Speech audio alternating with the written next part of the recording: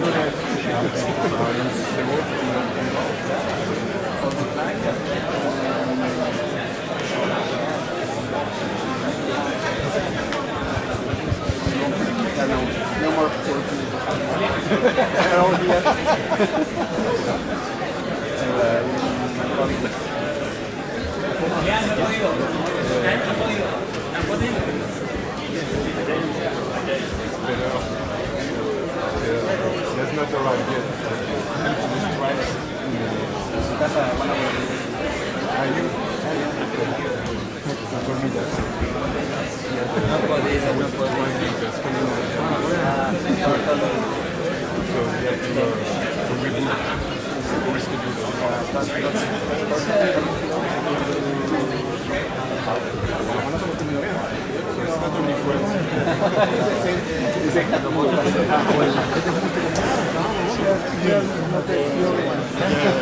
el zumo de manzana, ¿no?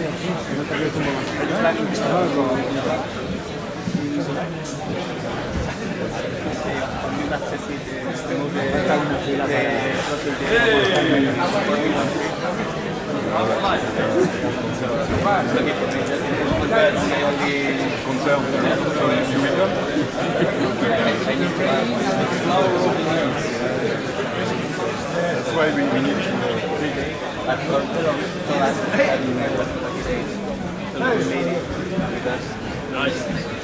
Maybe also in Brisbane or not? In another month.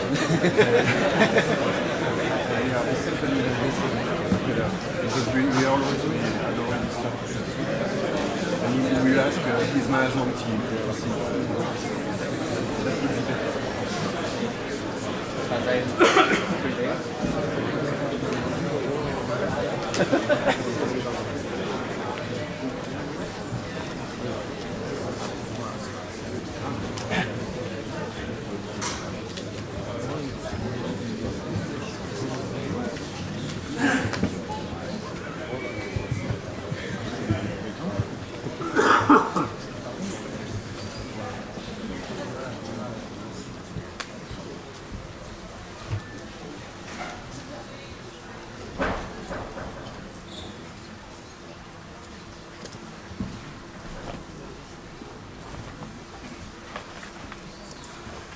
Okay, good afternoon everyone and welcome to Amsterdam. I would like to thank you for being here with us this afternoon. I want to say as well that we have a live streaming video, so everything that will be shown during this event in this auditorium is as well streamlined in other places of the building. We have other theaters, but as well on the internet. So welcome to all of you that are joining us either here in Amsterdam or on the internet. The event was really oversubscribed, so it's a good sign for SESAR in terms of creating the momentum around this event that we were looking for. But this means that we have to be as well pretty strict on how we run things. So I will invite you to stick to the timetable that has been defined. And we have, of course, to respect that as well for the live streaming. You can as well, of course, use the SESAR applications that I hope you have all downloaded on your smartphones. This will allow you to stay connected with us and to be able as well to interact with the audience and with the speakers. So that's for the kind of housekeeping to start with. We have, as I said, a very wide participation, not only in terms of number of people, but as well in terms of diversity of the audience. And I think this is a good sign in terms of basically the collaborative models that we have set up in SESAR Joint Undertaking, working in partnership, and this partnership spirit, I think, will come through all the events over those 3 days, gathering the SESAR family, but as well a number of actors and players outside of this family, and this is, again, a good signal. I said I'm very pleased to welcome you in Amsterdam and to conduct this event in coordination, cooperation with the Dutch EU presidency. This is really an honor for us to have this collaboration and to have this support as well. I'm very pleased as well to welcome you in this Nemo Science Museum, which is a very unusual place. This is the feedback I heard before the event in terms of running a session on SESAR, on air traffic management and so on. But I think it's really positive overall for 3 main reasons. The first one, I think it recalls us that aviation is a domain of pioneering, a domain of exploring new boundaries, and this is what is being done in this museum, recalling that science is there to explore boundary, to explore new things, to challenge, to change things, and so on. The second reason is that it's bringing SESAR and the ATM community outside its comfort zone. Here we are in a different environment, and I think this is as well the spirit that we are trying to promote in SESAR, to look around, to look how technology, but as well how other domains are doing things so that we can use it for the benefit of air traffic management and for the benefit of aviation. The last thing is that you will hear a lot of kids and people maybe screaming outside with a lot of agitation. This may well be the future workers of air traffic management, so we need to show them that this is an interesting domain and that hopefully there will be careers for the next generation in this very, very fascinating and passionate domain. So what is this event about? Well, before I say a few words about it, I wanted to give you a flavor of what this event will be about through a very short video that you will see here on the screen, but as well that will be live streamed through internet and in the different theaters, which gives a sense of what we have achieved. The pictures that you will see there are not taken from, I would say, the usual communication data banks. They are coming from real-life things that we've done in the program, and I'm really proud about this. It's a kind of best-of video, and I hope you will enjoy it.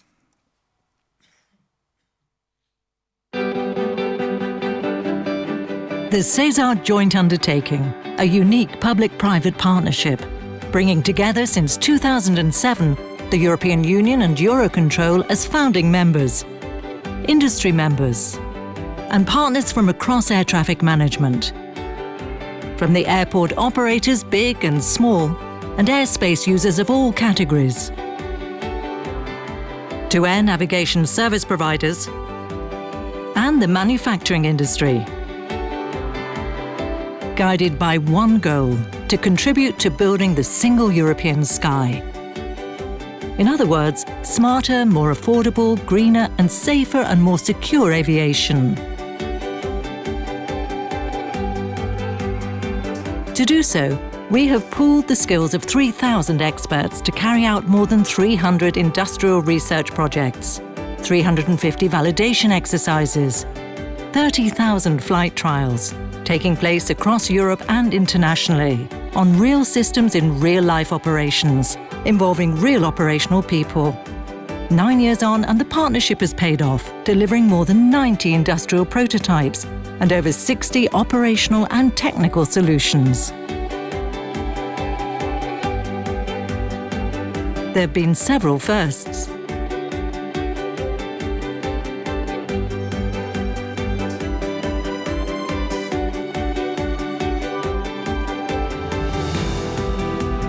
Local implementations have started, so has synchronized deployment. The proof of these solutions is in their performance in key areas such as airport capacity, air navigation service provision, airspace capacity both en route and TMA, the environment, flight predictability and safety. And that's not all. Together we have defined the roadmap towards the future, explored the boundaries of ATM knowledge, addressed challenges facing ATM, such as integration of drones, cybersecurity and spectrum, collaborated with global partners on harmonization and interoperability, shared our knowledge and expertise, encouraging innovation and take-up of the SESAR vision. The success story does not end in 2016. With SESAR 2020, our family is growing. Together, we will continue to deliver new technologies and solutions for Europe's air traffic management, contributing to a more intelligent air transport system and enabling European citizens to enjoy a better passenger experience. Check out the SESAR solution catalogue at sesarju.eu and get ready for SESAR implementation. Okay, thank you, and thanks to all that have contributed to this video. Well, it gives a sense of what the partnership, I think, has achieved, and this is really the model that was chosen to deliver results in SESAR through a public-private partnership. We are at a stage now where we are reaching the end of a cycle and the start of a new one, and we have a very important milestone, which is that for the first time we have both development that continues, but as well the start of implementation and the start of deployment at the same time. I think we have achieved this collectively, and this is something we could not have achieved, any one of us, industry, airspace users, national authority, whatever, individually. And this is really the sense and the spirit of the SESAR endeavor. I think it's through the partnership, but it's through as well a lot of cooperation with stakeholders that we have set up. With airspace users, with airports, with professional staff organizations, with military authorities directly, but as well through the European Defence Agency, with national supervisory authority, with the EASA. I'm not going to mention all of them, but let's say that we have quite a wide outreach, including to the academia network, including to the research centers that are as well on board of the partnership, and without forgetting, of course, the different international arrangements that we have up and running, and in particular with NextGen, and I'm very glad here to have a representative from NextGen that will be on a panel later on with Don Ward being able to attend this event today. So this gives a sense of what has been achieved collectively, and this is really what you will hear in the next coming days. You will hear a lot about what we have delivered, that's the sense of the event, about the SESAR solution, and I think you all have in your backpack received a SESAR solution catalog. I think you will be able to go through it and to keep it over the 3 days. These solutions, you will see, they cover quite a wide range of activities. They talk about digitalization, they talk about automation, they talk about more traditional components of air traffic management like communication, navigation, surveillance. They talk about different domains, airport, en route, network. They really talk and they really have achieved results and significant results in all those dimensions. This is thanks to technology. This is thanks as well to a number of procedures which are going with technology. But beyond the technology and the procedure, what I wanted to stress is that those solutions are as well talking about performance. And this is really what we have tried to embed in this solution catalog, how those solutions are contributing to delivering more performing aviation in Europe.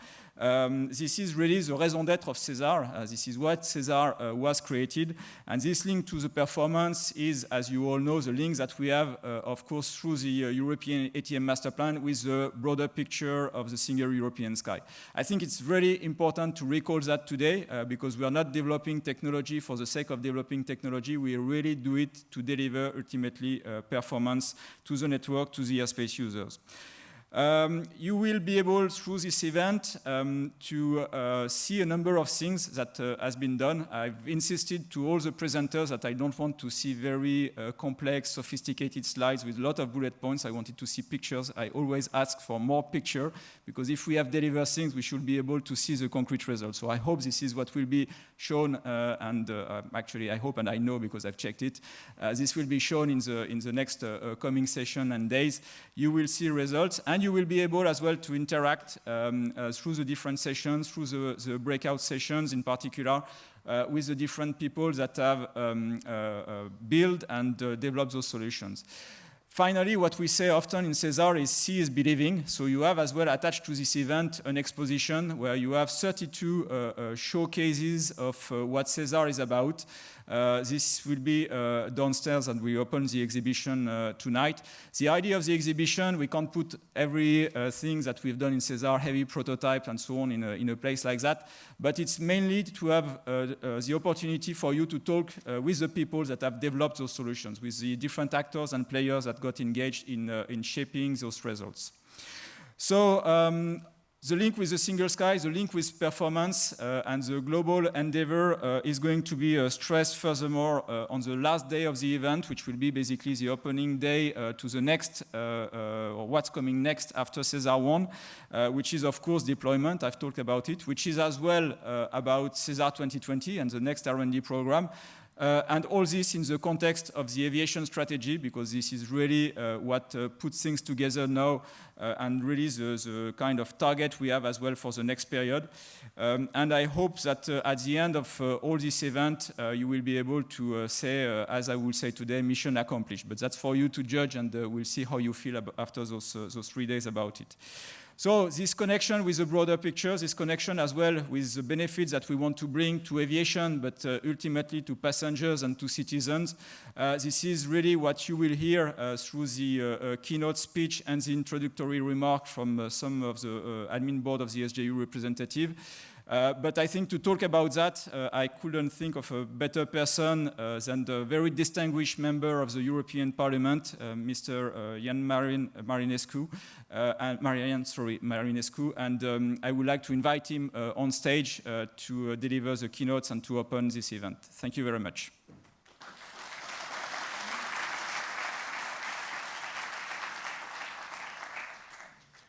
Thank you very much, dear Mr. Guirmet. Thank you very much for invitation. It's a pleasure for me to be here. As I think you know that aviation, space have a very special place in my activity in the European Parliament, and I am very glad that I see here a lot of persons that I know since some time already. So I was speaking about space. I think that space and aviation are very important for the development of economy, for growth and jobs, and it will be in the future more and more.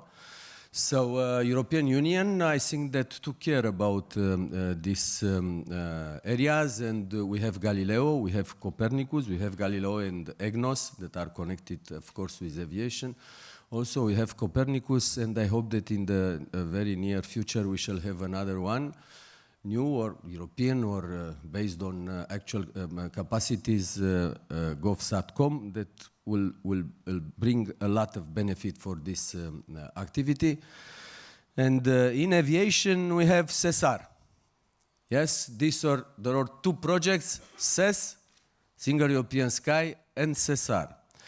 And you know, it was a strategy for aviation issued by the Commission not so long ago. We are speaking there about the increasing capacity on the ground in the airports. In the same time, we need to increase capacity in the air, and I think that this is SESAR. This is what SESAR should do. And we have also Single European Sky. It's blocked for different reasons. Some of them political, some of them, let's say, administrative. There are not all. Everybody is happy with Single European Sky, as you very well know. And I think that the only way to have Single European Sky in Europe is to deliver SESAR, to deploy SESAR. At the moment when SESAR will be deployed, I don't think that will be other reason to refuse it. Through technology, we shall arrive to single sky. Till then, we are still trying. You know, the SES2 Plus, it's blocked in the Council for different other reasons, but I think that there are people that are happy that it's blocked for other reasons than technical. And I hope that maybe next year it will be unblocked and we shall go further. About SESAR, is not as Mr. Guirmet said, is not the end. They have to work in the future. And in R&D and in the same time in deployment. So in R&D, I think there are some challenges that should be taken in account for the future. And just to speak about, for example, accommodation of drones, which is, in my opinion, it's one of the biggest challenge in the future. About continuity of the ATM services, because we have some, from time to time, some interruption, technical or not technical, but there are some interruptions, and I think that we have to provide the continuity of the service, because it's about security. I am speaking about cyber security. I am speaking about global tracking, about real-time flight recorded download data, because in my opinion, to look for the flight recorder in the bottom of the sea in 2016 is not a very practical thing. I think that we have the technological means to have in real time the data, and to even to maybe in some occasions, some accidents, even to save lives. I touch all these things in EASA regulation. I am the rapporteur. I proposed my amendments, last week, and I touch all these things in EASA regulation, including the certification of the SESAR equipment by EASA, because I think that it's also a very important aspect. SESAR, it's a system, it's an European system, should be looked like a package, so somebody should take care of this system, even if it's built and validated in different places. So you will find this in the proposals in EASA, and I hope that you will support these proposals. Now, deployment. This is R&D. We have in the same time deployment. Deployment started, and in my opinion, it's waste of time and money, especially, to deploy SESAR in the actual configuration of the airspace. Somebody has to have the courage to propose a new architecture of the airspace, and will help a lot SESAR, will help a lot national budgets, and will help the aviation industry in general. About the budget, as you know, SESAR has a budget till the end of this financial framework, and there was some money taken from this allocation to start FC. We, in the European Parliament, I worked, it's true, I work also to FC, but we introduced, together with the rapporteur, a condition that this money should be given back. And I hope the Commission right now will work on it. Last year I didn't like it, because we were insisting in the conciliation meeting with the Council, we means Parliament, give us the money. Commission said we don't need money in 2016. I hope that it will not happen again.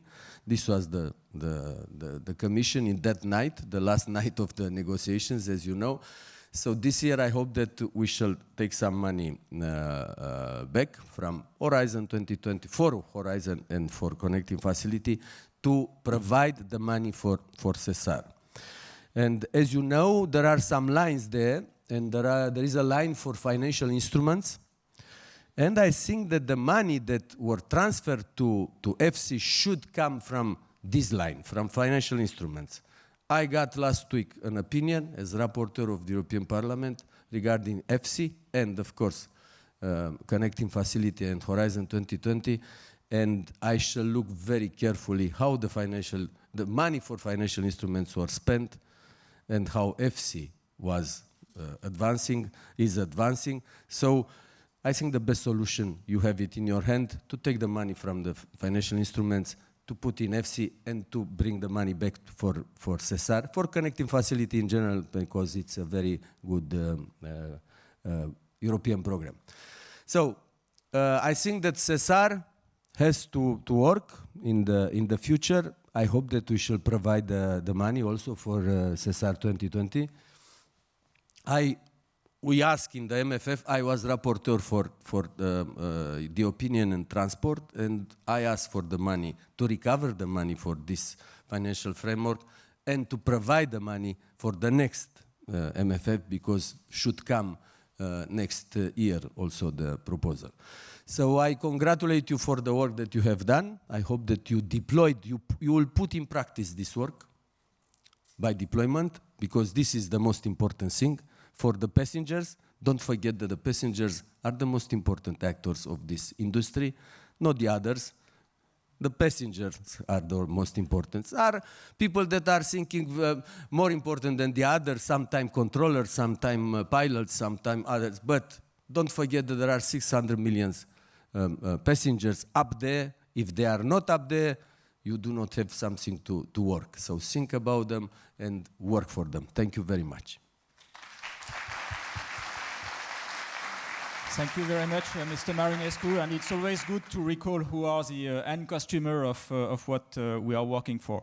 So, as I said, this keynote will be followed by some introductory remarks from some of our board members or board representatives, and I would like to call on stage Mr. Maurizio Castelletti from the European Commission, Head of Unit Single European Skies. Thank you, Maurizio.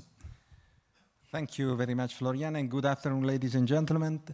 I have the honor to address all of you at this opening session as a representative of the European Commission, and I am delighted to see this wide participation at this event. I think it serves to remind us all just how important SESAR is for the implementation of a single European sky. As you know, the European Commission has taken a clear and strong commitment to deliver tangible and concrete results in the field of the modernization of a European ATM system. Our main mission was and is to provide the right regulatory framework and financial incentives to make it possible. And the goal is as pertinent today as it was in the 90s, as the beginning of a single European sky. It's a goal I hope we all share. And the today event gives us not only the opportunity to celebrate together what we have achieved so far, but also to look back to understand from where we came and where we go. As you know, it was in the end of the 1990s, in the early 2000s, the single European sky started. SESAR came some years later on in 2007. And today we get together almost after 10 years of work since the beginning of this initiative, 10 years since the foundation of a SESAR joint undertaking, this unique tripartite initiative between the Commission, Eurocontrol, and the industry. We are also 3 years into the deployment phase of SESAR that officially started in 2013 with the establishment of a governance and materialized in 2014 with the first deployment project, the so-called Pilot Common Project. And we are also 4 years from 2020, the target year to meet the aspirational goals of a single European sky set in 2004 as a major reference of the SESAR project. You may remember, to triple airspace capacity, to halve the cost of ATM, a tenfold increase of safety, and the reduction of 10% of the aviation, of the impact of aviation on environment. This was one of the main principles of the ATM Master Plan, now reaching its third edition. From the regulatory perspective, the SESAR project required specific approaches. So we have for the SESAR joint undertaking a council regulation establishing it. And we have a couple of Commission implementing regulations to establish the governance and the scope of the deployment phase. And the European Union has invested substantial money in this project, so 700 million for the so-called SESAR 1 program. For the deployment in the call 2014, 385 million. More support will come for the SESAR 2020 program, and also the call of this year for the deployment. I think we will be able to reach 600 million euro. There will be a call also this year. So at the end of the current financial framework, The intervention of the European Union may reach the considerable amount of 3.8 billion over a period of 14 years until 2020. And during this period, the context of our work has evolved in a dramatic manner, I would say. There was a major capacity crunch in 2000 with increase of flights which were not accommodated mainly due to the fragmentation of the system. Then there was a major financial crisis in 2007 and 2008.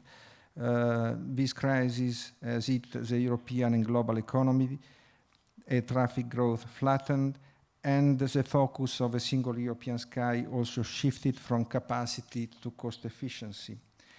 In parallel, so in 2009, you know that we have revamped the SES initiative by introducing a second package based on two pillars. I would say the first one mainly institutional and organizational, based on concepts like FABs and network manager, and the second one driven by the technology and the new concept of operations, the SESAR project, but both of which are aiming at the performance improvement.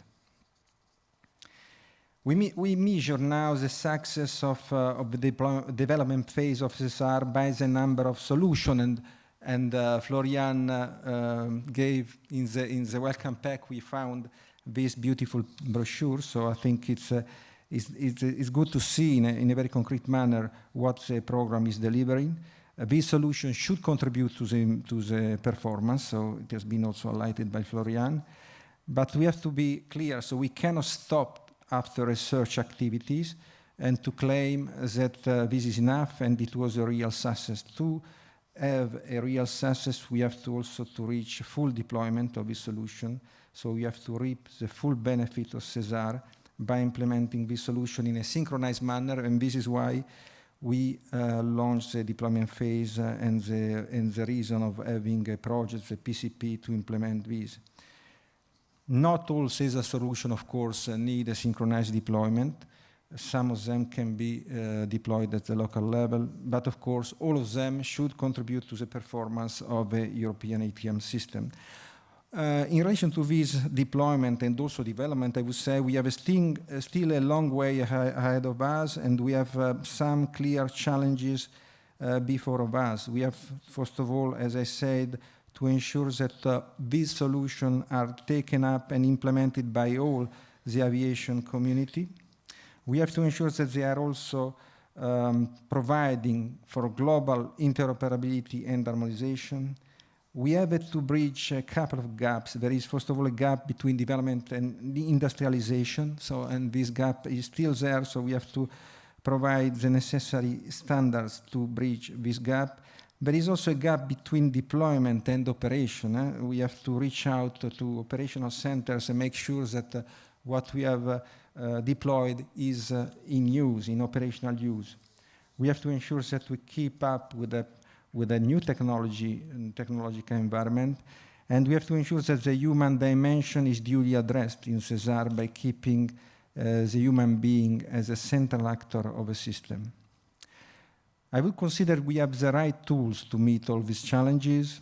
We have, SESAR is a very inclusive venture, so involving all actors.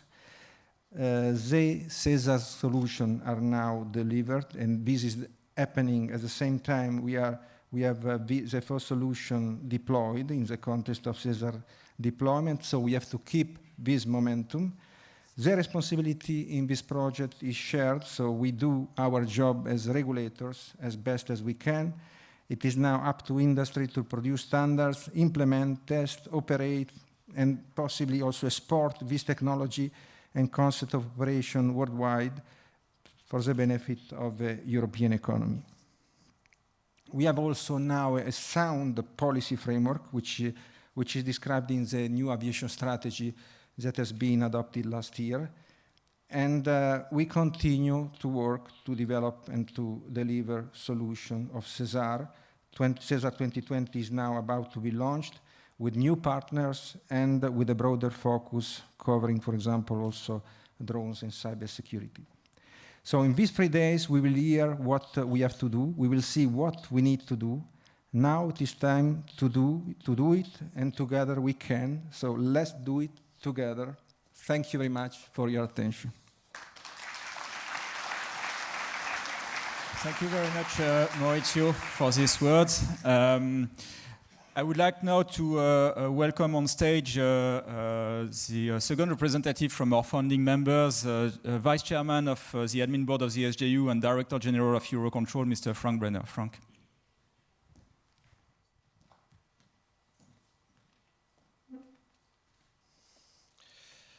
So, good afternoon. Thank you.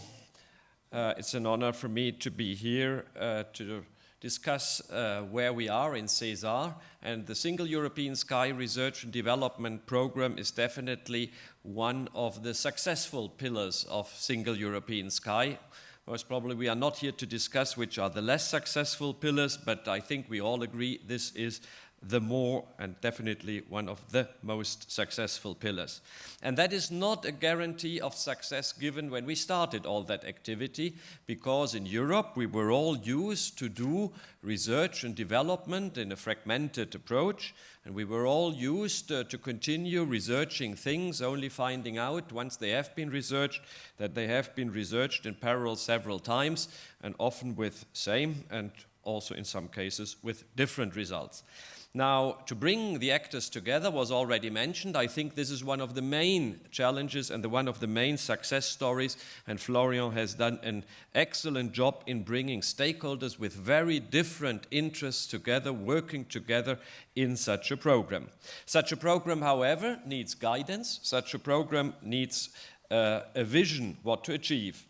That has been achieved, and if we look at the latest version of the master plan, I think it's not only the best version that we have ever seen because it's the most updated. No, it is the best version because it's the most visionary version. It's not the collection of individual ideas. Let's put all these wonderful results into 64 European centers in 41 Eurocontrol member states. No, the master plan thinks about, can we deploy in the end these wonderful results differently? That, I think, is what Mr. Marinescu talked about. That is about thinking across national borders and individual local centers. Now, that is a major challenge, and that's a major step forward if we are ready to deploy things differently than today, because deploying locally, we think, will be unaffordable, even with all these wonderful new solutions we have.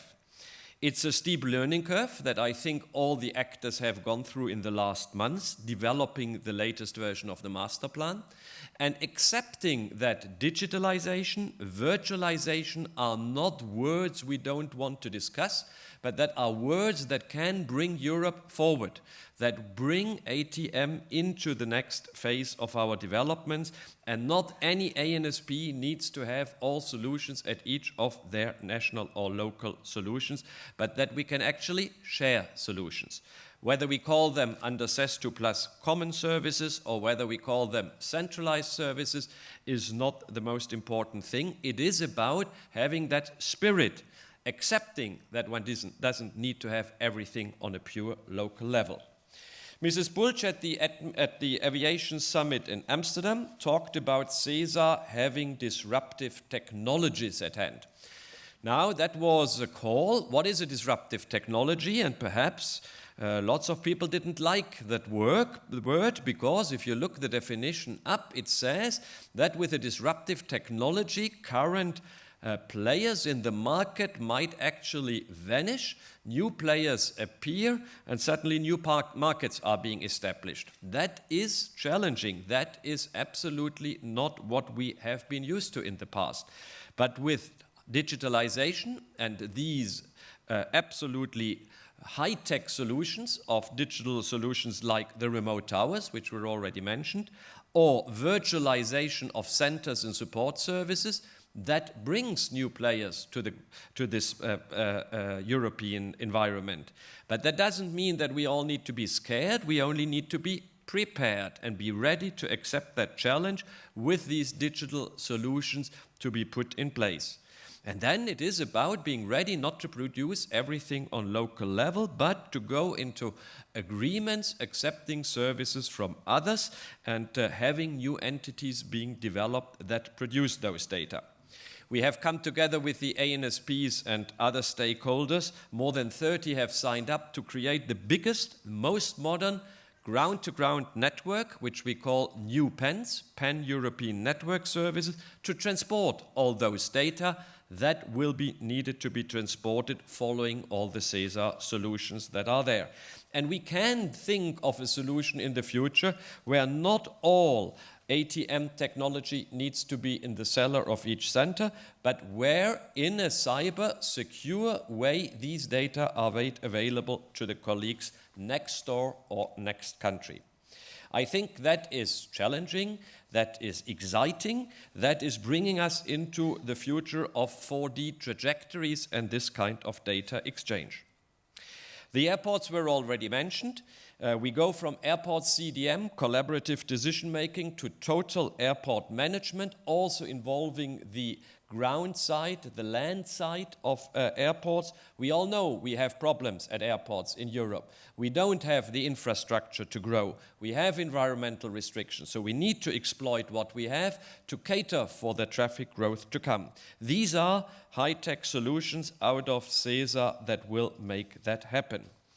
I think with that, we have laid a good foundation. We are not yet there. It was mentioned the deployment will be the critical issue. Research for the research point of view doesn't help. We need to put the exciting stuff and solutions into operation, and please not all on a local level, but working together like we work together in the development phase. Thank you. Thank you very much, Frank.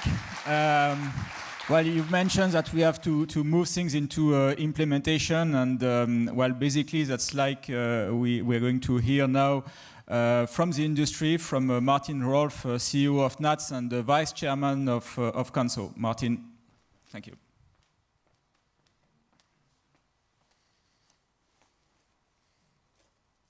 Thank you very much. I'm delighted to be here. Oh, do I need to do... Sorry, you were gesturing me to... Oh, that doesn't look right, does it? See, you introduced me to the technology now. This is bad news. I've got to do it. Oh, how do I do that? Well, nice picture. Okay, here you are. Yes. Thank you very much. I'm delighted to be here in front of everyone. Thank you very much for inviting me, Florian, and thank you for all the work that's gone into preparing this, this showcase. I'm here both as Chief Executive of NATS, but also, and perhaps more importantly, as Vice Chairman of CANSO. And CANSO, I'm sure you all know, is the association that really does represent most of the ANSPs, both around the world and in Europe. It's a huge privilege to be here addressing you. I know many people here have been involved in the delivery of everything that's been talked about both so far and also the things that are to come in future stages of SESAR.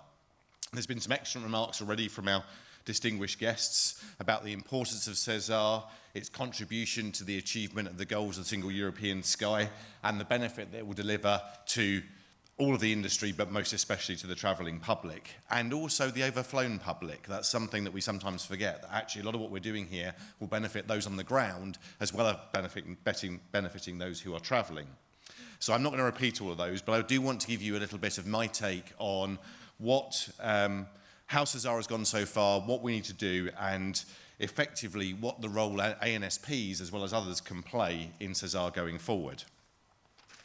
So SESAR has, I think, helped transform our industry. There's no doubt about that. It has created an environment where the default response to the problems that we face is collaboration. And whilst that may sound like a very simple and straightforward thing to do, actually that hasn't always been the case. I think we all know and have always known that air transport doesn't stop and begin at country borders.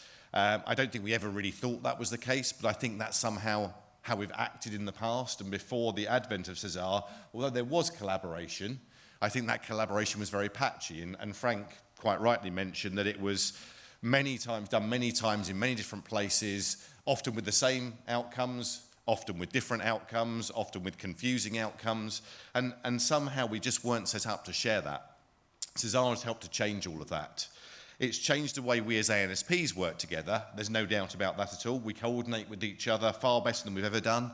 We work out what projects are important to us, and in doing so, we save money, we save time, we save costs, and we don't duplicate things. But beyond ANSPs, and I would say this is arguably the more important part, is that SESAR has brought together those other stakeholders, the aviation industry, the airlines, the manufacturers, the airports, the airspace users, civil and military and general aviation, and it's created an environment that really encourages every single one of them to participate for the good of all. So if you think about the many SESAR concepts, they all require a range of stakeholders and a range of input from those stakeholders. I'll take some examples. I think Florian quite rightly said what you need to be able to do is touch these things. Well, air traffic is a hard thing to touch in general, but I think if you look at something like extended arrivals management, that requires a huge amount of collaboration between neighbouring ANSPs to deliver data across borders. It requires new tools from the manufacturers who are all represented here today, and it requires the airlines to be passing data around that perhaps in the past they've never been willing to share.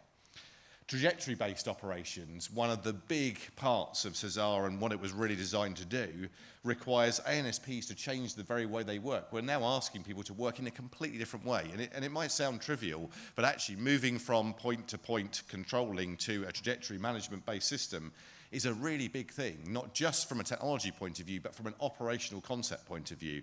One of the things we quite often do with SESAR is talk about the technology, but actually that technology needs to translate into new operational procedures that take the benefit. I had the pleasure of inviting Florian to come and speak to NATS a while back, and he pointed out that very often we spend a huge amount of money to replace something to make it look exactly like the previous version. SESAR has tried to avoid doing that by actually looking at what are the concepts we want to develop, what is it we want to deliver at the end of it, and how is this of benefit to the end user, not how is this of benefit to me as a controller, or me as an engineer, or me as a member of the aviation industry, but actually to those end users. I could go on. We're seeing that collaboration today through SESAR. We're engaging all of these stakeholders in the cross-industry projects, and effectively in the service of a common goal: safer, more efficient, environmentally friendly, more cost-effective air traffic management for everyone. So let's talk a little bit about delivering today. I think it has been a huge success so far, and that is not by any means to say there isn't an awful lot more to do. I would say we are at the end of the beginning of SESAR in many ways when you look at where we've got to. 5 years or more of genuine progress, probably many more years in the planning before that, and a huge amount of valuable research that SESAR 1 has already taken us through. Work to increase resilience, efficiency of airport operations, development and testing of tools that help us safely managing more traffic whilst also being more efficient, and those two need to go together. It's no good handling more traffic and becoming more expensive in the process. We have to handle more traffic and become less expensive in the process. Finding better ways to share more data securely. Cybersecurity has already been mentioned. That's going to become a major part of everything that happens going forwards. And dealing with new challenges such as the growing use of drones, again, which has already been mentioned. Some of these activities will require further development. That's absolutely right, and we've taken forward, I'm sure, in SESAR 2020. However, many of the SESAR concepts are already being delivered across Europe and providing benefits to customers, and that is what this is about. We've got new ways of managing arrivals into many of our busiest airports, helping to increase resilience of those airports, reduce noise for communities, and reduce the fuel burn for the airlines that are flying them. If you think of those SESAR concepts, those ways of sharing data have really facilitated every aspect of what it is we're trying to do. Airlines now have more ability to fly direct routes. They have more ability to make those efficient choices. And there's more flexible use of our airspace. If you look at the collaboration between military and civil, that has come on hugely over the course of the last 5 years. And actually, this airspace is finite. You know, we can't have it all for one group of users. We can't have it all for another group of users. There has to be that level of cooperation.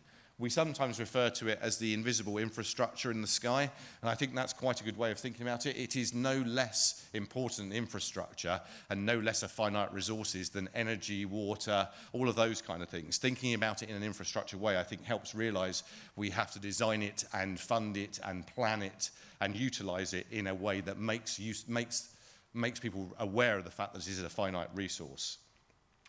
Now, let's talk about a couple of things that actually are close to my heart. Extended arrivals management.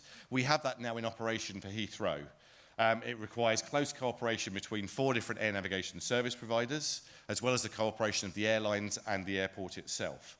Since it was introduced, and that was back in April 2014, we've reduced holding at Heathrow by a minute. Now, that might not sound like much, but actually, the average hold at Heathrow is 9 minutes. It never seems like that when you're going around in circles, but actually it's 9 minutes. A reduction of 1 minute on that is quite considerable. So we're talking 15,000 tonnes of CO2 in a year, 4,700 tonnes of fuel, and the equivalent in terms of a cost for providing that fuel, as well as reducing, for all of those people who sit underneath those stacks, the noise on the local community. There's no way that would have been achieved in the timescales it was achieved without SESAR. The same thing could be said of short-term control measures that we've been rolling out across Europe. They've all involved working with the range of stakeholders to make sure they can be implemented in a way that is much more coherent. So rather than regulating small sectors, we're now regulating across a much wider network in a much more intelligent fashion.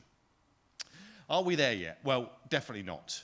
There's much more to do, and I'm sure that Simon will elaborate on some of the things from a customer perspective, from an airline customer perspective, on the things that he needs to happen for his industry to prosper and grow into the future. But I do think real progress has been made in SESAR 1. I think there was always going to be a time where the development plan would get us closer to the vision. Now we actually have to translate that all into operation. So, looking forward. What's vitally important, I think, in my mind, is that we retain our focus on the end game in all of this. Getting solutions into our operation, that's really what this is all about, which means getting it out there for the benefit of the travelling public. I don't mean by that we should abandon any kind of research that takes longer. And in fact, if you look at some of the complex things that we've done in SESAR 1, 4D operations, those kind of things, they are long-term research projects that require the right level of resource and the right level of enthusiasm to keep them progress throughout that period. I am absolutely sure we will see those things over the next 5 years. And I know there's plans in place to do those. A wider rollout of free route airspace, I would imagine, needs to be on the top of the list. The way in which we do that will be absolutely guided by the work that goes on in the future across SESAR. The other thing, I think, is a rollout of time-based separation. Time-based separation, something we've already implemented in Heathrow. We're actually saving something like 45,000 minutes of weather-based delay, focusing on something that is of importance to everyone, so not one little niche area, but effectively providing 3 extra movements an hour in one of the busiest airports in Europe, and put us in a position where we now have far greater resilience.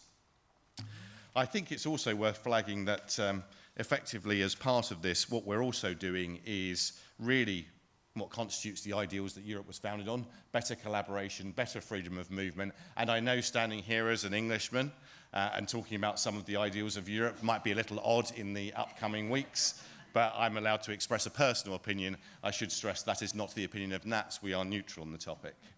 But I thought it was probably worth getting that out of the way. So, in conclusion, where do I think we are? We've made good progress. I think that every individual in this room who's contributed over the course of the last 5-10 years deserves to feel immensely proud of everything that's been done across SESAR, and no small measure of that goes to Florian and his predecessors for the work that they have put in to make sure this has been a success. It's channeled that collaborative approach that I think is actually naturally in all of us. I think we all prefer collaboration to fighting about individual sort of partisan politics, and there's been an excellent foundation laid. So in 5 years' time, effectively, I would like us to be able to stand here and look back and think that what we saw here was celebrating the beginning of all that's good about SESAR, and actually have a huge amount more to shout about by the time we get there. So with that, thank you very much. Thank you very much. Thank you. Thank you, Martin.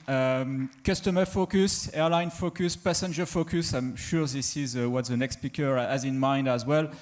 We will hear now from Simon McNamara, who is Director General of European Regions Airlines and representative of the airlines at the board of the SJU. Simon. Thank you very much, Florian, and good afternoon, everyone. It's a pleasure to speak to you today, not just as Director General of ERA, as Florian pointed out, but also as a member of the Administrative Board on behalf of the airspace users. I was taught to always start a speech with an anecdote, a bit of humour or a story, so I'll start with a story instead. And it's a bit of history, actually, about the programme. And the reason there's a bit of history and the reason I know about it is because I was involved back in 2003 when the consortium was first put together. The reason I was involved, because Airbus at the time were doing a little tour around Europe trying to garner support for this, what we thought was a pipe dream project to bring together R&D. And I was asked to come to a meeting by my former boss because we were a bit short on people in the office. He said, come up to my office, that these people are coming, as in a true British way, smile and look interested. Airbus came along, they presented on this idea, and we smiled and looked interested and said, yeah, very, very interesting. What gave us the biggest smile was the name, because as many as you recall, it was called Sesame when it first started. But the fact is that that pipe dream took off, and it has moved on from there. So here's a little screenshot from the press release at the time, which was issued by Eurocontrol and the Commission, with various people, Jacques Barrot, who's sadly no longer with us, no longer able to see this realization, if you like, this milestone that we are at now. Fortunately, the name changed. It's now SESAR, which I think for everyone involved is a much better thing. Let me move on to more serious matters, though. The first is promotion. We don't do enough promotion, I don't think, of SESAR, of Single Sky, of the benefits that infrastructure can bring to us as airspace users, as the ultimate users of the system. I constantly advocate that in the admin board. I'm a great believer in promotion, and I think events like this are do a great deal to improve that. However, the reality is we're largely preaching to the converted here in this room. We all believe in the project. We're all involved in the project, and I think there's still work to do to reach out to others. And I think in particular airspace users, when you got beyond the usual suspects, when you get to smaller airlines, they see SESAR, they see Single Sky as a project that's been going on for a long, long time, delivering not much. And I think we need to promote that actually it can deliver benefits in the future. Looking at risks and rewards, and this is where we get into the heart of the matter, I think, for airspace users. This project is not without risk, we know that, but equally there can be considerable rewards for those involved. On the positive side, technology and procedure has enormous potential for benefits for airlines, for operators across Europe. But on the negative side, it requires investment. And ultimately, that investment tends to come from the airspace users through route charges. Not exclusively, particularly in this project, I appreciate that, but a large part of it comes from airspace users. So the rewards must always outweigh the risks. That may sound obvious, but it's a fact, it's a mantra that we need to keep pushing in this project. It cannot be a technology project for the sake of it. And I will be blunt, because I am as well in other sectors. We need to be worried about conflict of interest in this project from all sides, not just include airspace users. The manufacturing industry has a great vested interest in this project, and we need to ensure that the outcomes are genuinely beneficial for our industry and not beneficial for individual stakeholder groups who may have a particular product that they are promoting or a particular angle. However, as we enter a new phase of the project, moving towards SESAR 2020, but perhaps more importantly to the deployment phase, we need now a new commitment by everybody, a new sense of urgency and ambition to move this project forward. And in particular, a push to promote it and a continued push to find public funding for this project as well, because it is an infrastructure project, as Martin pointed out, and almost every infrastructure across Europe is supported by some form of public funding. Ultimately, we need low risk and high reward for airspace users. I want to touch on one issue before I conclude, and that is something that's very close to my heart as a representative of, in particular, small and medium-sized airlines across Europe that fly to the periphery. SESAR and the Single Sky is not all about busy hubs. It's about the entire European airspace. And I took two examples here. Here we see Frankfurt Airport.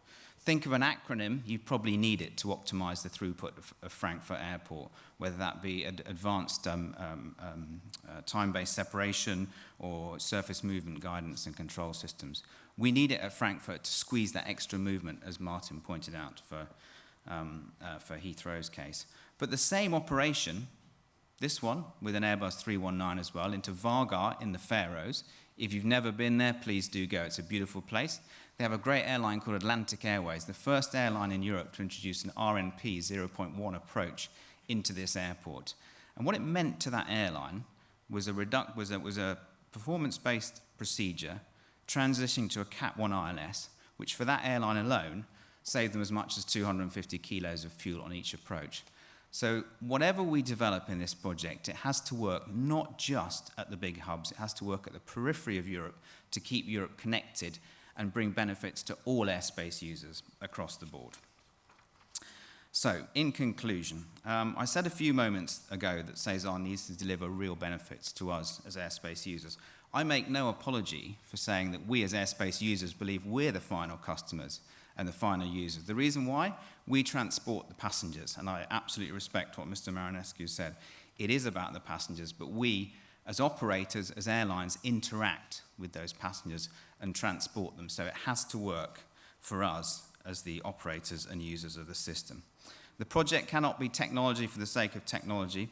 And as in basic management theory, we need to plan, do, check, and act, and continually improve what we do.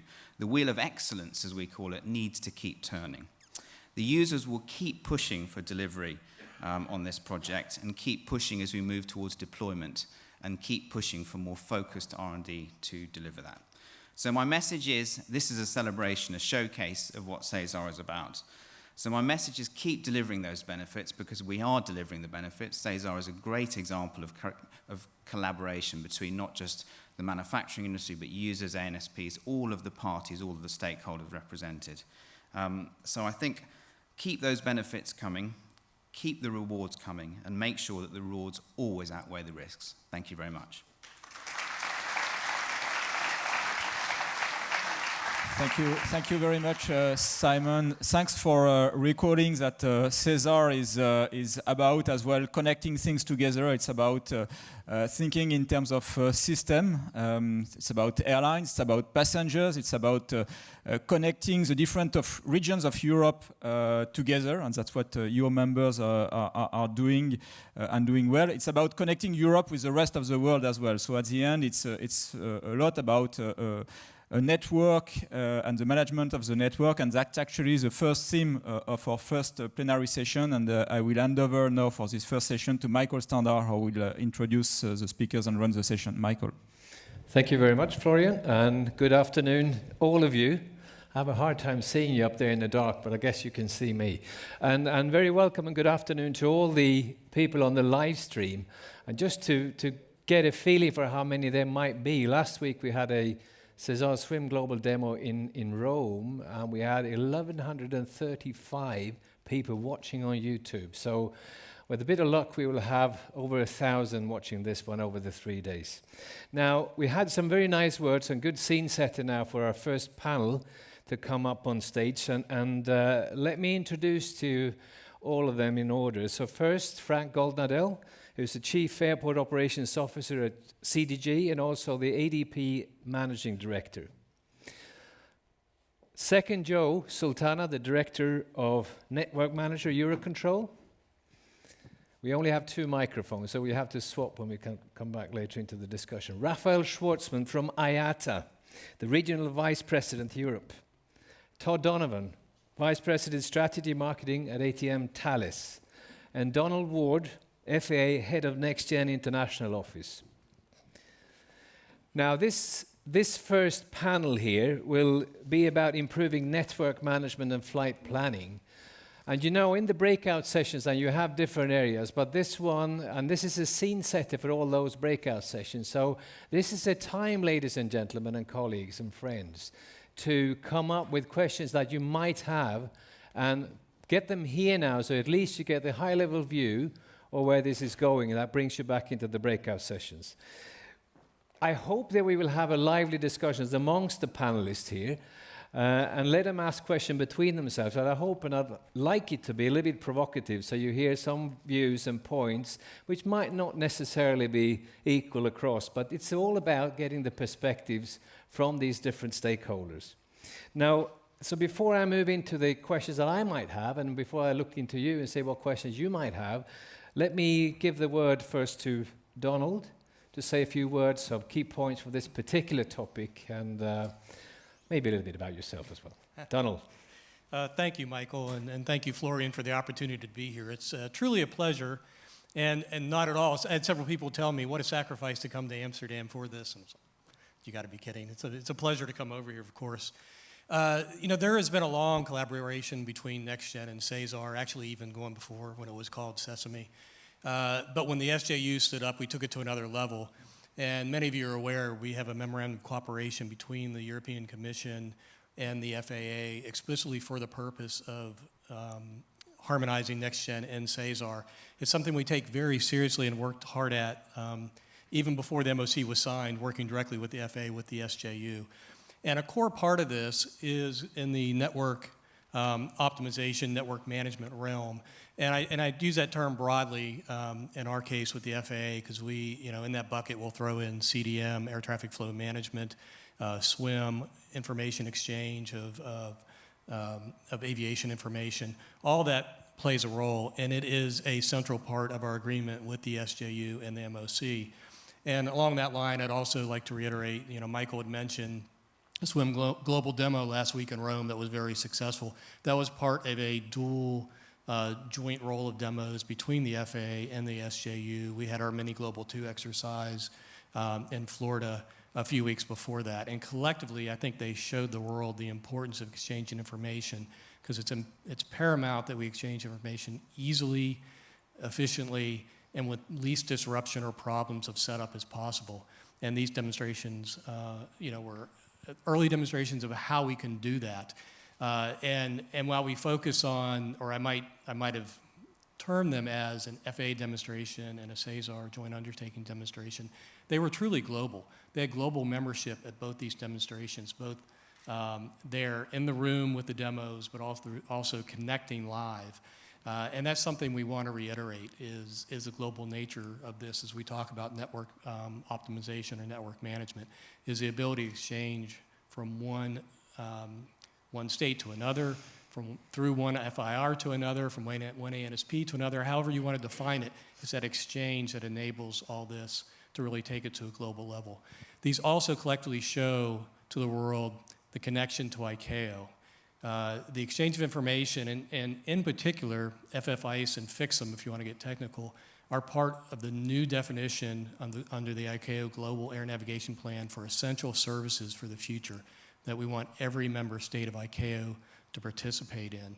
So all this, it's just another way of saying we take it seriously in the FAA, and it's been a great partnership with the SJU, and I think collectively we are leading the world on this. And it has big implications for the future as we also build to trajectory-based operations, which is in front of us to truly realize for NextGen and SESAR. Thank you. Thank you, Donald. Todd? Thank you. Thank Michael and Florian. It's certainly a pleasure to be here, and it's wonderful to have the opportunity to celebrate a lot of great accomplishments. Thales was obviously involved very early on before SESAR started in the days Simon was talking about in the formation, and have been working throughout it. And myself personally, I was in the US at the time and was involved in the early days of the formation of NextGen. So it's nice from time to time to reflect, and I think one of the things that we see is there has been a lot accomplished. We can look at individual projects or technologies that have matured and gone into operation, as Martin talked about.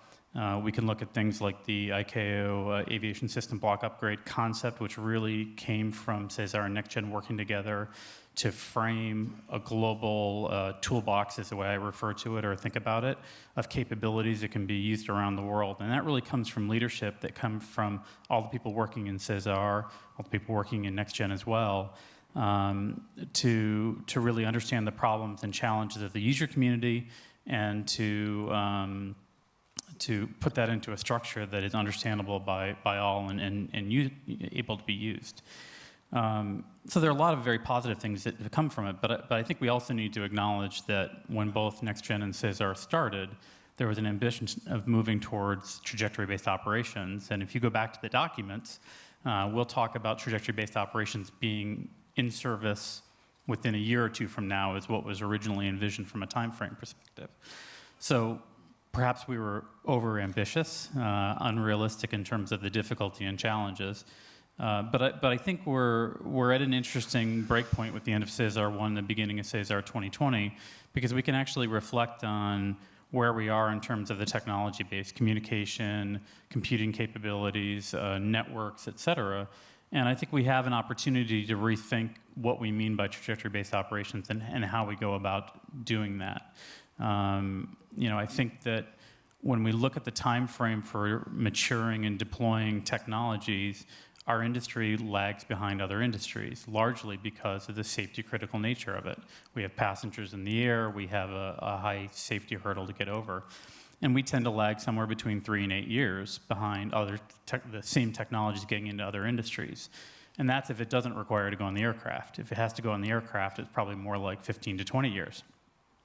And so we sit here today, and I think we're at a point where we all know trajectory-based operations, and looking at flights more strategically is a way to manage the network better, to manage operations better.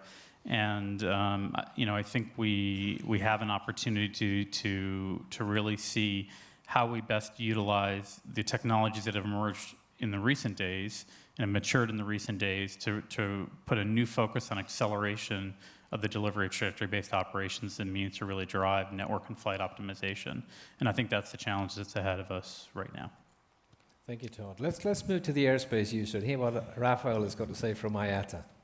Oh, thank you, Michael, and good to be here. Actually, I think representing as you said, the airspace users, and of course we heard already from Simon as well. IATA obviously does look at this in a global perspective, right? I mean, where I think it was said before, we need to either exchange information or use technology to actually drive more into a global environment and less into a particular or territorial-based environment. So we work together with many of the stakeholders, and we definitely see a lot of value of the work that we've been doing with the SESAR Research and Development initiative. In that context, obviously, we would like to see that innovation, that technology being deployed effectively to the users, obviously, that actually can drive a faster and a better network and flight planning system, I guess. That's at the end what we want, right? Obviously, there are many business cases there. Some of them are really, really of good value, and we would like to see those business cases that will bring more efficient performance. Definitely, we would like to have more predictability.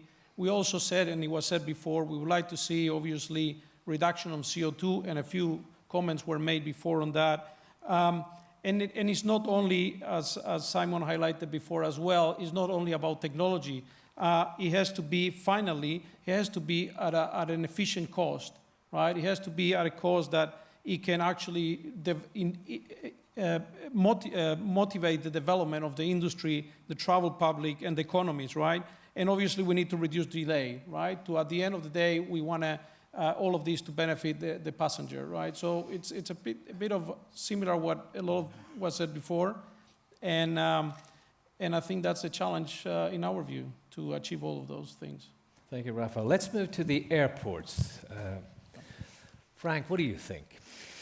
Good afternoon, everybody. Of course, we share exactly the same objectives and the same goals that the previous speaker says. Let me just tell you one thing. I'm a self-converted SESAR project manager. Why? Because if you remember 10 or 15 years ago, the change was very different. In the management of airport, you have many dual relations between airline, I say airline and not airlines, ENSP, and sometimes you have a relation between airport and airline, and of course, airline and ENSP. Now the world is changing a lot because of the CDM, because of all the work in progress, because of the SESAR project. The change is now a reality. We are not in a dual relation. We are a common and collaborative decision-making process. We are working all together with the EOC, of course, with the NSP, with the airport manager, to try to manage for the benefit of our common customer, the passenger, the management of an airport, and of course, a piece of the network, because we fully agree on the fact that an airport is only a piece of a network. If we want to reach the objective for the predictability, for the benefit of the airlines and so on, we need to share information. We need to deploy projects to improve performance. And that's why we are fully engaged, not only for the big airport, as I've heard during the previous speaker. All the airports are involved in the fact that we are a piece of a network. We need to deploy the same technology. That's why SESAR projects are very important, because we share experience between all the operators, all the actors of the network, and we are working with manufacturers to think, to implement, in conclusion, to operate new systems to improve and to increase the capacity. Thank you very much, Frank. Joe, from the network management perspective. So good afternoon to everyone. The title says Improving Network Management and Flight Planning. And in our current designation as the network manager, I think it's important for us to be able to input into this improvement.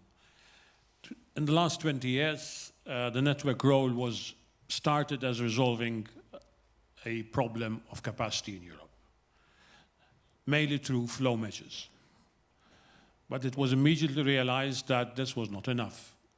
Putting restrictions is not the way to solve problems. It's a temporary solution, it's a tactical solution. But a lot of work has been done in the last 20 years in terms of route design, of flexibility of airspace and airspace management, of data exchange.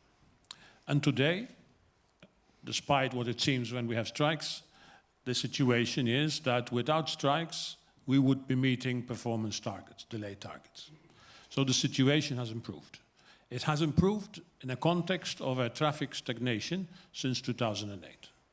So all the work that we have been doing in SESAR, SESAR 1, and hopefully in the next phase of SESAR, is there to look ahead, to meet the challenges that we have for an increasing amount of traffic. As I mentioned, it has not just been about delays. When in 2008 we had the economic crisis and the fuel prices were up, flight efficiency became an integral part of the network management. And I recall an agreement that we signed with IATA at that time for a flight efficiency initiative. Again, today, when we look at the performance targets in terms of flight efficiency, we are there, or nearly there. That's the past. As part of SESAR 1, we were looking at how to evolve. And we are looking how to move from flow management to something called time-based operations, because that is a step towards the future. We have shown in SESAR 1 that it is feasible, and we have shown in SESAR 1 that it will give benefits to the European network. Some things that have already been deployed, it's TAM, short-term ATFM measures. Even 2 months ago, we started with a slot clearance that you would get, an airline in a departure would get a departure time, but also in the message was a target time over a certain point in the airspace. So we're moving away from keeping aircraft on the ground to now this is a point where the restriction was in that certain airspace, and that's where the management of that airspace really needs to focus on. So we have started to deploy also and made changes to network management in the last years, thanks to the work we have done through the SESAR project. But time-based operations requires reliable 4D trajectories for aircraft leaving Europe, which may be easier, but also for aircraft coming into Europe, and that's more than 20% of our flights in Europe. And so that's where the collaboration and the exchange of data with our neighboring regions, for all flights coming into Europe, is an important aspect of having a good, reliable 4D trajectory picture.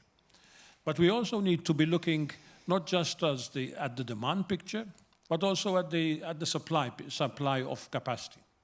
We need to have, in real time, an updated picture of all the network or ATM constraints. That's necessary in order to balance where the traffic really wants to operate and also what constraints there are. We need to understand also where the airlines want to go, what are their choices, so giving them the constraints, giving them, what is the situation, then understanding their views of what their priorities are, what decisions that they take in relation to the traffic. And we also want to make sure that the data is there and shared for everybody to have the same view in order to make the right decisions. What we have had in the past were different views by different stakeholders. Today, we already have, with a number of ANSPs, the same picture that we are talking about is the same picture that is in the ANSP. And so when we say what if, we do a quick simulation and we see the results. So all this is part of the future evolution that we see, and which we want actually to improve in relation to and want to validate inside 2020. So we have played a prominent role in SESAR 1, and we see also a prominent role of the network manager in the future as regards the research. And we're looking forward to bringing the network perspective into the next phase of the SESAR program as we look ahead to the challenges of RP3 and RP4 in the next decade. Thank you. Thank you very much.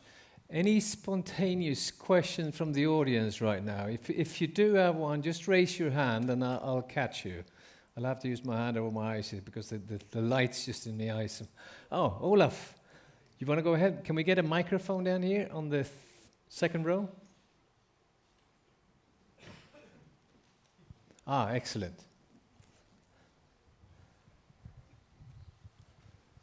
Thank you, Michael. From all the panelists, we heard that the importance of SWIM, backed up by cybersecurity,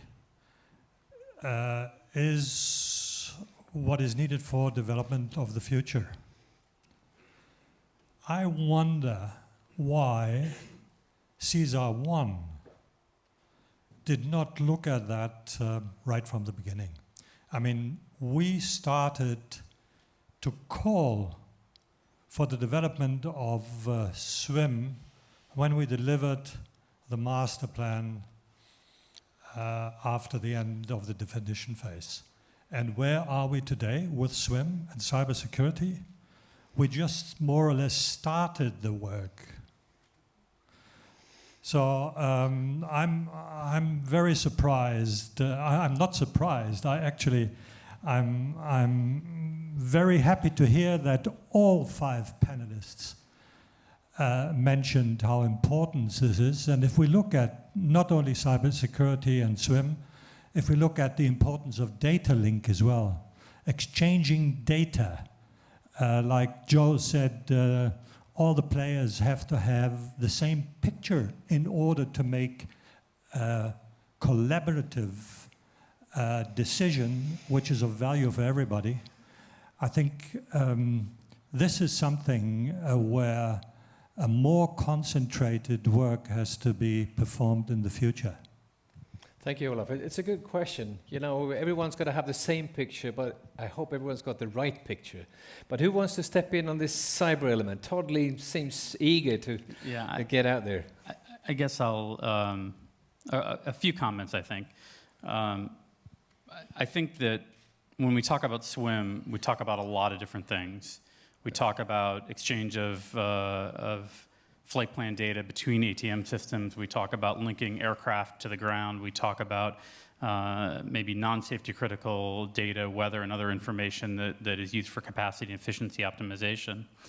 And there are different ways of leveraging SWIM, and there are different levels of criticality involved in those different things. And as a result of that, the standards process and the safety process and the security that goes around it is hard. It's not easy to do, and you have to fit it into the business case in the end, particularly when you talk about the aircraft. I mean, if we look at data link as an enabler for trajectory-based operations and the exchange of data by airborne SWIM, you're fundamentally talking about changing what's on the aircraft in order to facilitate that, and that means fleet decisions and investments and everything else. And that's been much harder and taken much longer than I think probably most of us anticipated.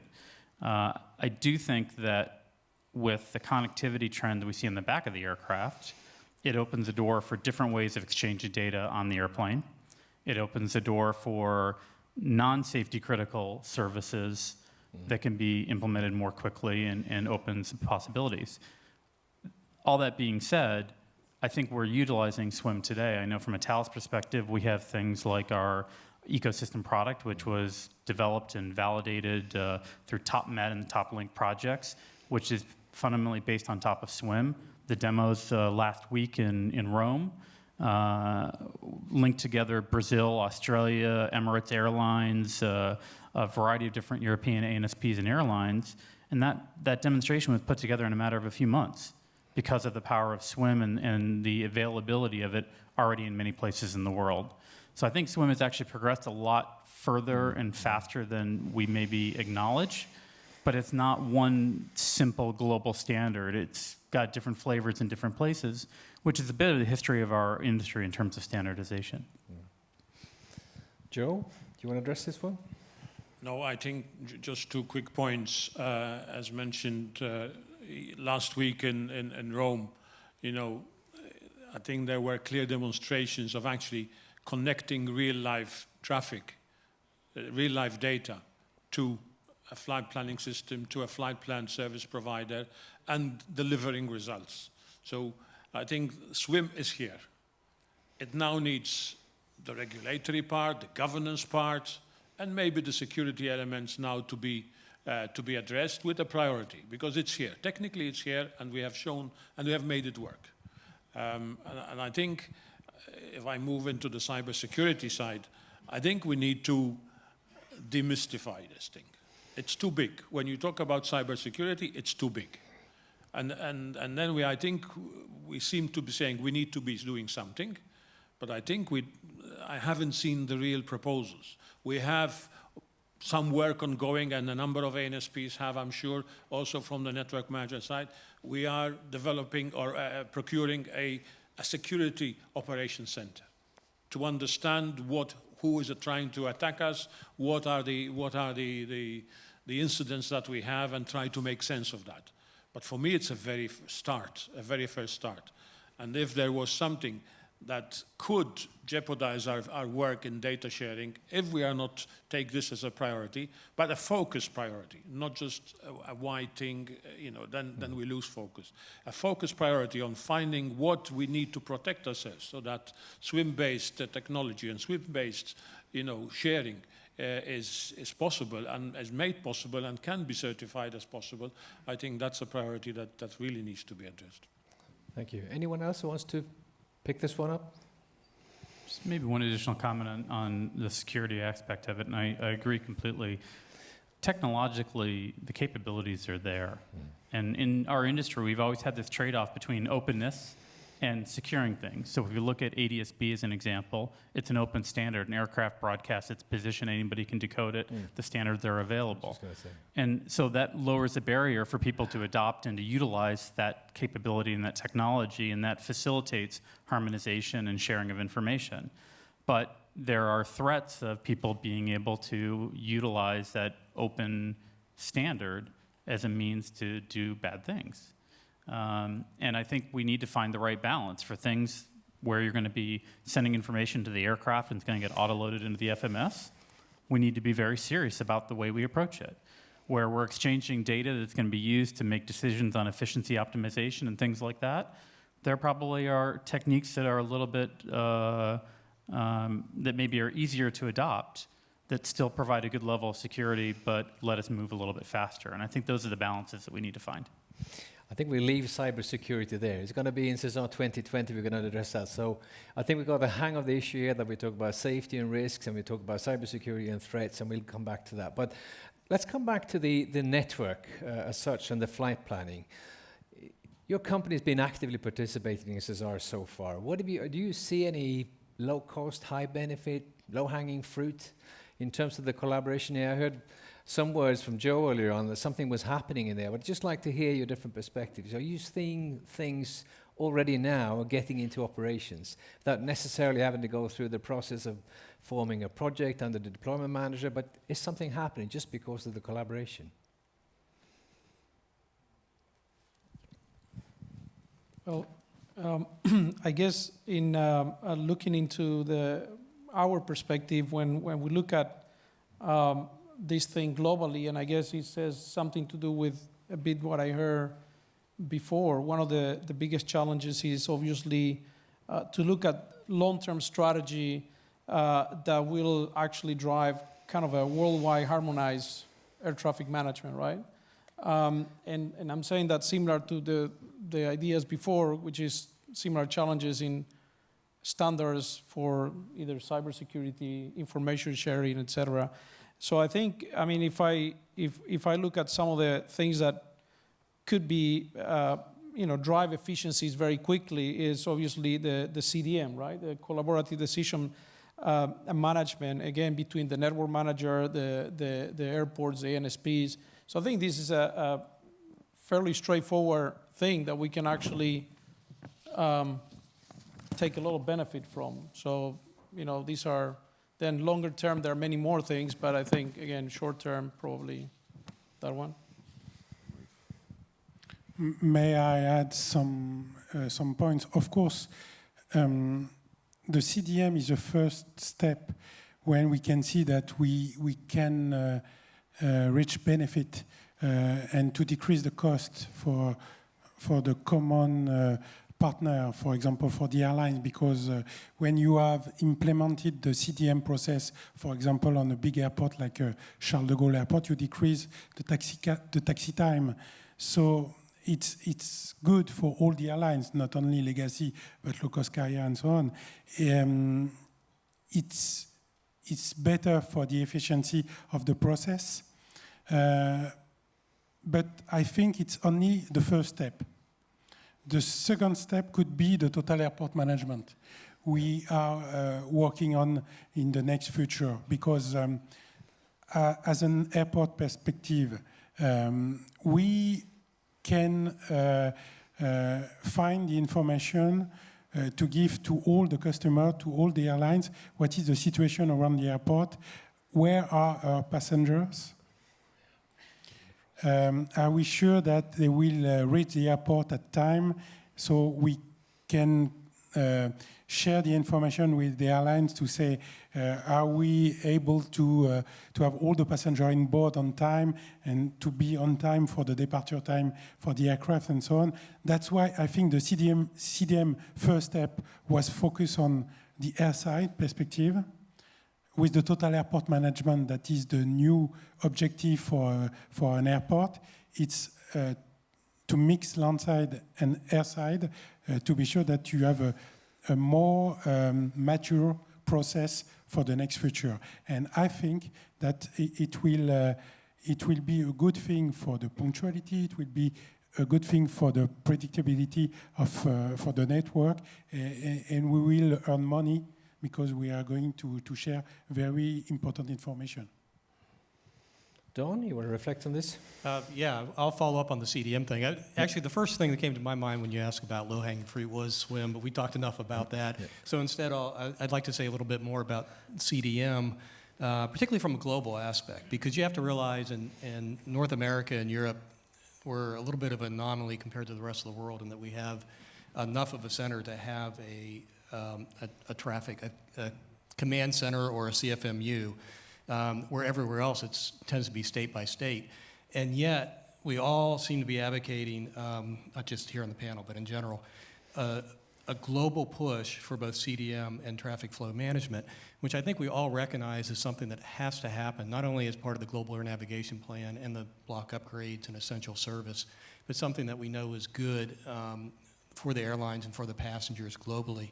The difficulty is, if you step outside of Europe and North America and you talk about CDM, they'll tend to talk about the ANSP talking to the regulator and to the airport and forget that the airline AOC is an absolutely essential piece of who has to be in the dialogue, and it's getting all the stakeholders. So there's a real difficulty there, and that's where I wanted to push back on Raphael. And I know, you're representing IATA Europe, which is pretty wired into this, but globally there's another issue there, and that's where I would push on IATA to be able to push the rest of the world along, because you can push it from a different angle. Then when the Eurocontrol representatives will show up in Asia, the FAA, we have representatives in Asia that really are trying to advocate traffic flow management and CDM there. But IATA brings a whole different angle to it, and to me seems essential to that, but I don't know if that's enough. That's what I would kind of push back here is, how do you take that if it's low-hanging fruit and really do it from a global position? Raphael? Well, this is, first of all, thanks. I think for us, obviously, is if I have to say one thing, even looking at all the areas that IATA works around the globe, right? Which is obviously, it could be security or it could be safety, flight operations, etc.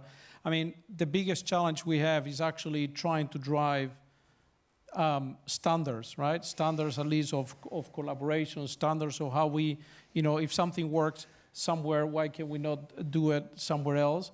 And I think we fully take, we take the challenge, obviously, but I can say that this is the number one, let's say, challenge for us to work on. And that's why we do try to keep a very, in some cases, a regional focus where we can drive things faster, right? And in some others, we still have to work with you and, with the EASA, with ICAO, obviously, FAA, et cetera, to see how we can collaborate and drive these across, right? But definitely it is we understand it is something that is missing out there. We believe that obviously we can progress it more here, even farther, and we definitely will. This is something we definitely believe in, by the way, but you're right, it's quite a different map out there. Joe? I think I want to address, because what have we gained and what are the long-hanging fruits? I think one of the maybe not direct, but indirect consequences of the work that has happened in SESAR is the understanding better of the impact of what happens in one airspace downstream. It has been a battle convincing pilots and controllers that, a direct route in one airspace, arriving early is not necessarily a good thing, because you're probably going to mess up the controllers and the planning downstream. And I think with the number of validations that have taken place, which have shown the cross-border impact of certain activities, such as what Martin has mentioned, extended arrival manager. An extended arrival manager concept doesn't work if everybody who is coming into that region has found shortcuts along the way and the system is suddenly faced with changes that have not been planned. But we recognize the better perception of the network. And that has come through SESAR, through the various validations that have happened, which showed the impact of a departure on the arrival stream, leaving early, managing TMAs and managing inputs into TMAs. All this work has been an important element, and I think it can only be strengthened in the next phase. Okay, let me pick up. Todd, you want to react on it? No, it's okay. Go ahead. Now, I was just thinking of picking up on what Frank said earlier on about, total airport management. We're talking about a network operations plan, the airport operations plan, now airline operations center.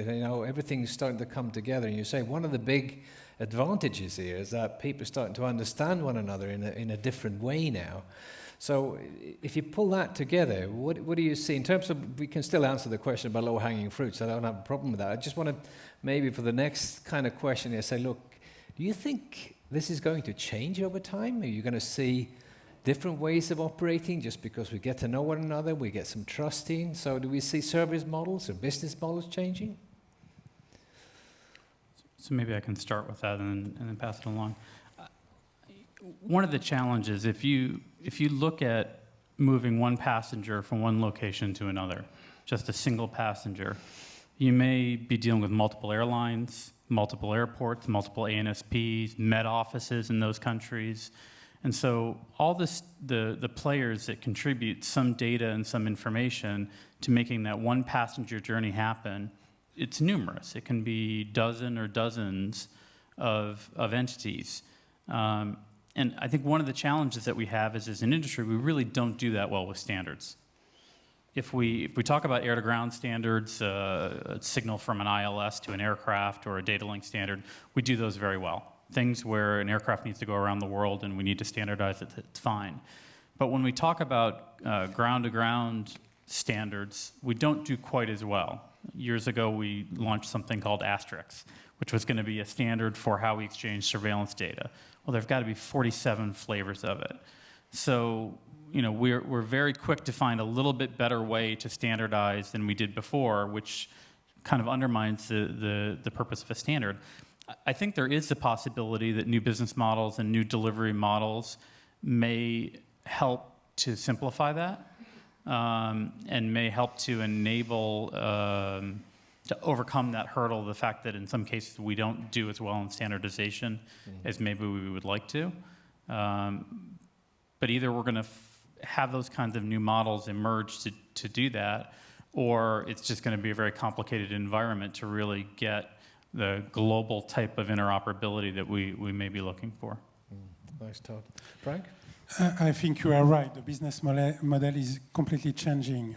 If you remember 10 or 15 years ago, you can imagine as an actor, for example, in an airport, that you could manage alone your own activity. I think now it's over. You can't manage alone. You manage with a common view as a collaborative action with the other actors, because you don't own alone all the secret element to fine-tune your operations. You need to share, and to answer to other question, especially on the CDM process, I'm very surprised to see that, for example, on an airport in Europe, not only the European carrier are focused on the CDM. You can find US carriers, for example, that are very interesting in the management as a CDM process, even if they are flying very quickly to the US, because punctuality on an airport, for example, and of course linked to the network, need to share information with the other partners. And because you are managing with all the partners, you can share information. And for me, the main positive point, everyone is focused on the objective for the benefit of the community, not only for our own community, for our own perspective, our own activity. That is, for me, a big change, and for me, the benefit of the second step, total airport management. Yeah. Joe, you see a change? Yes, I think from a network management perspective, just very quickly, 20 years ago, we took all the expertise in flow management in the flow centers. We took them to Brussels and said, we are the CFMU, we have all the expertise. Since those 20 years, a lot of expertise has been rebuilt inside the ANSPs. And we don't need to do that work now. So I see the future network manager doing less, but managing more the network. Today, we actually do certain things in the network, and we issue slots, and we do this, and we do. More and more, we see ANSPs taking responsibility for their airspace to optimize, because they can do it better closer to that airspace. The role of the network manager is to make sure that what you do in one airspace doesn't have a negative impact on another, or has to have an overall benefit to the network. So I would say, as a model, the network manager will be doing less, but managing more.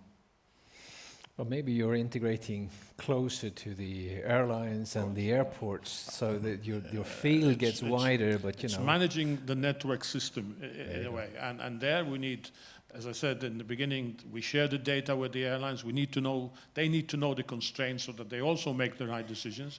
But once they've made the decisions and they are about to operate in the system, it is our role as managers of the network to make sure that we give them that what they wanted in their business model that they wanted to plan for. Thank you, Joe. Rafael, from IATA standpoint?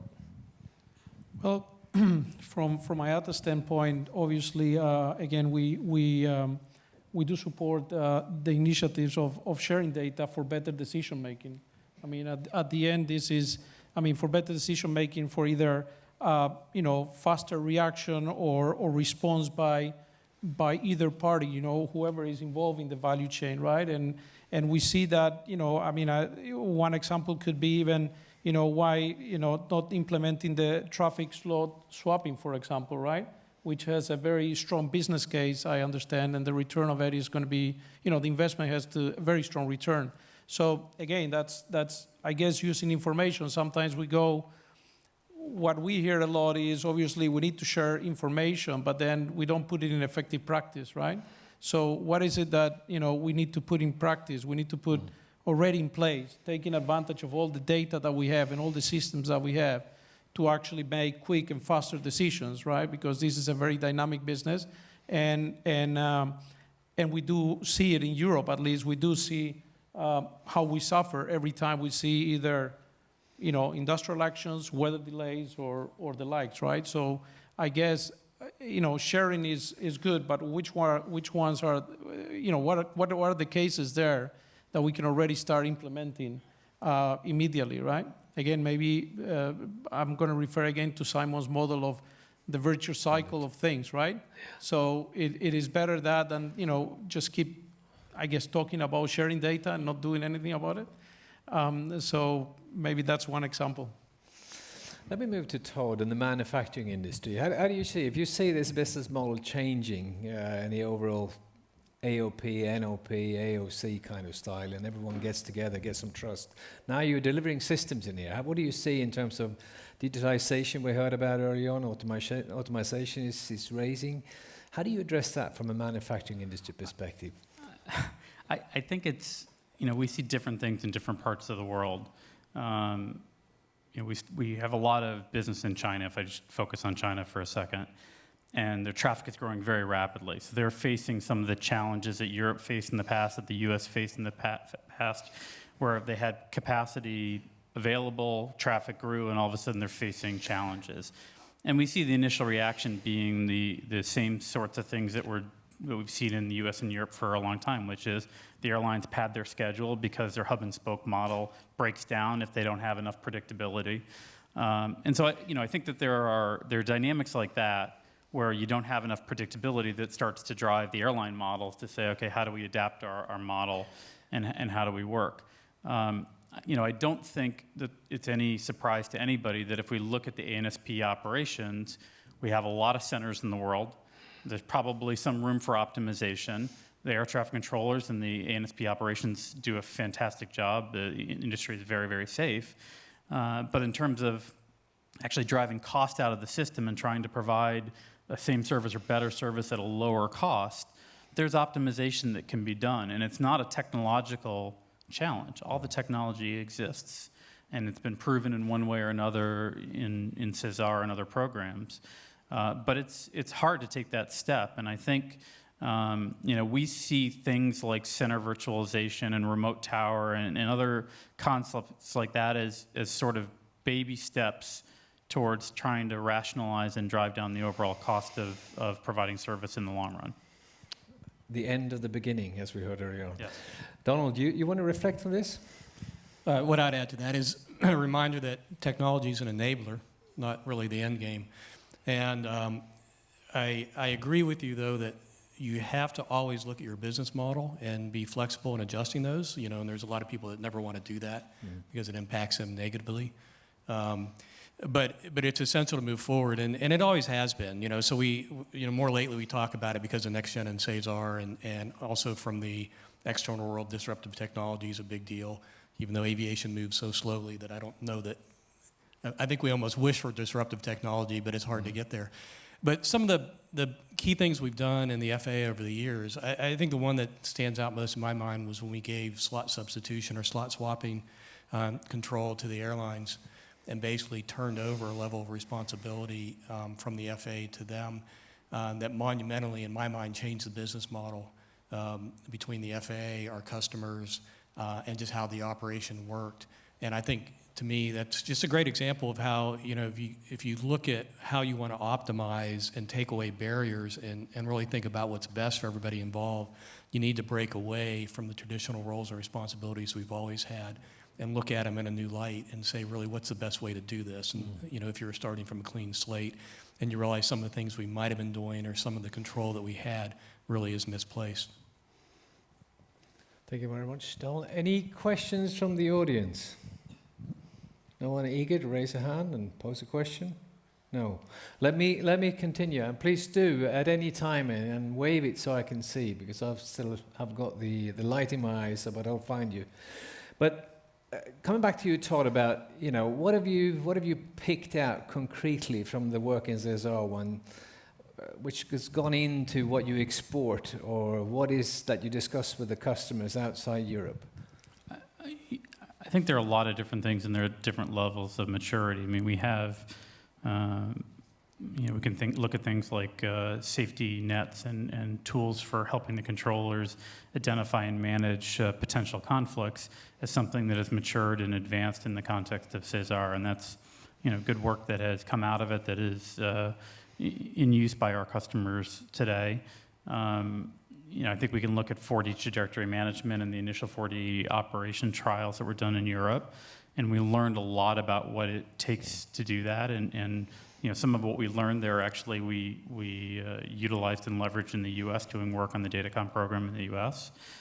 So there are a lot of different places where it comes out, but I think that Don hit on the key point, which is the willingness of all the stakeholders to step back and say, what's the best way for us to collectively deliver the best service? And if we're unwilling to sort of look at the roles and responsibilities and the operational concepts and say, okay, how could we do this better? It's very difficult to change. My point in raising the fact that that there's lots of technology is not to focus on technology. It's just that's not the barrier. The barrier is not what technology to do it. The barrier is the people and the processes and the way that people are going to work together to do things in a better way. Let me come back on the question about the ground manufacturing industry and airborne later on, but Frank. Yeah, yes, as I told you, as you said in your question, the business model is changing. The work altogether is changing. We are learning from each other for the benefit of the operations and each step of the network. SESAR projects are very important because we are thinking about tools for tomorrow. I said not for 10 years, for the next 10 years, for tomorrow. And we heard all the speech before to say we have to deploy the new project, but we do not to forget human beings, because we are in a aviation activity. Of course, we have many actors, but behind the actors, you have humans, humans. And we need to help them to change, to learn from each other, to use new tools, a new way to operate. This is a key challenge for us too. It's a very good question, because, you know, whatever you come up in processes and machines and everything, but it seems that the biggest hurdle is how do you go about change, because at the end of the day, it's human beings. But I'll come back to that and maybe let you reflect, you know, what concretely will be your management tools to go about that one. But maybe before, Joe. I think another change that has come gradually, is coming gradually, is this concept of free route airspace. That, you know, in its concept, gives the freedom a bit more to the airlines to decide where they want to operate, rather than putting routes in there and telling them these are the routes that you have to use. But I think more importantly, it is impacting the thinking inside an ANSP, and also at a European level. Because now sectorization, you know, can be dynamic, or should be dynamic, in order to cope with that. And I also make the split between night and day. A sectorization at night can be much more cost efficient, much more dynamic, in the sense of, let's see really where we need the controllers and how many controllers we need at night. But I think it's the idea of free routes, the idea of saying now the airspace is there, and now we organize ourselves depending on the demand, rather than vice versa. We organize with the demand according to what we have. I think that's a change that is coming. Technology has to help in this, but I think it's also the human factor has also to accept it. And I think they are accepting it. When we see the number of NSPs in whose airspace free route is happening, sometimes at day, but also at night, I think that's a change in mentality that is coming, and I think it's an important change.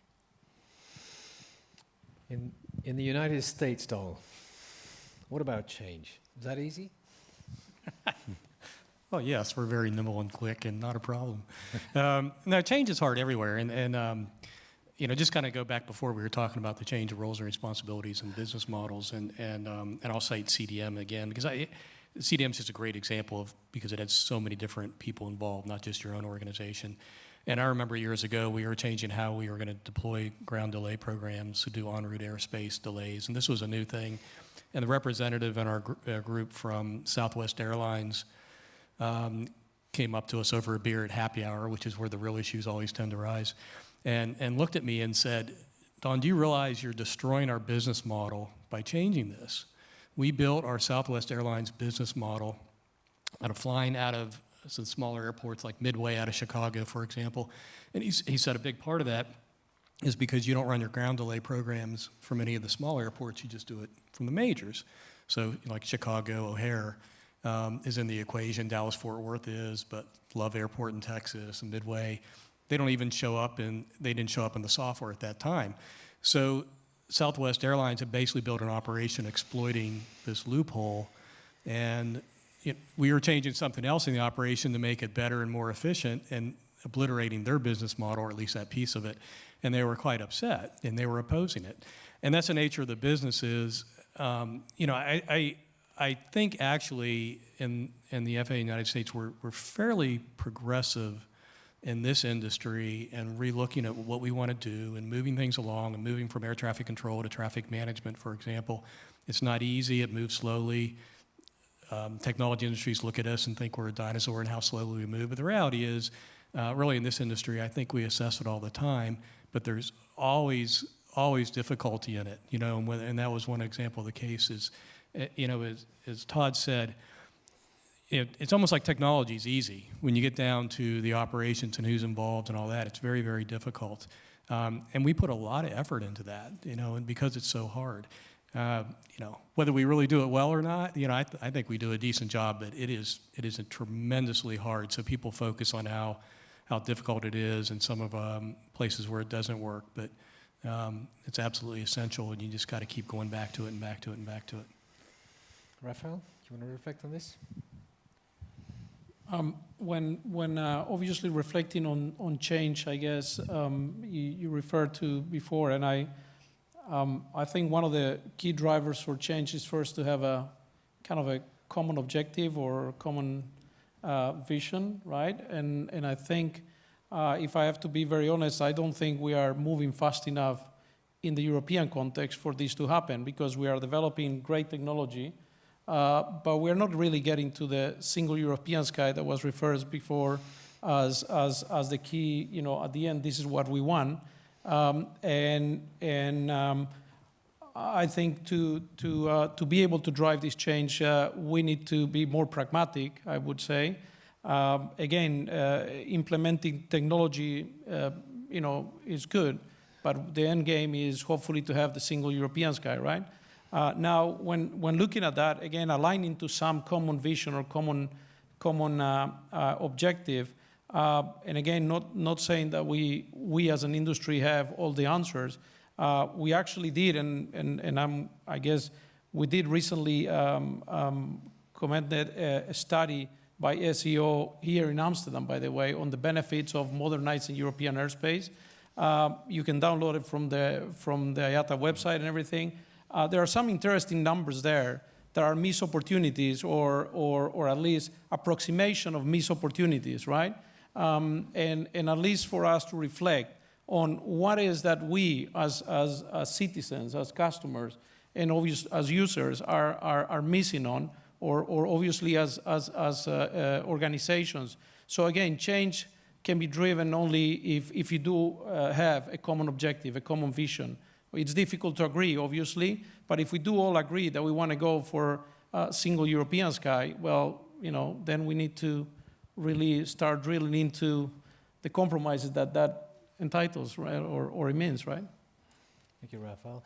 I think we got a question up there, nearly up the back.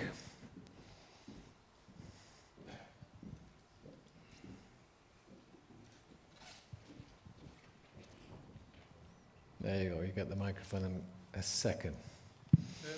Go ahead. I'm a human factors specialist.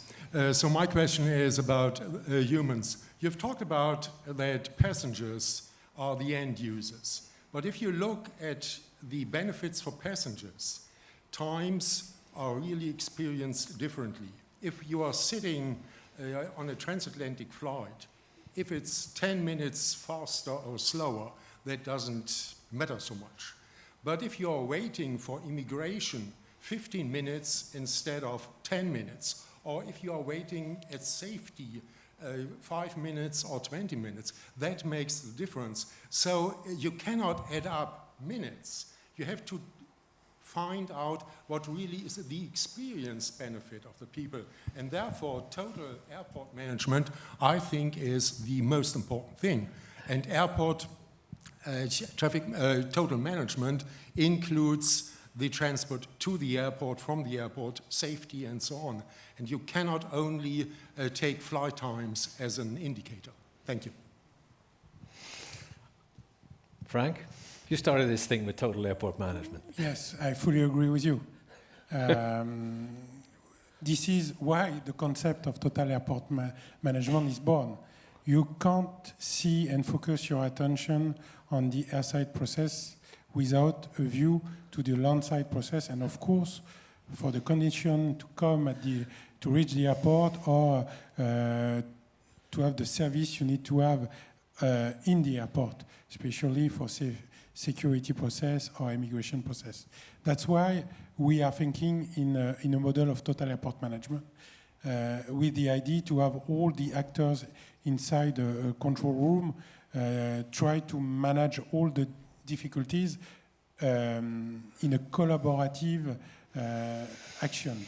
But for me, it's clear, it's very important to manage and to follow the passenger if he is on the airport, around the airport and coming at the airport, and of course, in the flight or during his flight, because don't forget that we have many connecting passengers too, and if you are losing 10 minutes, you can lose your connecting flight and so on. So for us, this is a part of the new job, is to follow all the passengers and to share information to all the stakeholders, and especially the airlines, to share the information and to be sure that they could choose the best solution, wait or not wait. Todd? When we talk about this topic, I mean, it's funny because it goes back to the beginning of Next Gen and SESAR, where we talked about curb to curb originally, right? It was going to go from the curb of your origination to the curb of your destination and the whole thing, and progressively we, to some extent, narrowed it down.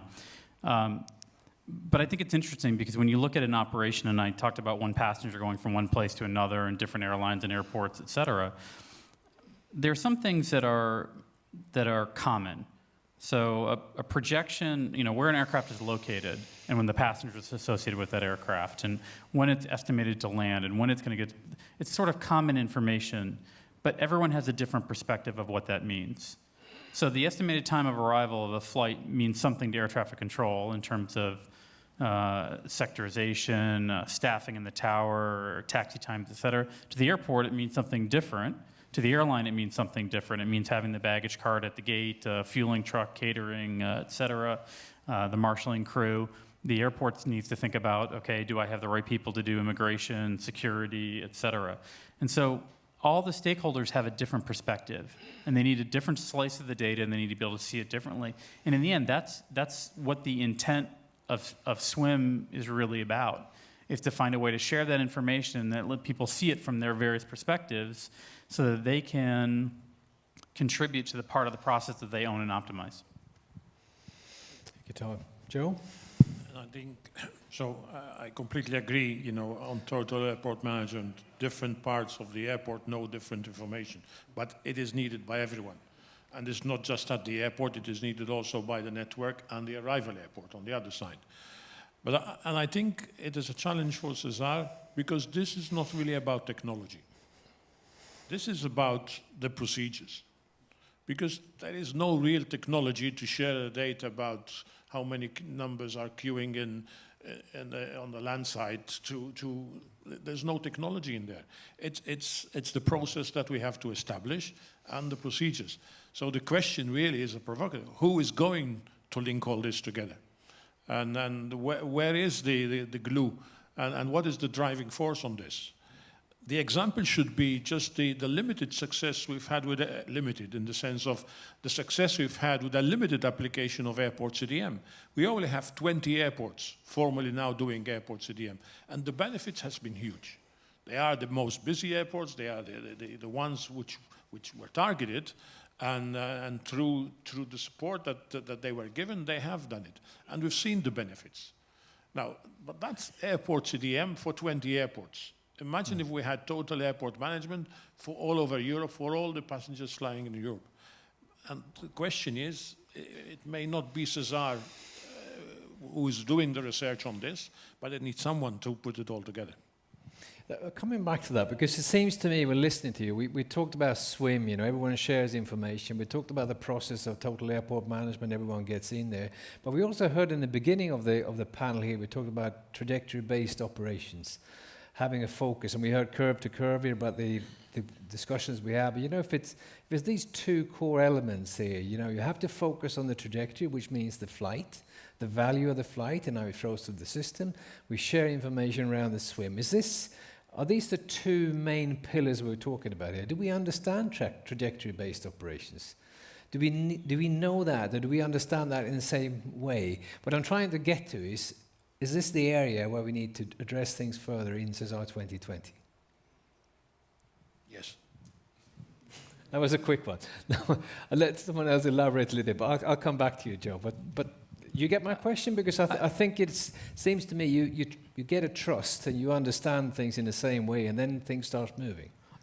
If I speak, and I'll speak from a equipment provider, manufacturer point of view for a second, you know, we see trajectory-based operations being an important part of it's a tool to enable better optimization and more dynamic optimization of the overall operation. So sharing what's intended, what's going to happen, et cetera, and giving some flexibility to the operator really to do some optimization by their rules, the way that they want to fly a flight within the constraints that are there.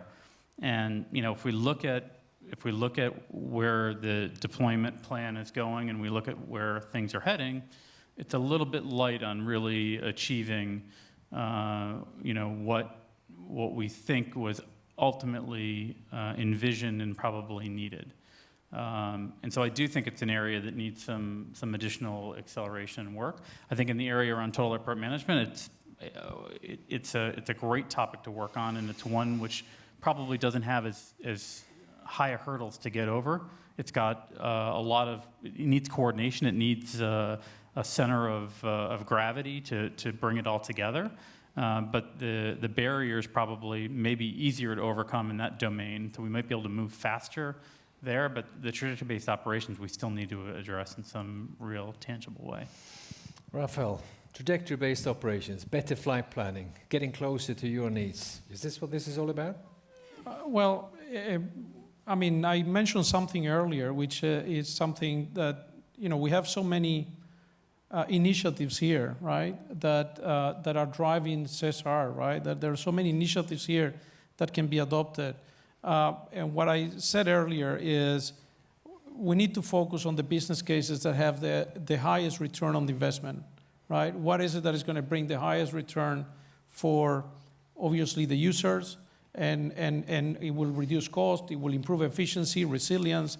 So I think it's just a question, answering one case only, it's a bit of a compromise versus what are and this is where I align this to change management. If you're not aligned to where do we have to focus first, then everybody's kind of focusing maybe on their own, interest or their own agenda, kind of, versus the common agenda in terms it might be more beneficial to one but less to others.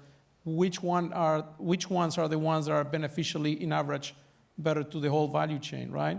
So I guess that's where I would focus more, hopefully. And I think I'm not saying no, I'm just saying, I don't know all the projects, by the way. I'm not from the technical background here, but it's common sense for business decision making. And if this one has make the top 5, the top 10, whatever, with the highest return on investment in whatever measure we want to have, then yes.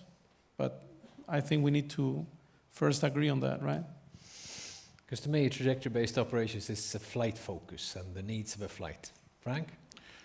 I don't know if it's the beginning of the conclusion, but for me, the key challenge for all of us is not only to deploy the SESAR project, it's not only to deploy where we promise the CDM procedures and so on, how in Europe we are going to implement everywhere we need these two topics, because the total benefit will arrive after.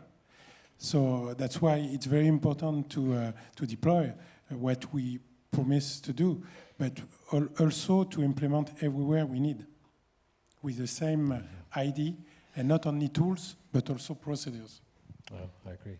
Maybe just one comment following up on Raphael, and there was an interesting comment by, I think it was the IATA rep at the RTCA conference a few weeks ago in Washington, and what was acknowledged is that the airlines, by construction, have a bit of a shorter-term business case-oriented mindset, and there was actually a statement to the effect of, we rely on in the context of the U.S. the FAA to think about the long-term problem and to make sure that the right things are happening for the long term as well. For a short term, we want to see the business case, we want to see a return on investment, but the community needs to set the long-term mindset and make sure that we're preparing for the things that take 5 or 10 or 20 years to prepare. And to me, that is what SESAR and SESAR 2020 is really about, is what are the things that we have to do in order that 5 and 10 and 20 years from now, we've laid the foundation for what's required so that there is a business case that can be made somewhere down the line. And so I think you need to do both, and that's always the challenge. It's doing the short-term things that are the low-hanging fruit, but also not forgetting about the long-term things, because they're hard, they take time, and you need to get started on them. You need to find a good bridge between the two. Don, before I let the question come in out from the floor, but this is a topic for us as our next gen to work about, or work for, and try and understand in a better way and get something on the global table. I've lost track of the question. Are you still on TBO or more general? No. No, I was talking about, what's going to be next in SESAR. What's important now for us to address?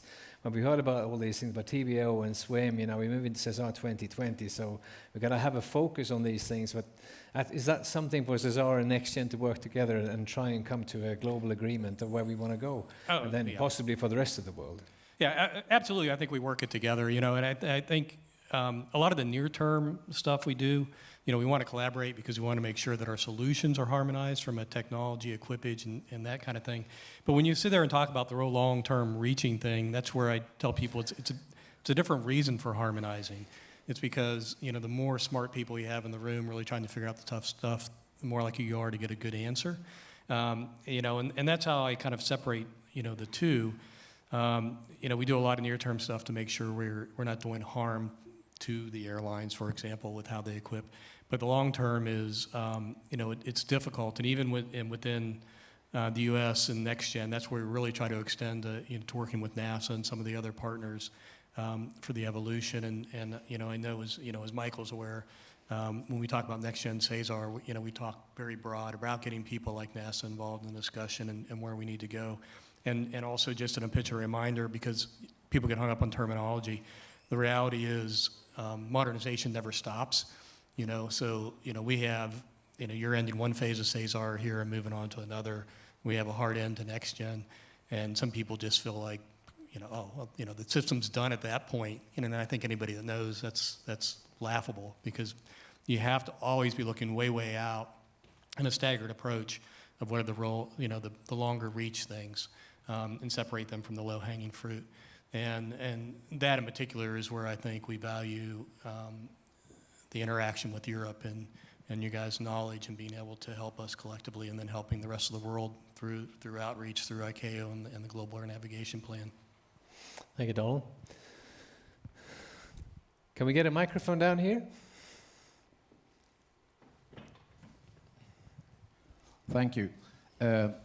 Bo Redemon, I like to come back to the point of flight planning. I don't think you have elaborated on that enough. And the reason for this is that it will take some time before ICAO will agree on a more sophisticated interchange of flight plans between the airline and the ANSP. And I wonder why you're not looking at actually voluntarily from airlines providing the sort of US and European entities with something that is more like what you have in the FMS. I know there is a rather sophisticated flight plan in the airlines for planning a flight, and if that pre-flight information could be changed before pre-flight, like weight and other kind of elements, loads of aircraft, the trajectory that you just talked about would immediately be much more accurate even before the airplane takes off, and that would expedite the implementation of both time-based operation and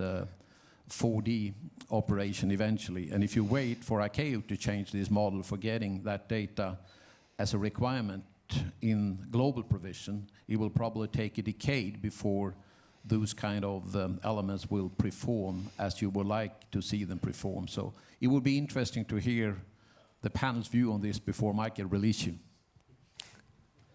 You're waiting for it, right? Joe, you want to start on this one? Yes, well, I think the principle and the concept is perfect, because the more data you have, the more data you can process. Just by receiving the actual takeoff weight of an aircraft, we can calculate better the profile of that aircraft, and that helps us in the 4D trajectory planning and the sector occupancy.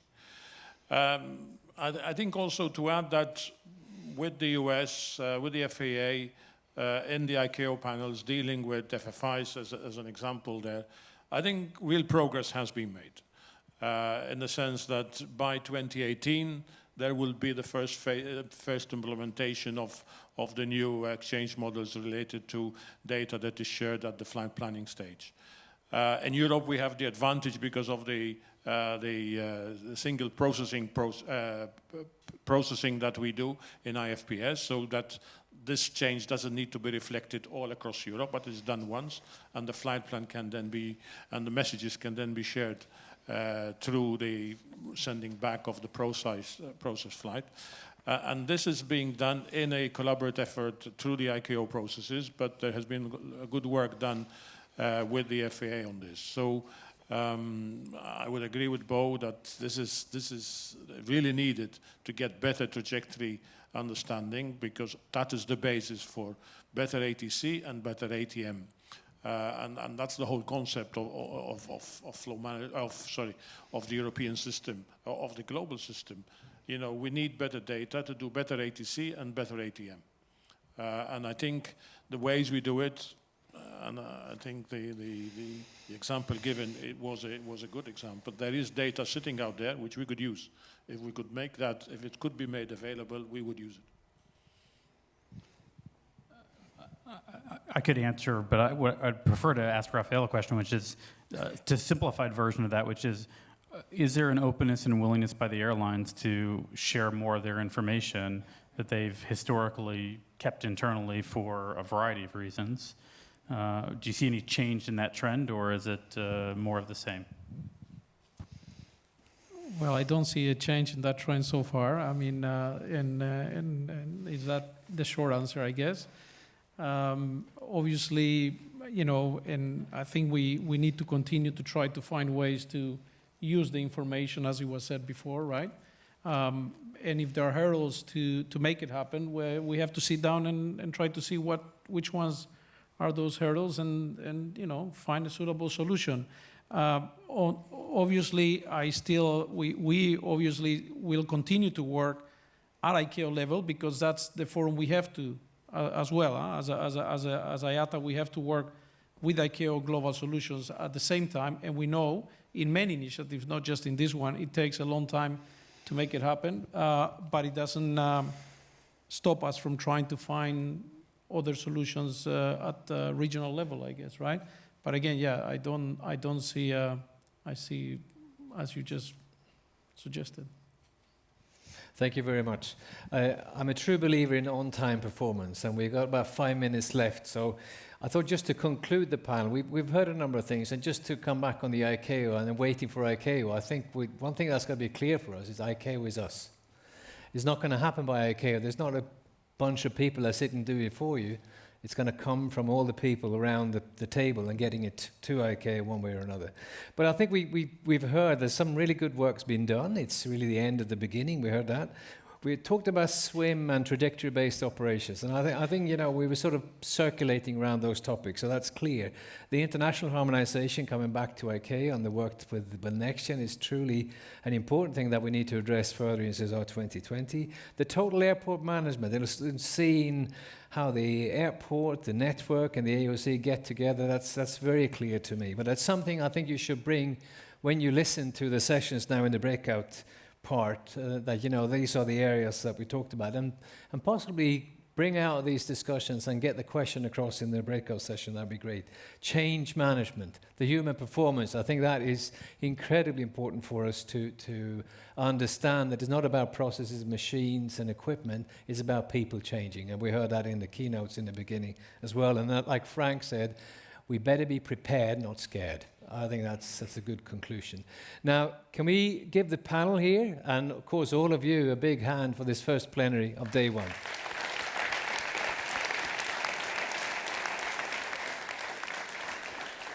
So just let me end here with some housekeeping, because what's going to happen now is that we will break for coffee to be back here sharp. 5 o'clock, we're going to talk about research, and that will be introduced by Keir Fitch, Head of Unit of the R&D Transport Systems, DG Move. So 5 o'clock is the next one, and then you're back here. Now, enjoy your time, and thanks again.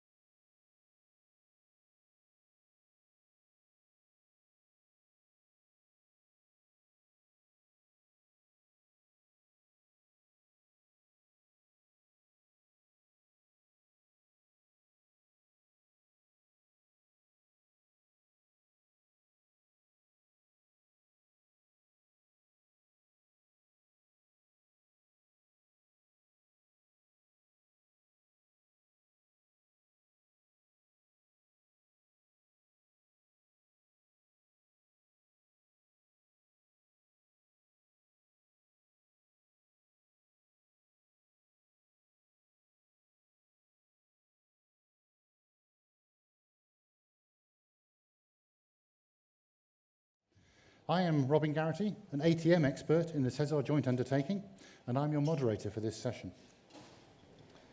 As you heard Mr. Brenner say in his remarks a short while ago, many airports face challenges with capacity and efficiency. To help address these challenges, there are a number of projects within the SESAR programme looking at how airport operations can be made more efficient using new processes and technology. In this series of breakout sessions, we will hear about a number of these initiatives which lead to deployable solutions. It is important to remember throughout these sessions that the topics being presented are not necessarily standalone. Even greater efficiencies could accrue from combining solutions depending on local needs, and the next sessions will look at selections of these different airport-related solutions. This afternoon, we will hear about two topics that impact the all-important runway throughput, helping to improve operational resilience in adverse weather conditions, ground-based augmentation systems, GBAS, and time-based separation.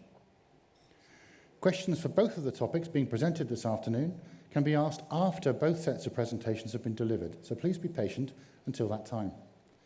In the meantime, if you have a burning question that you won't want to forget, you can install the SESAR smartphone app if you haven't already done so, and send your questions to me. I have my iPad here and will do my best to introduce your questions, time permitting. Our first session covers the improvements in navigational accuracy offered by ground-based augmentation of satellite navigation signals, or GBAS. I would like now to introduce our speakers, Jose Manuel Risquez and George Papageorgiou. Jose Manuel is an aeronautical engineer of 20 years' experience working for INECO. Within SESAR, acting as a NAIRES affiliate, he has coordinated operational and system projects dealing with the implementation of GBAS under low visibility conditions. George is director of Honeywell Aerospace Advanced Technology Europe, a group of over 150 scientists and engineers developing advanced applications and technologies for future Honeywell products, including ATM modernization solutions like I4D and GBAS Cat 2 and 3 under the SESAR program. Jose Manuel and George. Thank you, Robin. By the way, do you like going to the cinema, Robin? Yes, I do. Yeah? Very much. Sometimes it's a little challenge going to the cinema. Sometimes it can be like landing at an airport covered with fog without seeing the runway. Trust me. Good afternoon, gentlemen and gentlewomen. In a cinema, it's not unusual to have a very tall person sitting in the row in front of you who doesn't allow you to enjoy the film. He is interfering the screen, the view of your screen. Then you stand up and sit back down 3 or 4 rows to avoid that interference. Something similar happens at airports when fog falls on this airport. If you are equipped with ILS technology. Imagine that you are all airport managers. I would like to start speaking about our competitors. They have the same declared capacity than us, but they use ILS technology on their airports. When the fog falls on the airport, I mean low visibility conditions, arrivals arriving to this airport need to receive a high-quality electromagnetic signal from the ground facilities. But when an aircraft is on runway, and specifically in this red area, this aircraft is interfering the signal. So the next arrival may not land in a safe manner. We have to do like in the cinema example. We have to move them a little back. For that reason, air traffic controllers that appreciate very much the life of passengers increase the separation between consecutive arrivals. And you can see that we have to increase that separation even until 7 nautical miles. What does it happen then? There is a capacity reduction that leads to substantial delays, flights diverted to alternate airports, and even flight cancellation. It is a nightmare. However, but fortunately, our airports are equipped with a new but mature technology called GAST-D. It stands for GBAS Approach Service Type D. With this technology, we are not going to suffer any interference, even although our arrivals are landing closer together. We do not have to move them a little back. We can reduce our separation until 5 nautical miles. So it's clear that that using GBAS, our capacity is higher when it is compared against ILS. This is a very simple technology, if you allow me to simplify it a little bit. We have, let's try if it works, yes. We have this set of 4 antennas that they are going to measure the error. We set these antennas in this position, in this specific unknown coordinates. This is very important. We know the accurate coordinates. Now, if I am an antenna, I use my GPS navigator, and it tells me, partly wrong, that my antenna is here. But antenna is here. So this distance is the error. So we use this other antenna that is called VDV, very high frequency data broadcasting, to inform all aircrafts arriving to our airports about this error. We communicate in that way. Please, all of you, look at the GPS navigator and give a step left, and now you will be where you want to be. So the avionics on board are able to interpret this information and to improve their estimated position. So this technology works, and we do not need any restrictive area on runway. Please, George, I would like to explain to the audience the long and hard work performed to develop and validate this technology.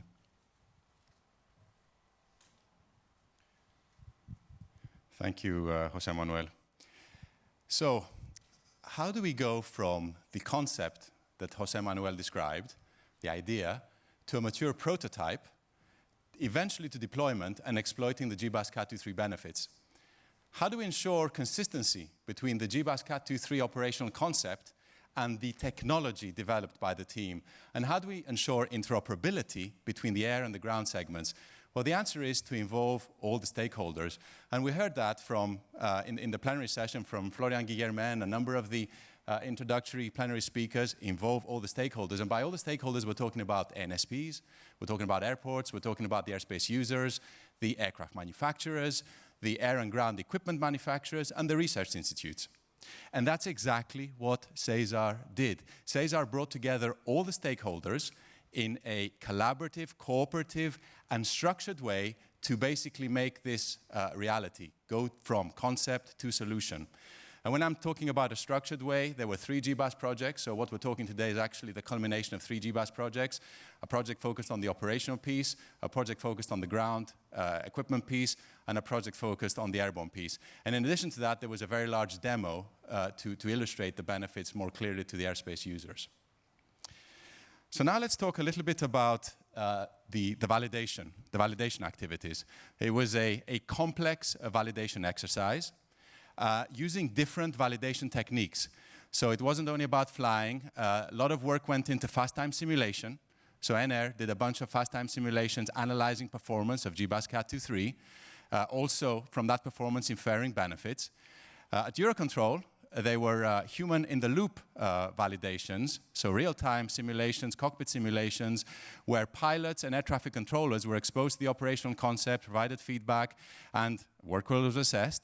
And then, what's really on this slide is the technical validation. So a complex, comprehensive technical validation with involving different permutations. So the solution was validated at different airports. So on the slide here, you can see at Toulouse with the SNA, at Frankfurt with the FS, using different aircraft, large aircraft, mainline aircraft, Airbus aircraft, but also representative from the bizjet segment.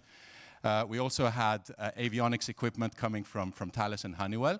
And there was ground equipment. So we had Indra Navia ground stations involved, Thales and Honeywell ground stations. So everybody was validated, if you will, against everybody else. And the idea was to explore different airports are at different latitudes. There's different types of interference coming down from the satellites. Different aircraft have different sizes. Again, interference, multipath errors are different, so we wanted to look at that. And very importantly, focused on the interoperability.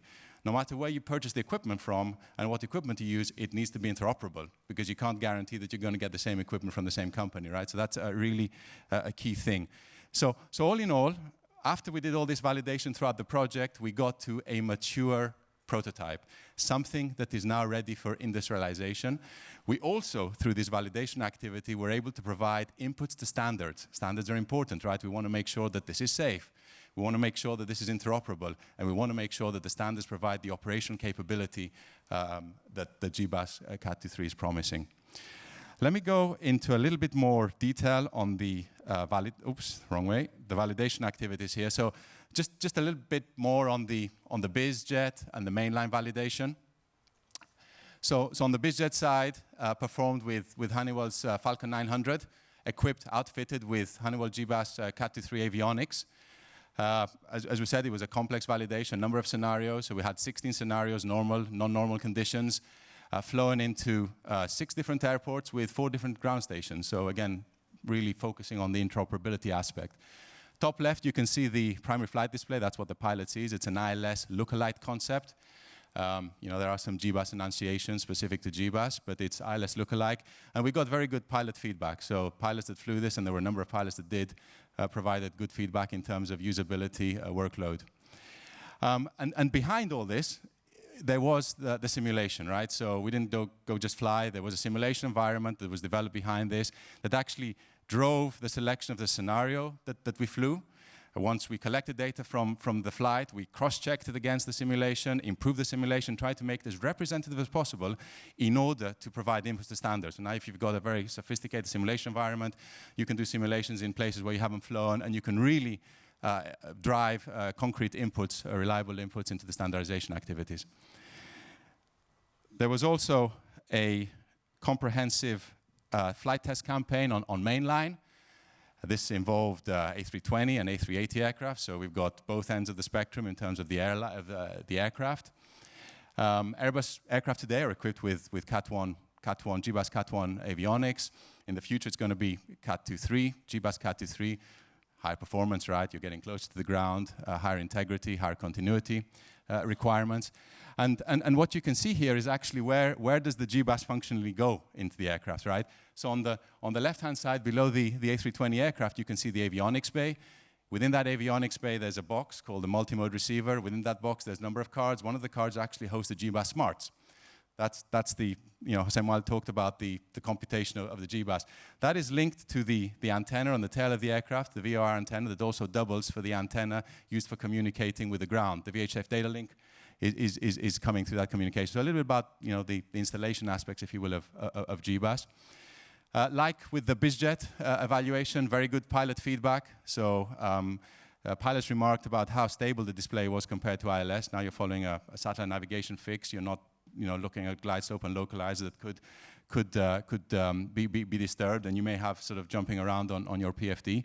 And to drill home again the collaborative aspect, a lot of collaboration went into this. So Thales working with Airbus to integrate the receiver into the aircraft, Thales Air and Ground working together to make sure it's interoperable, Thales Ground working with DSNA at Toulouse Airport to make sure that the solution on the ground works.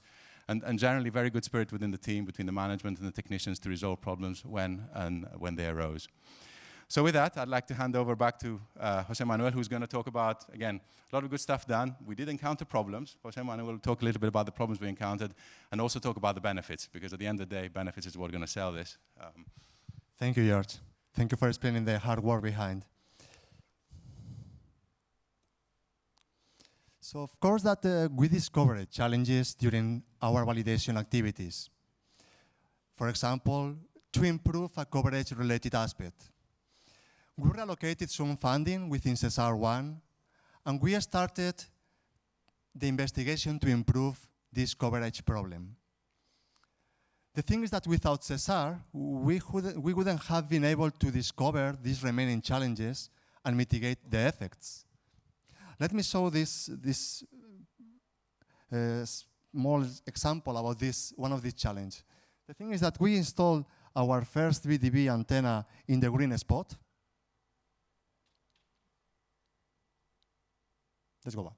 We installed our first antenna in the green spot, and we can see that in the blue area, we had a low strength coverage area. It was a problem. How did we solve it? The thing is that we installed a second antenna in the red spot, and we can see that the blue area disappeared, and now we have enough strength in our signal in this part of the airport. So we solved the problem. But I know that most of you may think that, okay, this technology sounds promising.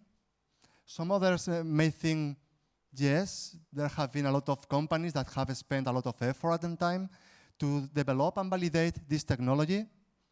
But I know that what you want to know is what the benefits are, whether it is worthy or not to invest in the acquisition of this technology. Okay, I will try to explain the more relevant benefits that we have measured during this long period. We can say that from 10 to 30% of the capacity that we lose during low visibility conditions will be available right now with this technology. It means that from 2 to 6 additional arrivals will be able to be allocated during peak hours. And with these additional arrivals, we can say that there will be less flight cancellations, especially in those airports that are saturated. It's important to note that it is expected that around 20 airports will be saturated by the year 2035. Of course, there will be some part of the primary delays and reactionary delays that we suffer on airports due to bad weather conditions will decrease. Additionally, there will be less flights diverted to alternate airports. In other way, what will be is that these aircrafts will be able to land at their nominal airport. And most importantly, operations using this technology will be as safe as they are nowadays. Now, George, please, could you explain if we are going to start the implementation of this technology from the scratch or not?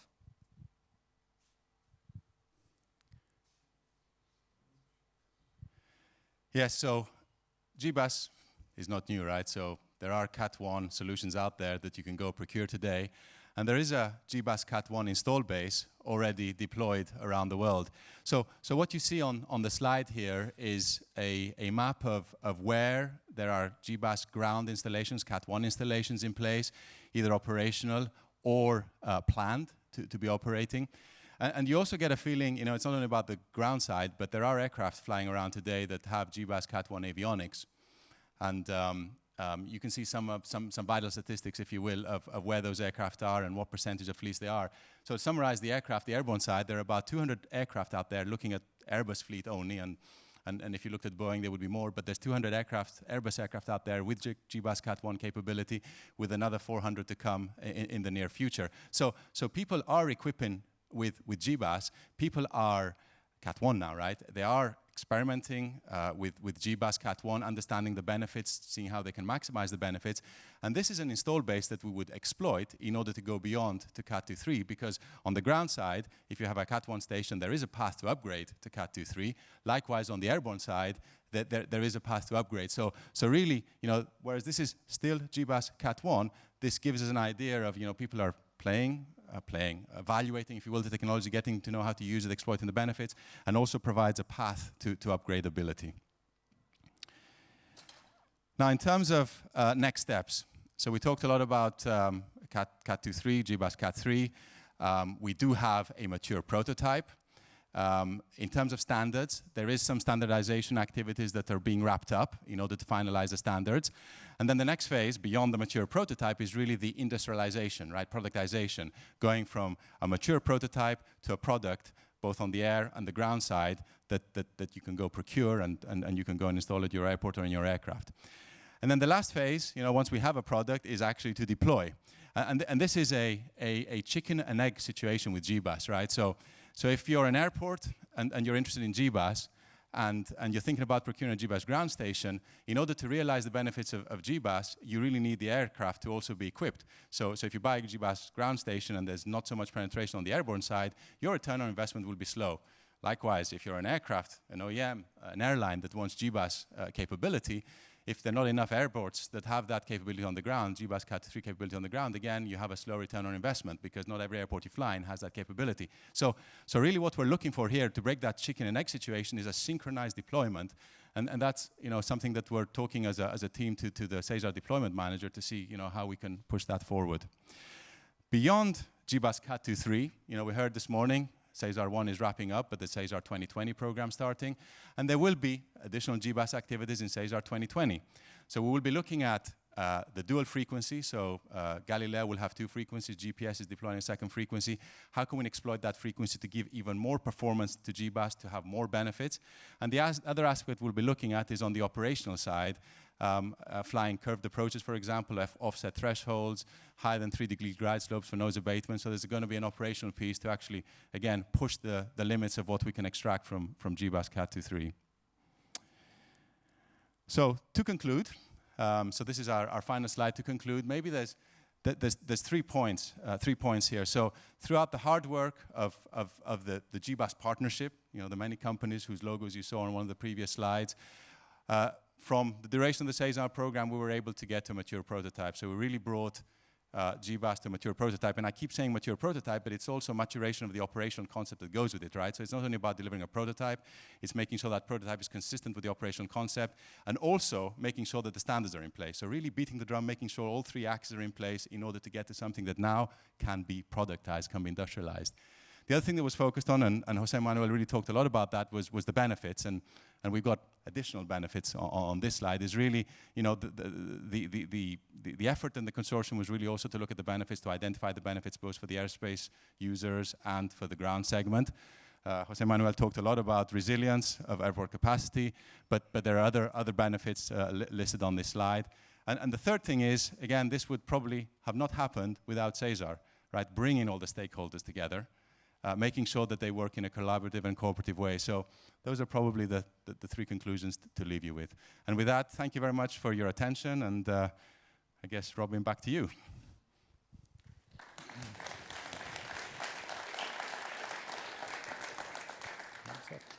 Thank you very much, Jose Manuel and George. As I said at the beginning of the presentation, the questions will be at the end. So if you have any questions, don't lose them, and we'll ask them at the end. We now look at a second element of the SESAR program to look at making the runway utilization more efficient, but from a slightly different perspective. So I'd now like to turn to the second topic for this afternoon, which, as you heard from the CEO of NATS earlier this afternoon, Martin Rolf, saying this is of key interest to him, time-based separation. Our speakers today will describe firstly the concept itself and then a specific implementation that is already providing quantifiable business benefits. I'd like now to introduce our 2 speakers, Bob Graham and Mark Watson. Bob is head of the airport research in Eurocontrol and has been deeply involved in the SESAR program since its inception.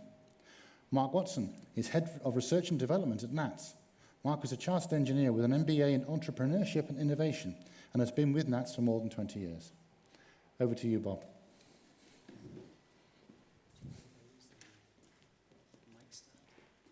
Please do.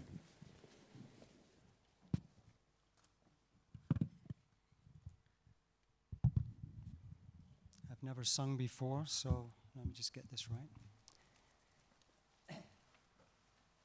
So I'm feeling a bit old now, having seen a couple of young guys who are able to remember their speech and walk around with a microphone. I'm really sorry. I'm going to put my glasses on, and I have to refer to my script. But there you go. Good afternoon, ladies and gentlemen. I'd like to just start with recognizing a couple of people. I haven't really heard that today so far. In this project, NATS has had 2 very good people, Charles Morris and Claire Pugh. There are other people behind them, but they've done an absolutely excellent job on time-based separation. And on our side, project leading earlier on, was Peter Choroba, and then all the wake work and the work on aircraft performance that we provide into the project from Vincent Trev. In 2001, Eurocontrol developed a concept called time-based separation, commonly known as TBS. Today, this concept has been fully validated in SESAR and is deployed by NATS at London Heathrow. That is a SESAR success story. The benefit, so at least 50% of delay attributed to strong winds has been pulled back or clawed back by TBS, providing benefits to airports and the European ATM network. Furthermore, TBS as a separation delivery tool is something that can be used in the future for delivering additional benefit when we can get to pairwise separation under the RECAP program and where we can manage better runway occupancy time. And you already heard that TBS at London Heathrow is providing additional 3 movements an hour in low wind conditions. But what is the problem that we're trying to solve? TBS addresses the impact of strong headwinds on runway throughput.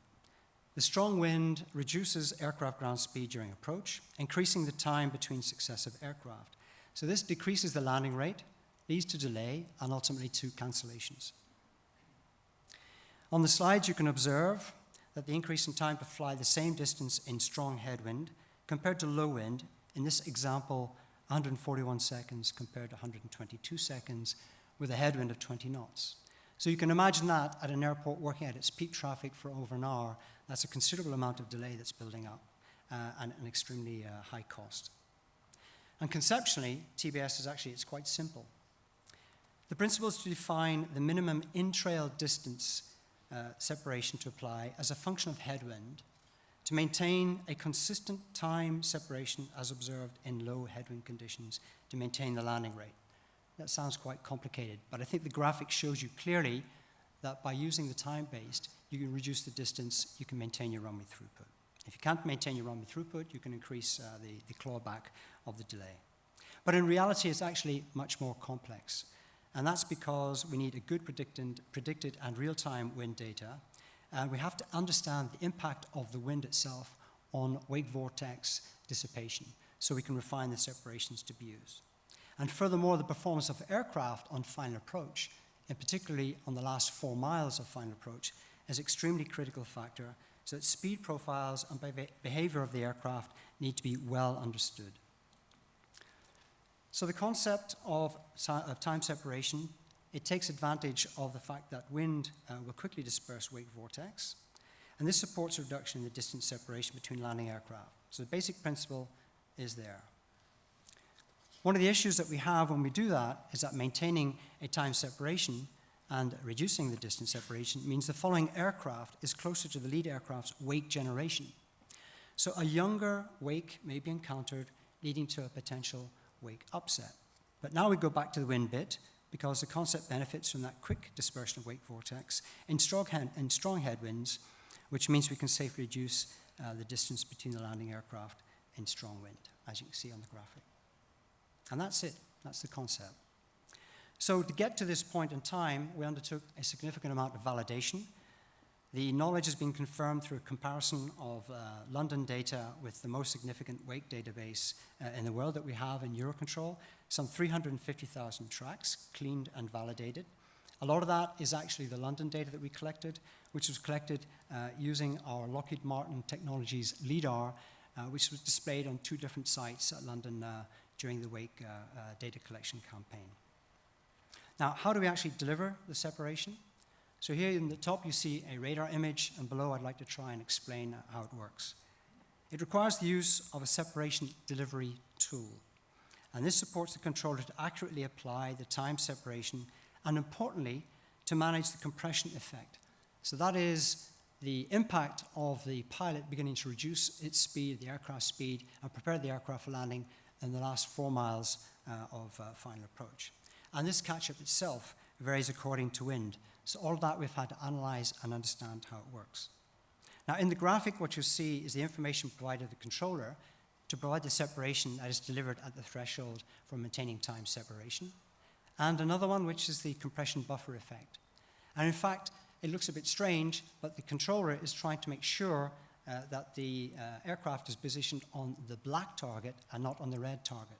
And as you move towards the threshold, these 2 vectors start to come together, showing that the separation has been well established.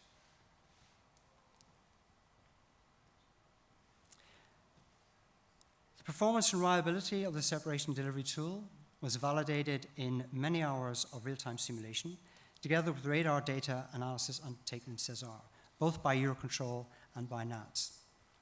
Interesting enough, the controller methodology is very comparable to today. So earlier this morning, we were talking about maybe not trying to change things, but in this case, it's actually a benefit that we haven't changed really what the controller is doing.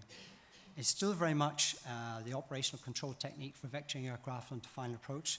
The controllers in the room will see in the video very shortly that hasn't changed much. And what you're going to see here is the aircraft being turned on to final approach, established on the ILS. The controller is bringing the speed back to 160 knots, and then adjusting the speed to keep the aircraft on the black target to ensure that the separation is ensured. So I'll show you this very short video, if I can find out how to get it going. What you'll see here is the aircraft call signs that, when they're highlighted by the controller, will also link from the call sign here down to the green vector that the controller is going to try and target for turning on to final approach. So the controller will vector the aircraft onto the chevron. The red chevron being ahead of the aircraft is a compression safety net. You'll see that moving towards the aircraft. And in the event that it's moving too quickly, that's telling the controller that the compression effect is very strong, and therefore he needs to take an action, he or she needs to take an action to manage the separation by speed control.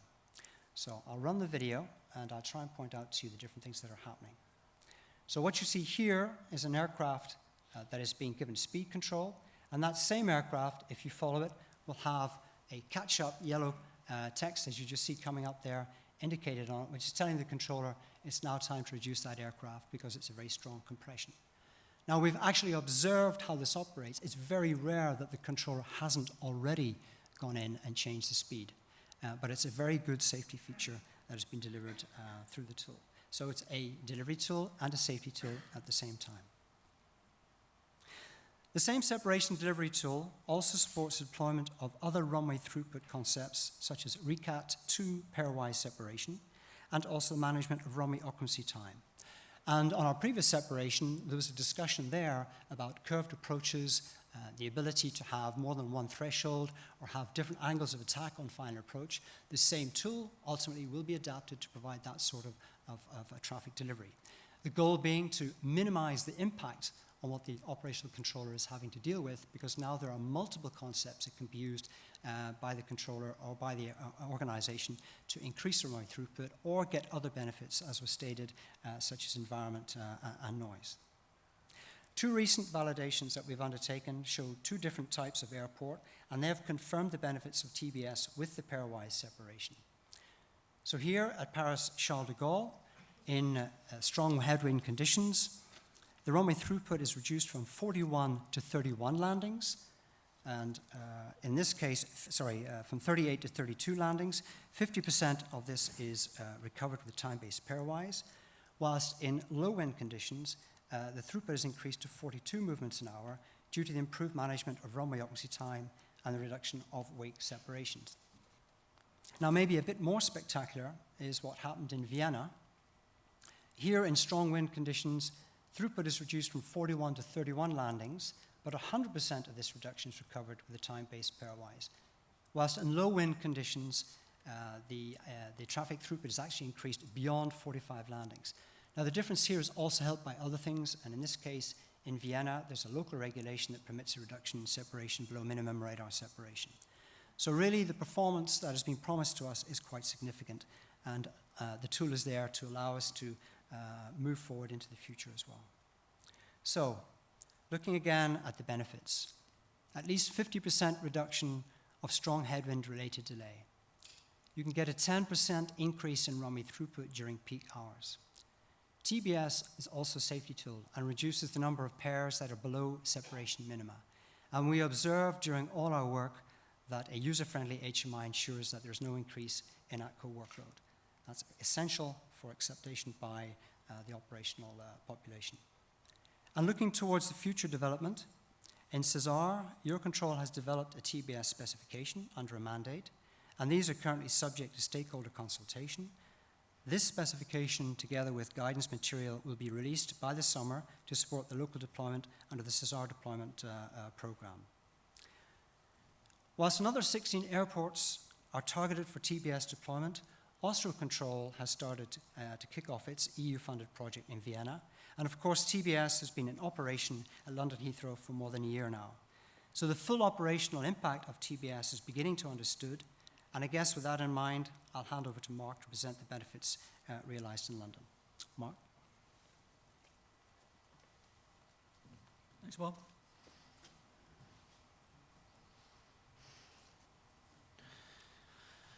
So building on what Bob has been describing, the problem at Heathrow that we were specifically tackling was strong headwinds.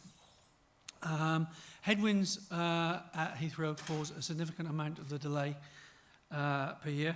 And indeed, if you look on the pie chart, winds as a category, and this includes both strong headwinds as well as crosswinds, but it is largely headwinds, contribute to over 44% of the air traffic flow management delay at Heathrow each year, and that's roughly between 55 and 65 days per year. So quite a significant problem there. So what TBS brings to the Heathrow operation is that improved resilience in the strong headwind condition, and allows ATC to maintain a consistent delivery of approach spacing, not only in strong headwind conditions, but throughout operations, even in low headwind conditions. And that maximizes throughput. Heathrow itself is working at 98% efficiency, so maintaining that is quite critical to the operation and certainly flow management in and around London. And to give you an example, on the infographic there, DBS stands for distance-based spacing, i.e. how we do things, did things previously. We achieve a landing rate of 40 to 45 per hour, depending on the traffic mix. In a strong headwind condition, this drops down to between 32 to 38 per hour. And the objective of the TBS implementation was to take that up between 36 and 40 per hour. That's what we're targeting to achieve. 36 is quite a critical number because below 36, airlines start cancelling flights because of the cumulative effect of the delays caused by the strong headwinds. And of course, it's not just the cancelled flight that gets the delay, it's the overall network disruption that causes.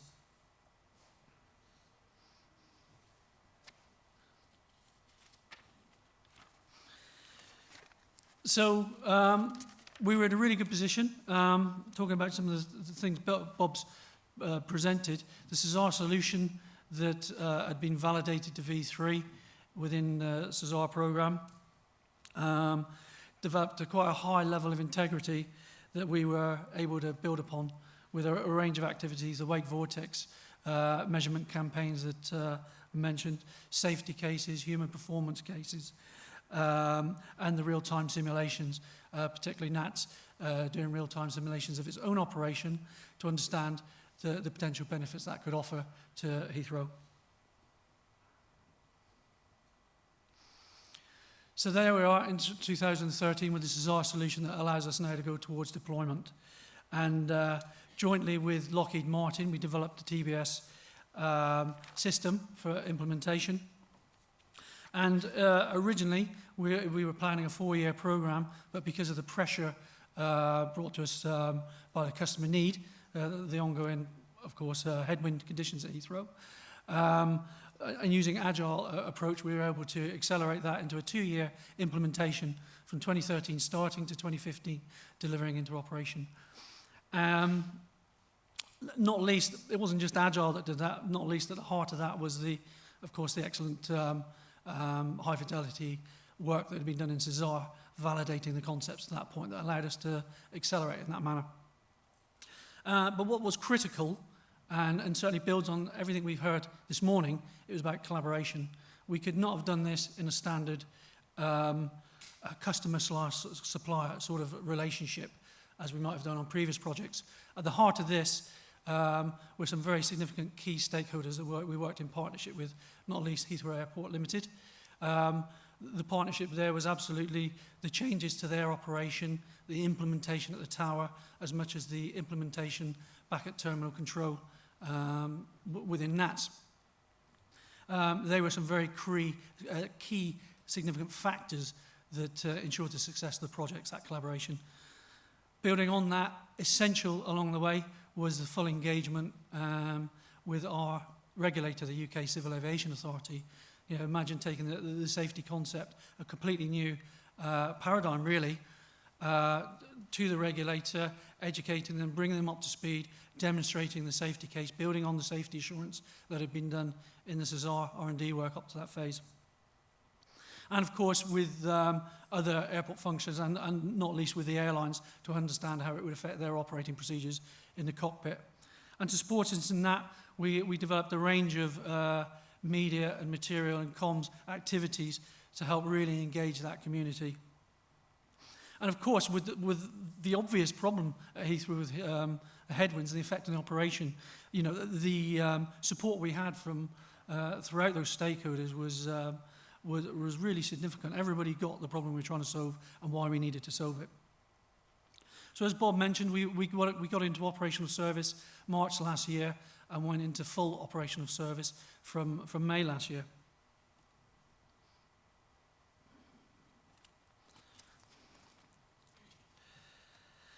So a summary of, you know, just over a year on now, since full operational service, a summary of some of the results we've achieved, and they've been absolutely dramatic.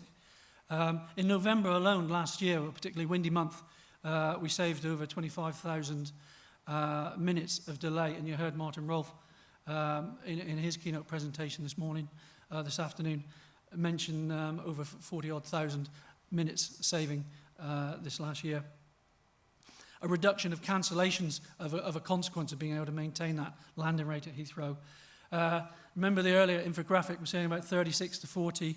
We were getting an additional 2.9, for scientists like precision, but roughly about 3 flights extra per hour in strong headwinds.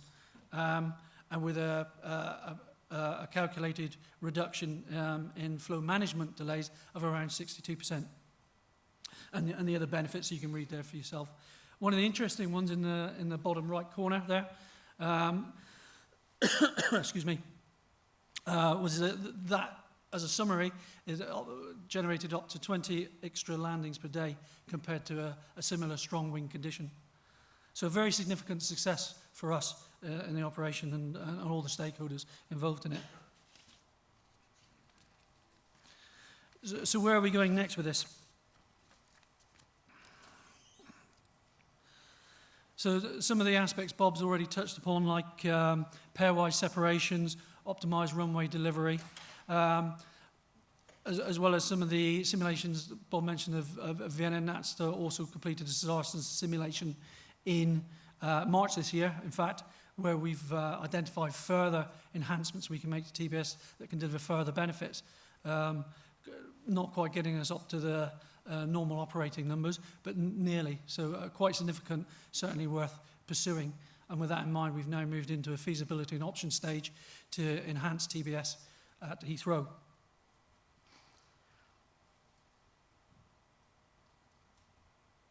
So that's all I've got to say on the deployment aspects of what we've done at Heathrow. Some more information certainly on the NAT site. We've presented it at World ATM Congress. I'm sure some of you saw that. Some more numbers around the results we've seen if you want to explore further. But just sort of finishing as Bob started, really, you know, Bob was very gracious in thanking NATS and without turning it into an Oscars ceremony. You know, none of this could have happened without Eurocontrol's persistent leadership over the years in this work. So with that, I believe that's it. Thank you very much.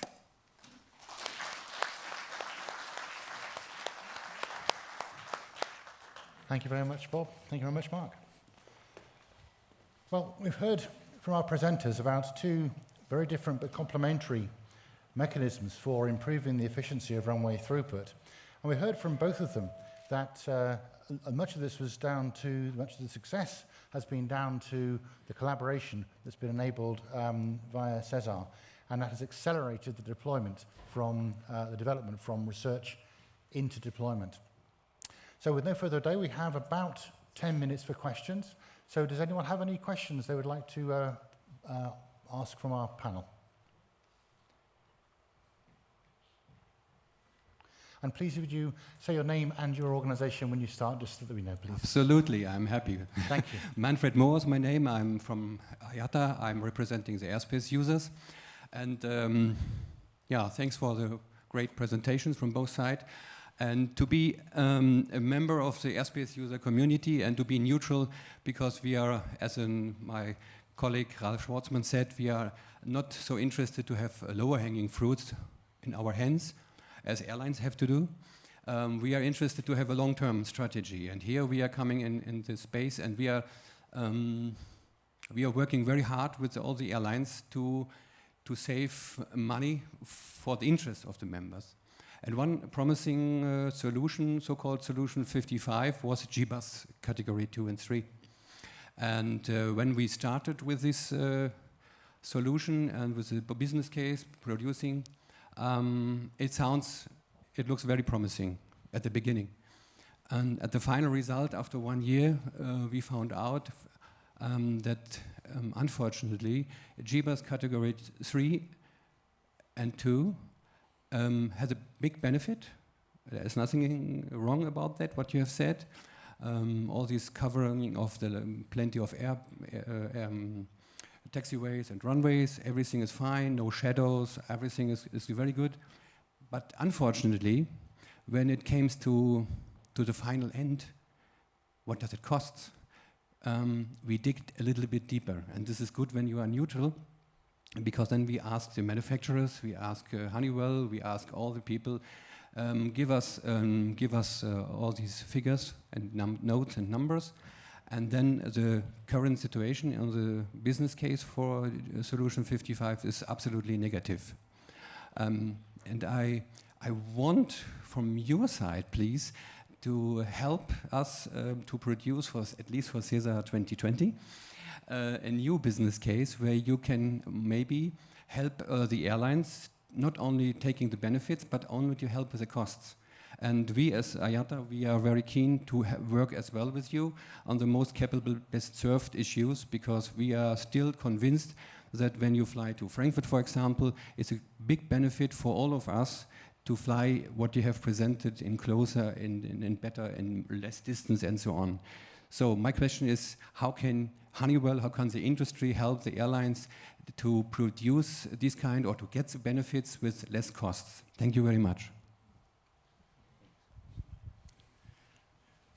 George, I think that's probably aimed at you. Is it?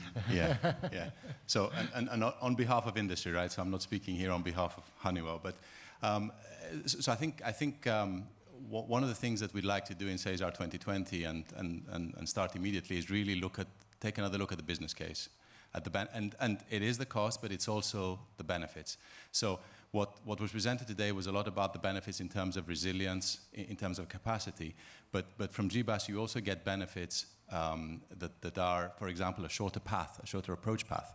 And that you get every time you fly, because of the shorter final approach segment, whether you're doing an RNAV approach or you're doing an RMP to GBus transition, you can save a few nautical miles on each approach, and that saves fuel every time you use GBus. So there are additional components to the value that have not been looked at as much as they should have done, that should be baked in to the business case, and that will basically help make it more positive than, I guess, depending on what assumptions you have, it may even be negative.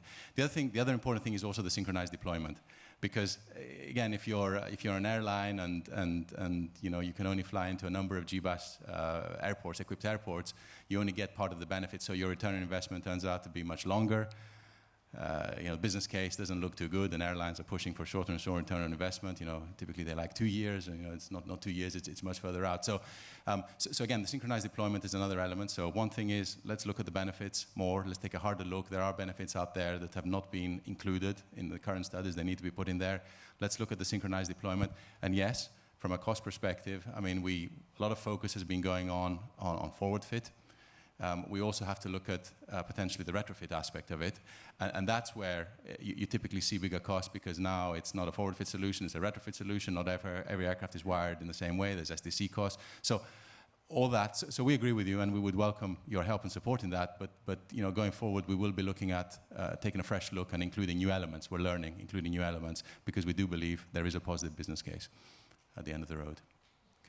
I think it's worth adding to that, thank you, George, that the philosophy within the SESAR 2020 program is very much to look at the performance and the cost benefits to be gained from any solution that emerges from SESAR 2020. And indeed, one document that will be part of all solution packs will be a cost-benefit analysis, a new one. So this is recognized as being a very important element of the program. Are there any more questions? Please, one in the middle here. Thank you. Hi, my name's Manish. I'm from Dubai Air Navigation Services.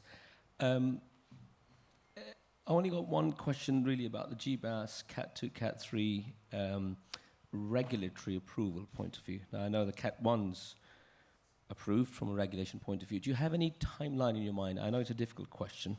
Do you have any timeline in your mind about the regulatory side of things, please?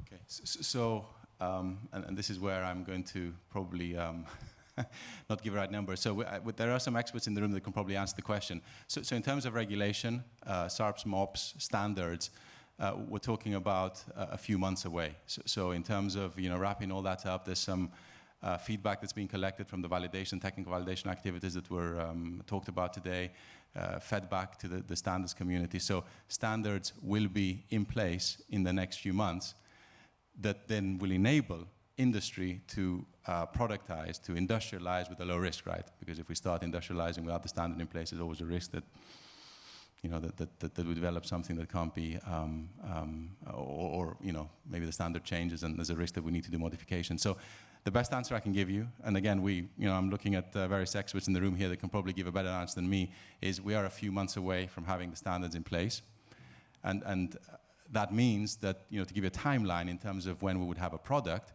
and I'm speaking now overall for industry, we're talking about a product in the 2020 plus time frame, right? So it's not going to be for 2020 probably, but it's not going to be too much beyond 2020 is the current, again, across the whole of industry, and I'm averaging out, over the different companies, both for the air and the ground segment.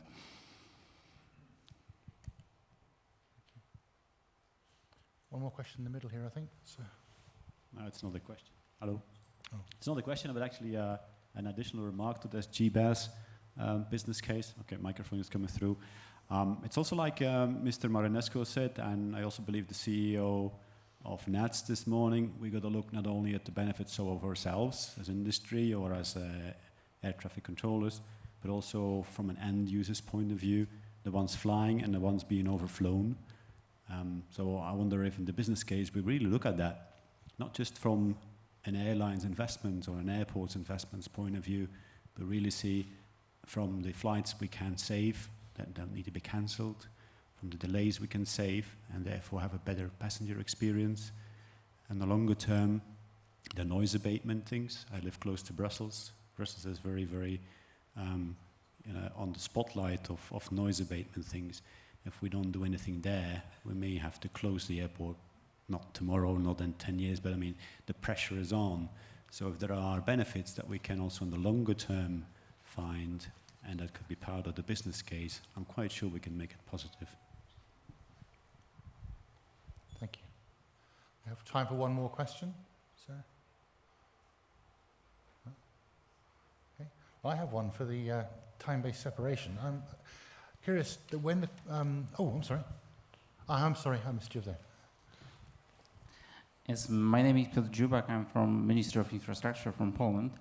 I would like to ask you if I have understood it correctly, as for which airports those technology will be the most suitable.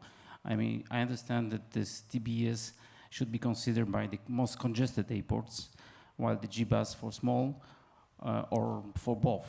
Please clarify this. Thank you. Thank you. It's a very good question, and I think part of the answer is that if you have an airport that has a problem during its peak period, as traffic starts to increase, that creates delay, and that has a cost for you, then potentially TBS is one of the solutions. There's other ways of doing it, simply using recategorization of wake vortex, which is already deployed, for example, a CDG this year, might already provide sufficient resilience for you to manage the issues that you have. But TBS is not just a wind recuperation tool. What we've identified is that it is a predictable delivery tool, and with an improved runway separation, set of runway separation minima, and a good understanding of runway occupancy times put into the tool, then you can have a tool that provides a predictable delivery for your full controller set. There you get benefit, potentially reducing any delay and potential cancellations that you might have during your peak period. If you don't have significant peak traffic, then it's probably not a tool that you're interested in. If you've got a diverse controller workforce, some parts of the world where you've got controllers coming from different organizations, different backgrounds, different cultures, it's actually a very interesting tool for you. It's the sort of tool that you could be targeting to bring the performance of your controller population up to a common standard.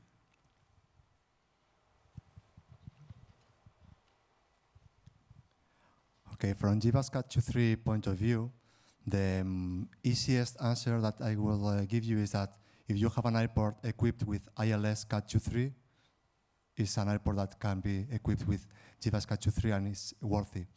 But honestly, perhaps you have to take into account something similar that has been explained here. That is the relation between demand and capacity. If your airport is not close to the saturation point, perhaps it's not worthy to invest in that acquisition.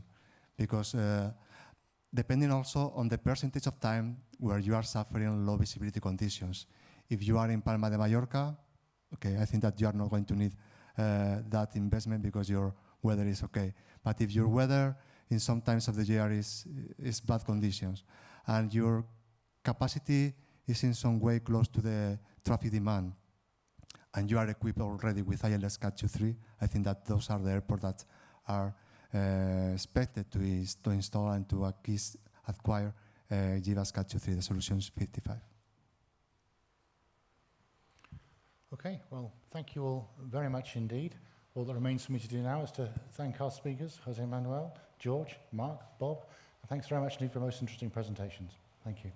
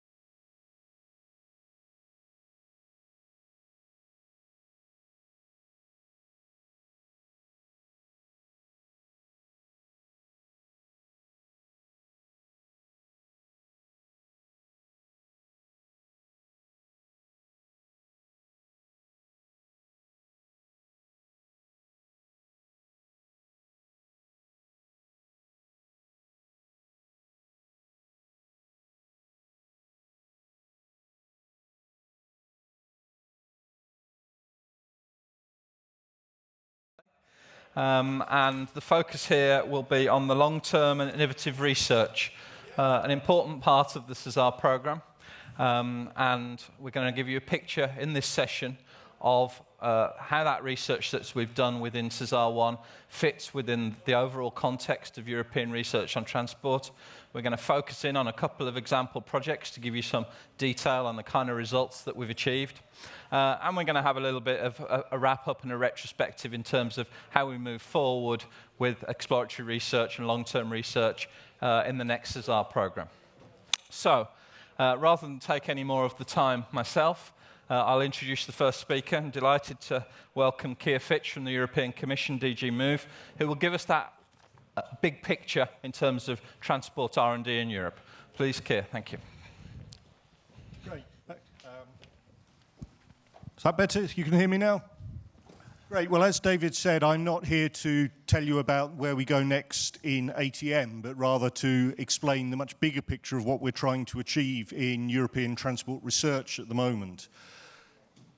As you know, the Transport Research Programme is a very large programme. For the current 7-year period, we're spending over 6 billion euros across all modes and all aspects of transport research. It's the second biggest of the so-called societal challenge areas, the areas where we do research to respond to the needs of society and hopefully build a better future for our citizens and our industries. So where is it that we're going in transport research and how are we getting there? Well, I think there are a number of broad themes that are clearly vital to where we go at the moment. Perhaps the most difficult, the most troubling, and the one that therefore has to have the greatest long-term research input is the whole question of decarbonisation and linked to that issues of the other externalities of transport, noise, local pollution, etc. That's the difficult one. That's in many ways the negative one. It's the thing we have to deal with.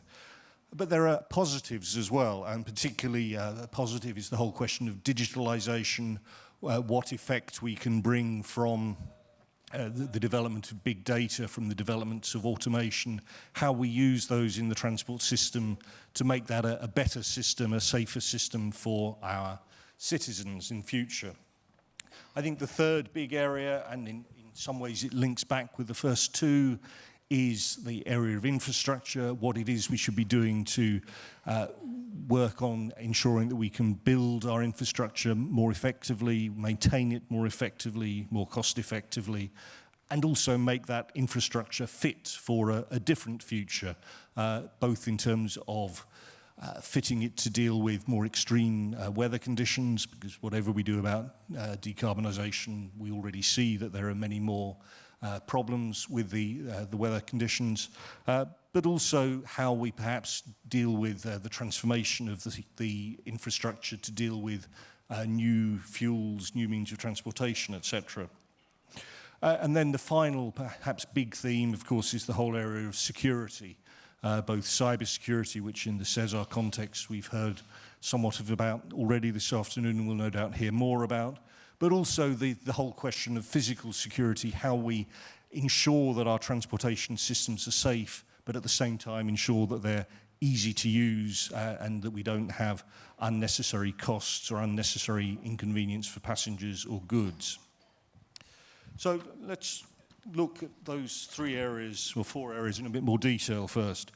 Decarbonisation, you'll remember the Commission White Paper of 5 years ago now, where we looked at what we needed to do to meet the 2-degree target by 2050.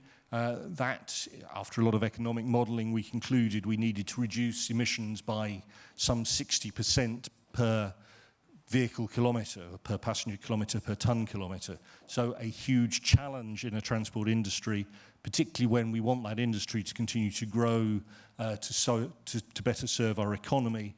And at the time, and I'm not sure we've rerun the simulation since, but at the time we were still reckoning on a growth of something like 50% in terms of passenger kilometres and 80% in tonne kilometres. So that 60% reduction was not from, that was actually in terms of the reduction per vehicle, more like 80 or 90%. That was a huge challenge. That challenge, if anything, has got more difficult subsequently because, of course, last year in COP21 in Paris, the Commission and the Member States signed up, at least on a best endeavours basis, not to reach the 2 degrees Celsius target that was the premise of the white paper, but a 1.5 degree increase. So if we're to achieve that, that means there's a great deal that we have to do in terms of transforming the system. How might we do that? Well, there are, I think, 4 themes that we will be looking at through transport research, and I'll come back to how we're actually doing this in detail in a minute. But the 4 basic themes are improving the efficiency of existing vehicles. In aviation, of course, we see a lot of that work being done by the Clean Skies JU, a lot of work going on in the green vehicles area in road transport, and we've recently set up Shift to Rail in rail transport, another joint undertaking like SESAR, which again is aiming at improving the efficiency and attractiveness of rail. Of course, there are quite a lot we can achieve with vehicle efficiency, but considerable limits. Some of our friends in the road transport domain keep talking to us about more efficient internal combustion engines. Well, that's great, but we're not going to have an internal combustion engine which reduces fuel use, CO2 output on its own by the 80 or 90% we need. So we clearly need to do many other things as well. And the second thing we can do, and of course this is exactly where we are with SESAR, is increasing system efficiency, ensuring that we don't waste time, we don't waste energy in terms of unnecessary vehicle movements, going further than we need, stuck in congestion, in inefficient modes of operation. So a huge emphasis in research on those systems which make control more efficient.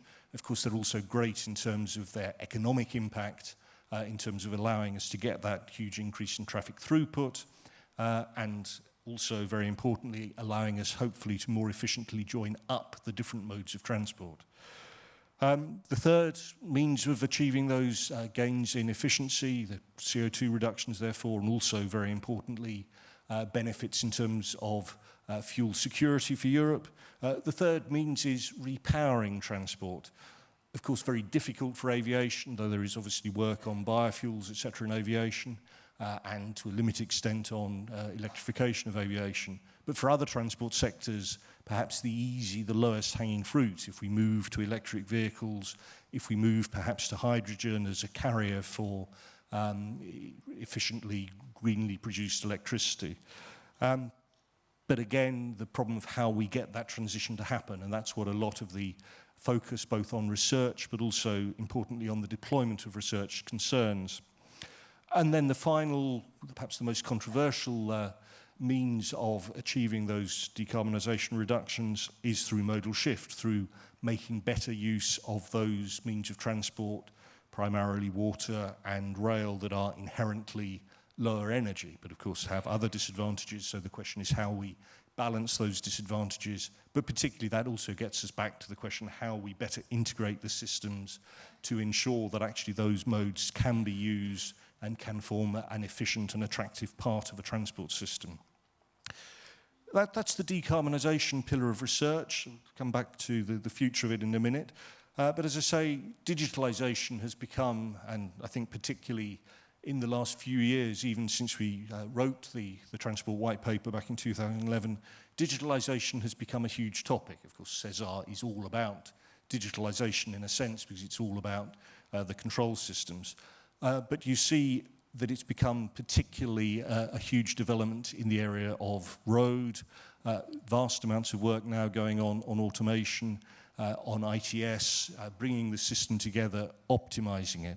And of course, this is something which we are extremely keen to support because it is obviously the way forward for our industries, many commercial benefits from it. And if we don't support that work, if we don't achieve the benefits from it, then very clearly people in other parts of the world are going to do that and we will lose those industries. So it's work that we have to support. But it's also work which we have to ensure goes in the right direction. The road industry, unlike aviation and unlike rail, up to now has not really been a systems industry. As you all know from aviation, and we were talking about it in some of the sessions earlier, you always have a chicken and egg problem that you deploy new kit on the aircraft, and that actually is only of any value if you've also deployed that kit on the ground in the air traffic controls situations. And of course, you have exactly the same issues in rail.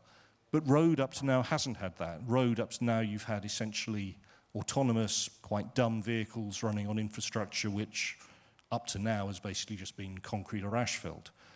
But as we transition towards automation in the road industry is actually going to have to learn exactly the same issues, the same problems that we see and know well from aviation and rail, where actually you've got to have strong, robust standards, you've got to have certification systems, you've got to have a way of actually allowing a system to evolve as a system. And interestingly, our colleagues in the road research area are now beginning to recruit people from rail and aviation where they have had the experience of these system problems in the past, so that they can learn from them and actually hopefully build into the systems that they're developing and deploying now some of the accumulated learning from other sectors of transport.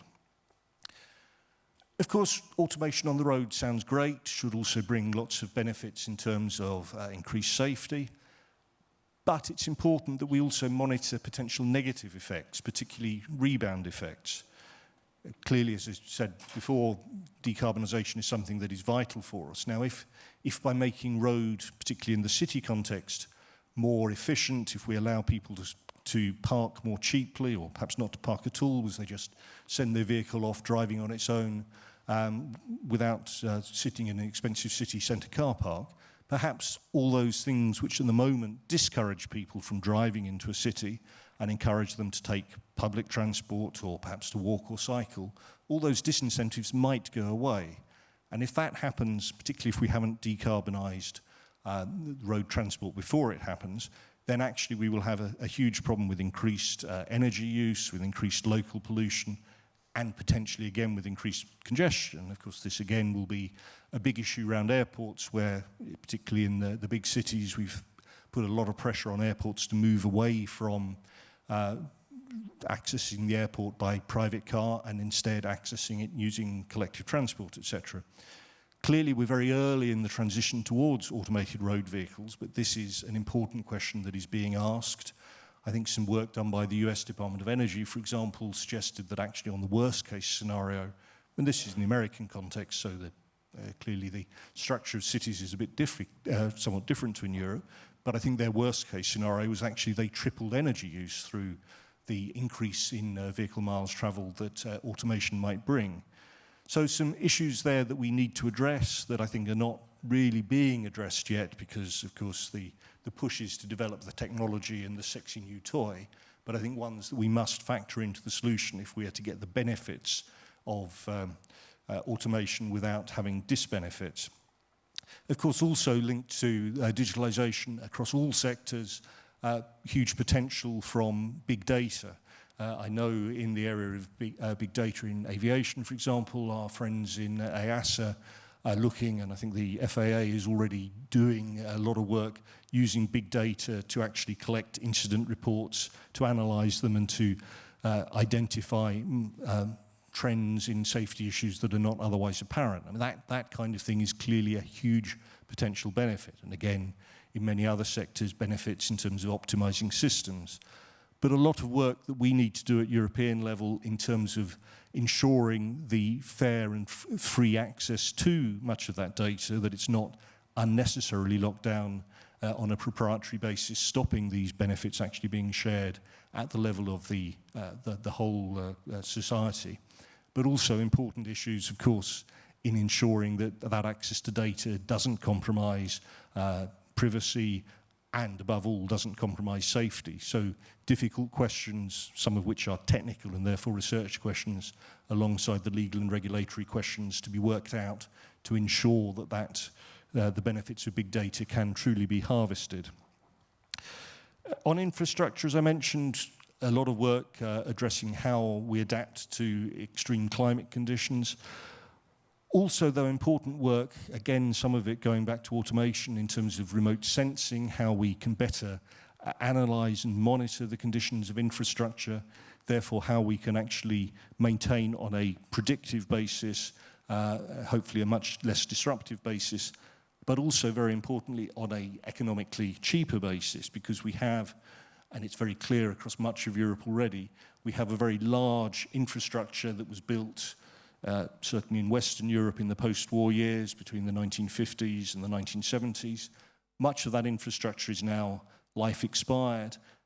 Maintaining that infrastructure, particularly in a time of financial austerity, but also simply maintaining that infrastructure when it is under heavy load, is again a huge challenge. So we need to find more effective, better solutions for that, and that's a strong thrust of our research.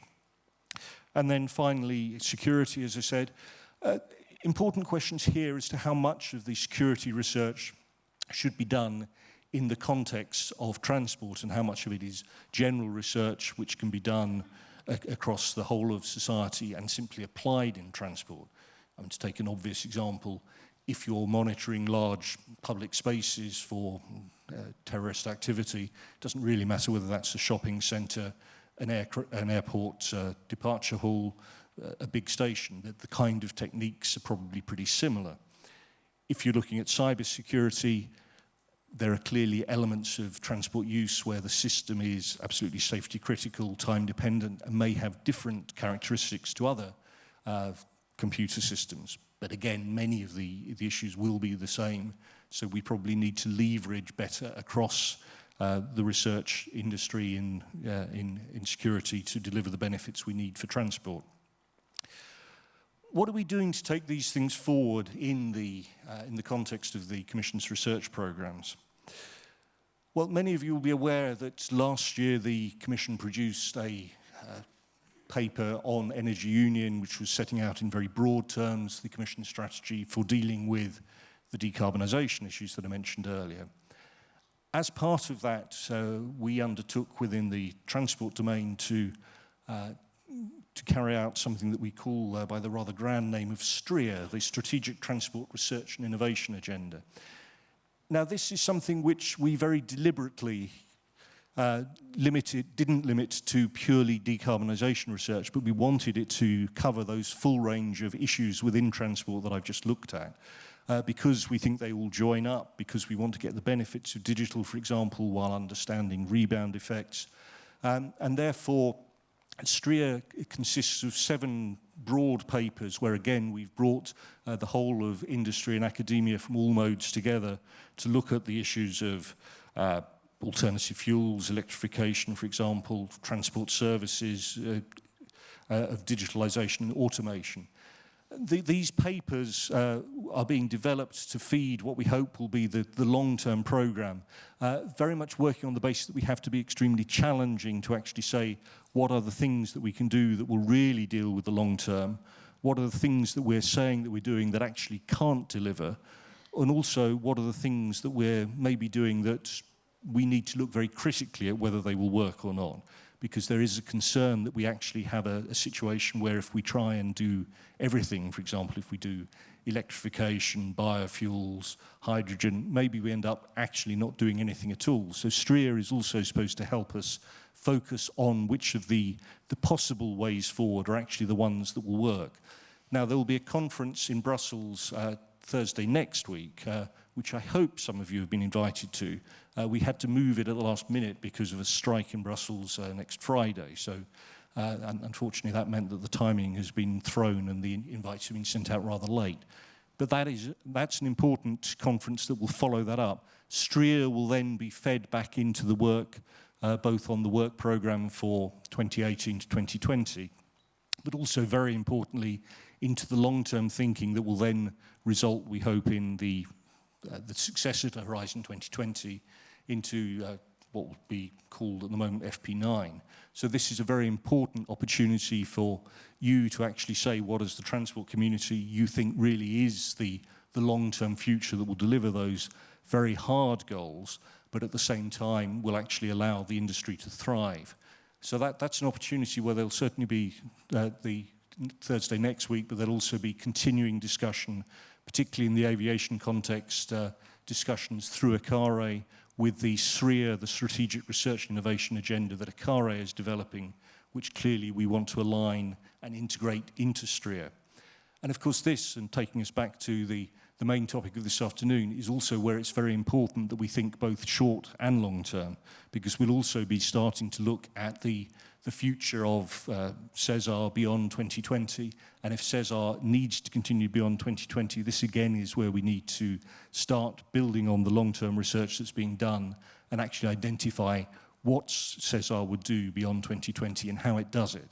Because although SESAR 2020 is only just getting started, we're already into the midterm review of it, so actually looking to the next period is work that's already about to start. So I'd be very interested in your views on how we take that forward. Thanks. Thank you very much, Keir. Thank you, Keir, for giving us that big picture in terms of transport research in Europe. We're now going to dive a little bit into the long-term and innovative research that's been carried out in SESAR 1 under Work Package E. And I'm very happy to welcome Colin McKiff from Eurocontrol, who was the Work Package E Work Package leader. Colin.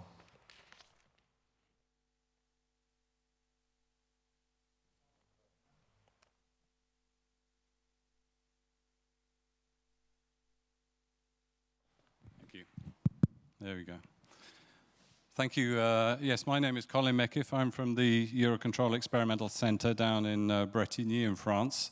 And I've been the leader of SESAR Work Package E for the last 5 years. Work Package E is the rather unhelpful name for the long-term and innovative research program that's happened in SESAR.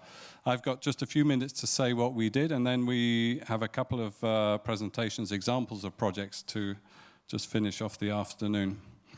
This is quite an old work breakdown structure. Those of you who've been in from the beginning might recognize this. I included it to basically show that Work Package E, way up in the top right, has been there right from the beginning. And in fact, it was there way back in the definition phase. The people working on that decided that we must have some investment which is outside the industrial program, which is the main thrust, pre-implementation, industrial validation, and so on, but which allows us to look outside and beyond that rather fixed idea of a program. So it was called Work Package E. You see Work Package B, C. I don't know what happened to Work Package D, but whether it even existed. One of the things we've had is we've always been a little bit small, so you need a magnifying glass sometimes to see us, but we've always been there right from the beginning. This has been run by the Eurocontrol Experimental Centre, by a small team. I think because we had quite a good past in innovation, research and management and so on. I should say we've did this on behalf of the SJU. Excellent collaboration initially with Peter Hotham. I saw Jean-Luc Marchand walking around somewhere. I don't know if he's in the room. And more recently, Stella. So that's worked very well at all levels, I think. We had a very limited budget. 23 million is just over 1% of the overall SJU budget, which is not very much. But we did, I think, I'll just show you in the next couple of slides, I think we got good value for money. We managed to fund more than 70 organizations. Some of them didn't get very much, of course, as you can imagine. But for example, an average project funding was about 500k euros with between 2 and 4 partners. You can see the breakdown. Universities, I think we had 20, 22, 23 universities, then R&D centers and industry and SMEs broken down like that. One of the things we wanted to do, one of the things we were very, very keen to do is not just to do stuff, do research, but build a legacy, something which will remain after SESAR, a research capability. And that's what I think we've done. It's a challenge for SESAR 2020 now to actually continue that. What did we do? We did 3 things, essentially. We had something called research networks. They were more or less like the old thematic networks. I won't go into details. You can see what they did, all the studies, books, summer schools, a number of workshops and so on. You can see what they're called here. We actually wanted to organize a number of networks and as hubs of the research projects. It didn't quite work out, but we had these 2 very good networks. All I can do is recommend that you go on the websites, because all the information about all this stuff that they've done, all the PhDs and many projects, is available through those websites, which are very good. The second thing we did was projects. We ran with our limited budget, 40 research projects. They were rather open in the call, but we sort of gave them guidance in this set of themes here.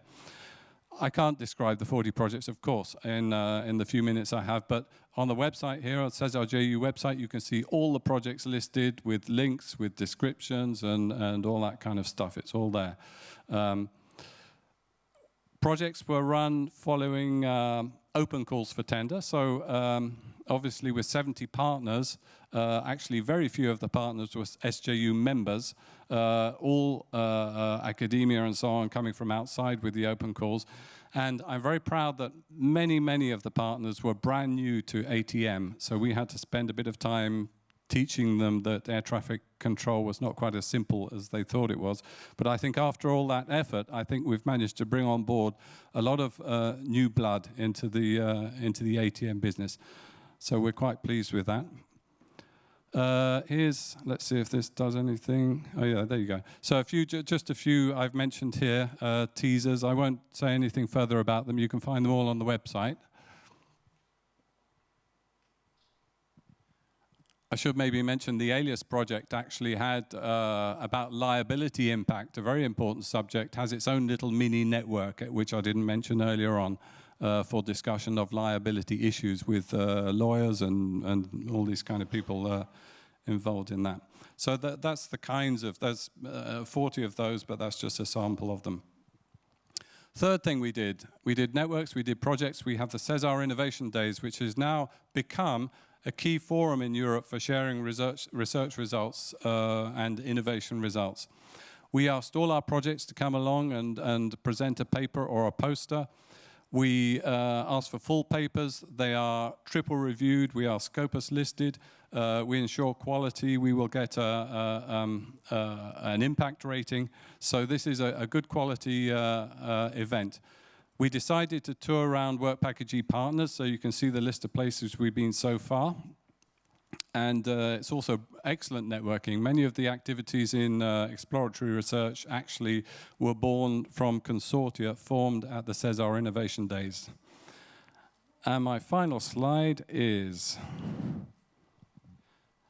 the next one is, I'm told that Delft in November is always looks like that. The next one is 8th to 10th of November. Technical University of Delft will be hosting us. The call for papers for that is open now. So if you have researchers in your organization who would like to try publishing their ideas, get something reviewed by professionals and see if they come up to scratch, or if they would like to submit a poster, come and say what they're doing and have some networking and discussion with people, then please have a look at the website there and send us a proposal. So that's all I have to say on Work Package E, David. Excellent.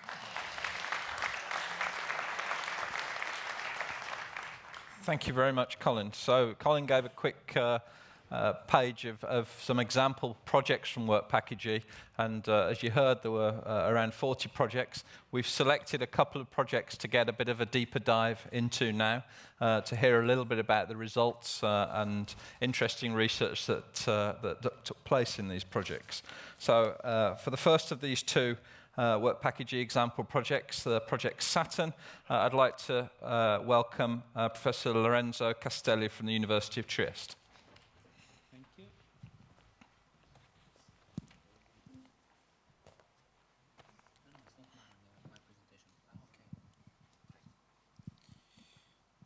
Okay, so good afternoon.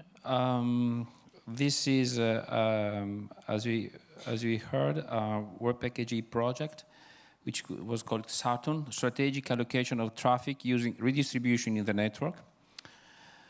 The research question we wanted to address is whether it would be possible to design some market-based mechanism to redistribute the air traffic at the European level, but we would like to stay at the strategic level. I'm going to talk about that later on. The reason is that we were motivated by the charging regulation 391/2013 and mainly by Article 16. Article 16 mainly says that we can change the road charging according to the level of congestion of the network in a specific area or on a specific route at specific times. As you know, right now, unit rates are fixed per country. They don't depend on the place. They don't depend on the hour. But it is legally allowed to make this differentiation. And to the best of our knowledge, there was no studies on this. We make the proposal, and we were funded. And the reason I think is it was, and I think still is, an interesting topic is because this is an example. This is taken from a report that you can find was published from Eurocontrol in 2013. And the clear point is that if you fly a longer route to Croatia, this, even if it is longer, because of the lower unit rate in Croatia, this offsets the fact that you have to spend more for fuel, maintenance, and so on. But there are plenty of examples like this in Europe right now, that if you fly, the current system already is a pricing mechanism. So the current system, the current route charging system right now makes the fact that it sometimes, especially now that the fuel costs are lower, if you fly longer, you can have some economic benefit because of the charging system. So we have a consortium of 4 universities, as let me say, a truly pan-European consortium. We have the University of Westminster in London. We have the Faculty of Transport and Traffic Engineering in Belgrade. We have the Université Libre de Bruxelles, and that's us in Trieste, which is a small town not too far from Venice in the north of Italy. We investigated mainly 2 pricing policies. One is the first thing that might come into the mind of one person. So is a peak load pricing. You assign a higher rate where and when there is a peak demand is expected, and lower rate for off-peak areas and times. This is well known in road transport, in other transport modes. So it's it was the first application, I think, to the ATM. And then there was another pricing policy which tried to compensate and to give some incentive to the users to the reduced uncertainty by flight intention earlier. So to give some predictability to the SPS users, to the NASP, sorry, to give some predictability to the NASP. One good thing of this project, I think, is that we had the opportunity to model one busy day of traffic in Europe. Was the 12th of September 2014, which was the 4th busiest day. So we could model 30,000 flights. We had the opportunity, we have the University was missing in the team, so we have the opportunity to use the new data on the cost of the operational cost of the airlines, on the new clustering of aircraft. So we have a traffic sample of 2014. You have the cost, the operational cost of 2014 and the unit rate of 2014, of course. And we made a categorization of airlines according to the way, as you can see here. So we use the data provided by Eurocontrol on DDR2.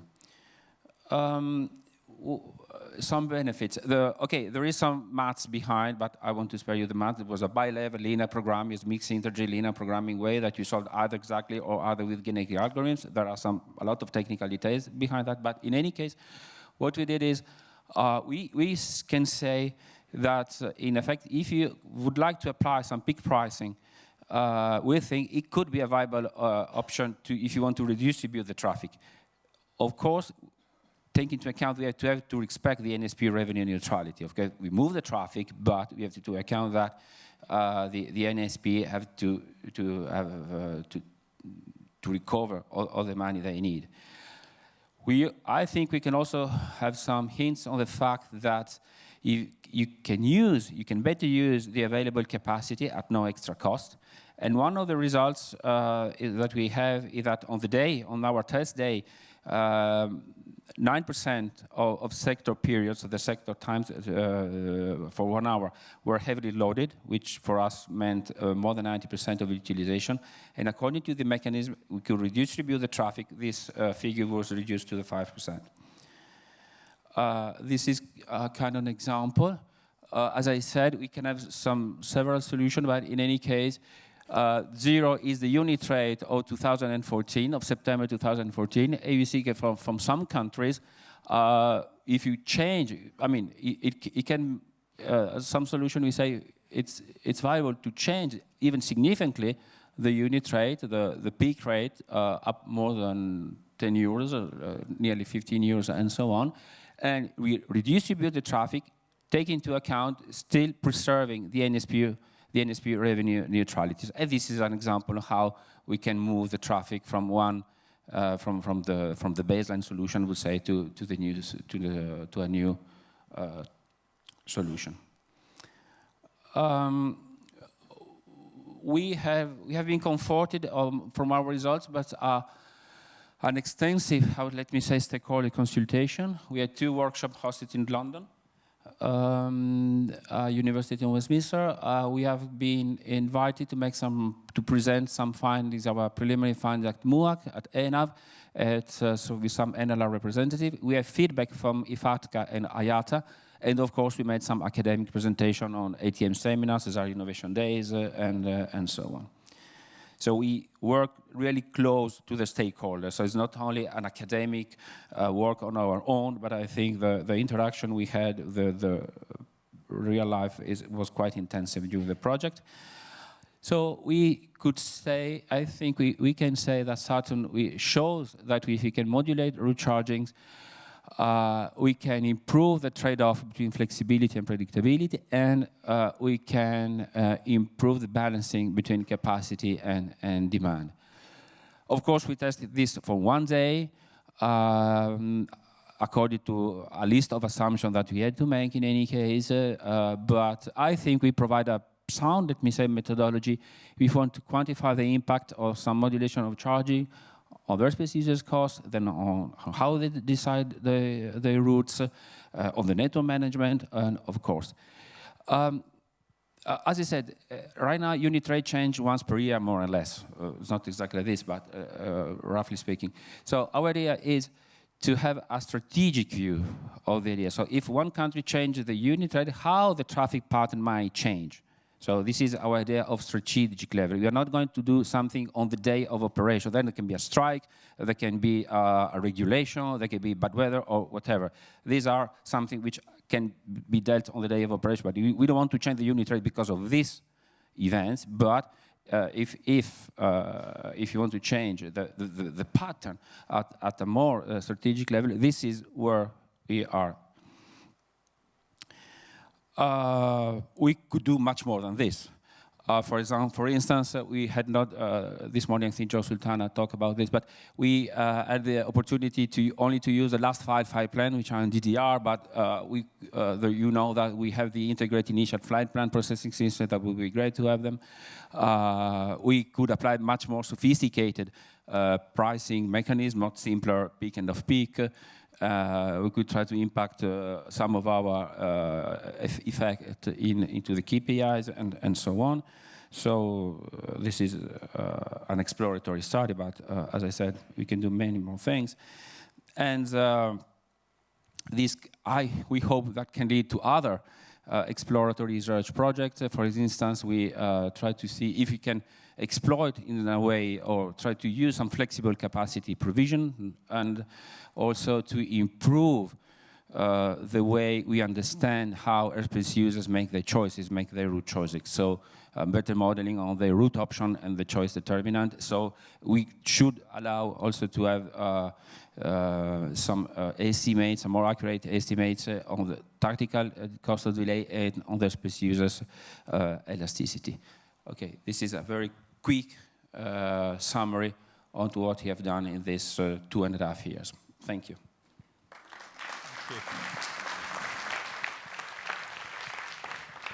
Thank you very much.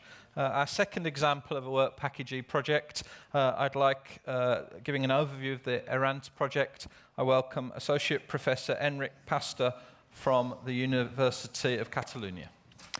Okay, thank you very much. Good afternoon, everybody.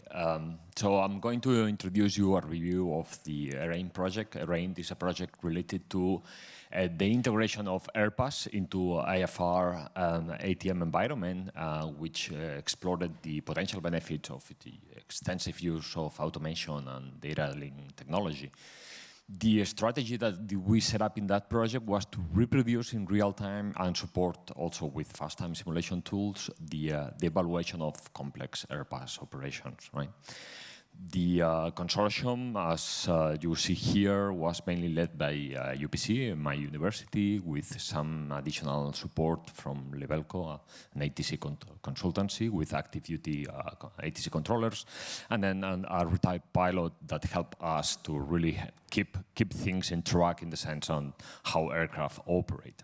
But before going forward, I would like also to obviously thank the support from SESAR, which provided us with additional ATC controllers for a number of exercises, and especially the wise management from Eurocontrol during these few years in which the project lasted.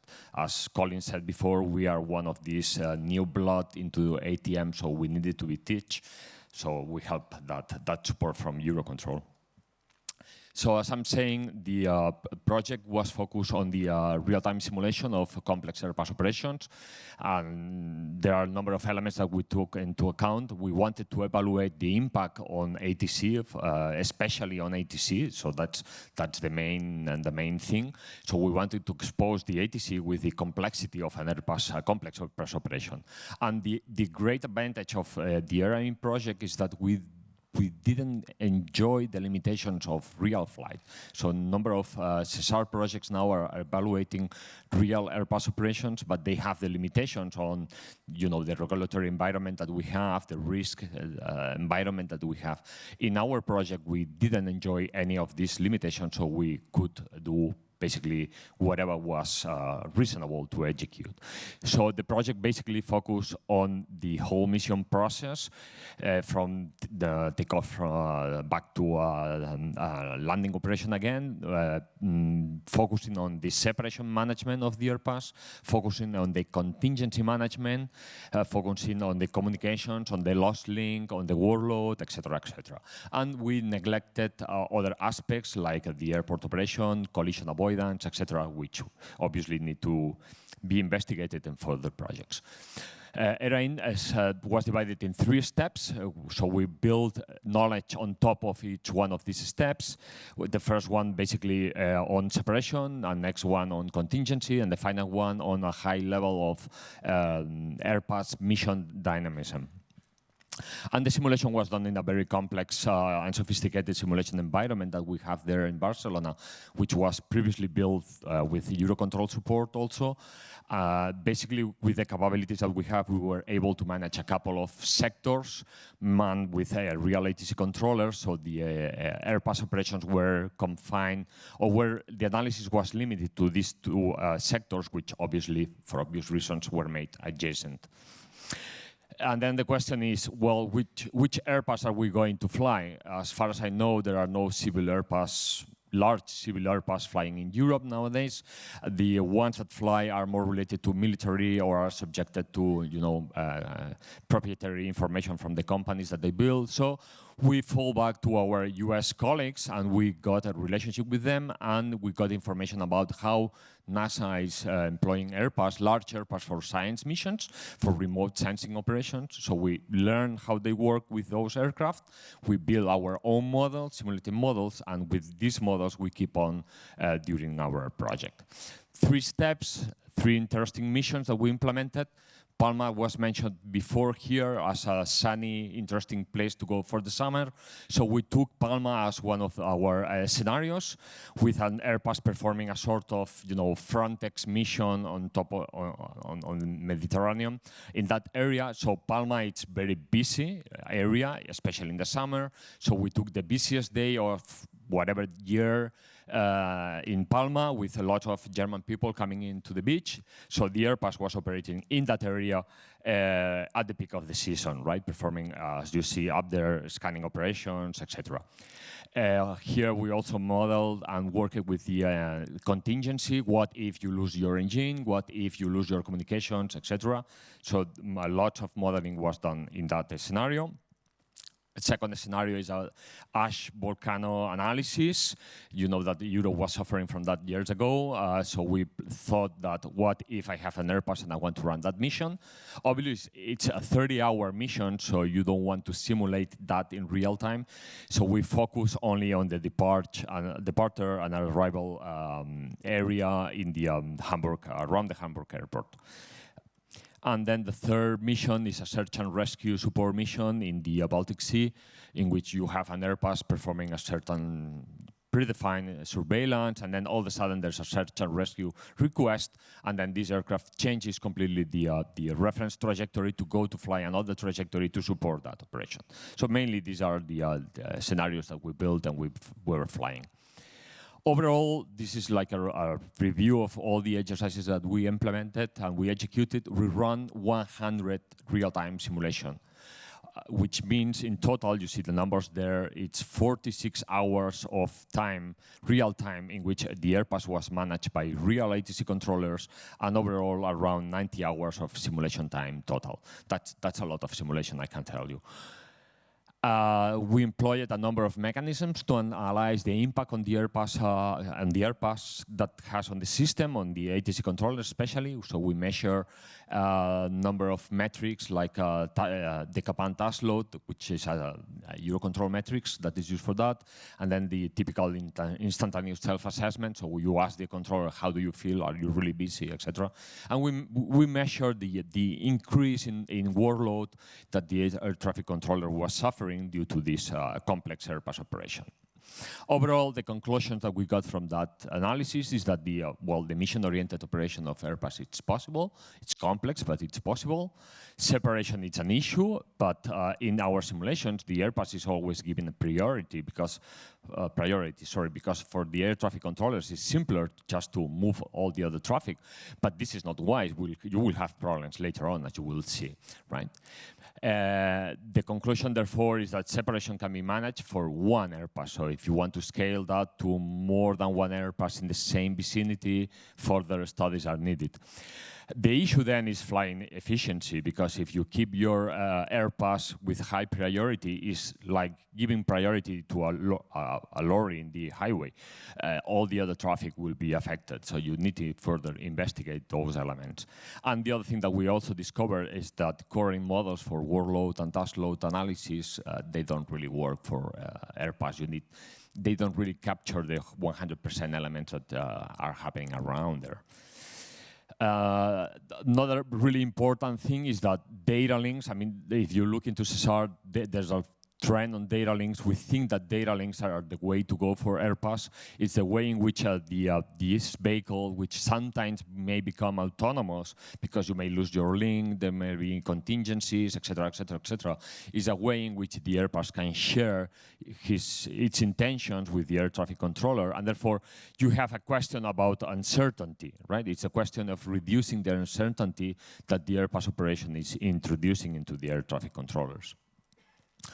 Other elements that we were exploring is this contingency analysis. We performed a number of contingency emergencies, loss of engine with both the Global Hawk and the smaller Reaper UAV, and loss link. In both situations, the results were what you expect. Obviously, you have an emergency, you have an increase of workload because you have an emergency, you have to manage that, you have to clear the traffic so that the emergency can carry on.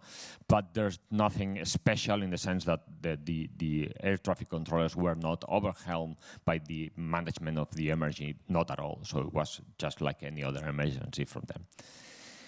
And then the question now is that SESAR tends to be for the trajectories. So the key thing now is understanding how to make those airpass trajectories 4D. There's a big issue in terms of research that we need to keep working, is in terms of the prediction of the airpass operation. Airpass don't have the same performance as airliners, so they fly high, they fly slow, they fly for a long time, but in general they underperform. So there's a better research in terms of understanding those performance and the impact that those performance were going to introduce to support. Obviously, you need to support lots of algorithms based on that performance, right? Just to mention that in collaboration also with Bretigny, we implemented a number of performance models. The Global Hawk and the Reaper models were developed in collaboration with them, and now they are public for all those people that work with BADA, so it's available for them. And just to finalize, to mention, well, we have these 100 trajectories with lots of hours of simulation. We are working on making this data available in the long term for people that makes to do further airpass research. So we want to make it publicly available in some server eventually. So we are working in that direction in terms of the legal issues related to that, but eventually it will get to that point. Thanks a lot.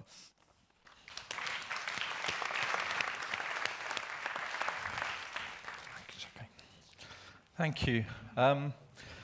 So you've heard a little bit of a view on the exploratory research that we've done within SESAR 1. Exploratory research, long-term and innovative research, is a vital part of the work we do in ATM. It's part of introducing new ideas, innovative solutions that are less constrained by some of the factors that affect the industrial research that we do. We can make best use of all of the knowledge and best practice from other industries. Kia mentioned the issues of cybersecurity, which become a hot issue for us in ATM. There's an awful lot of work existing outside ATM that we can bring into the ATM business and use the innovative research within SESAR to channel this into the industrial research that we do. If you think that innovative and long-term research is sometimes a bit detached from the hot issues, I just come back to the session we've just had. We've talked about cybersecurity. We've talked about RPAS integration. We've talked about liability issues. We've talked about data link. That's pretty much the checklist of the hot issues in ATM today. And they're all addressed in some way in the work we do in the long-term and innovative research. And it's through this work that we can bring in actually the new ideas that can change the way we think about it and improve the industrial research that we do in the future.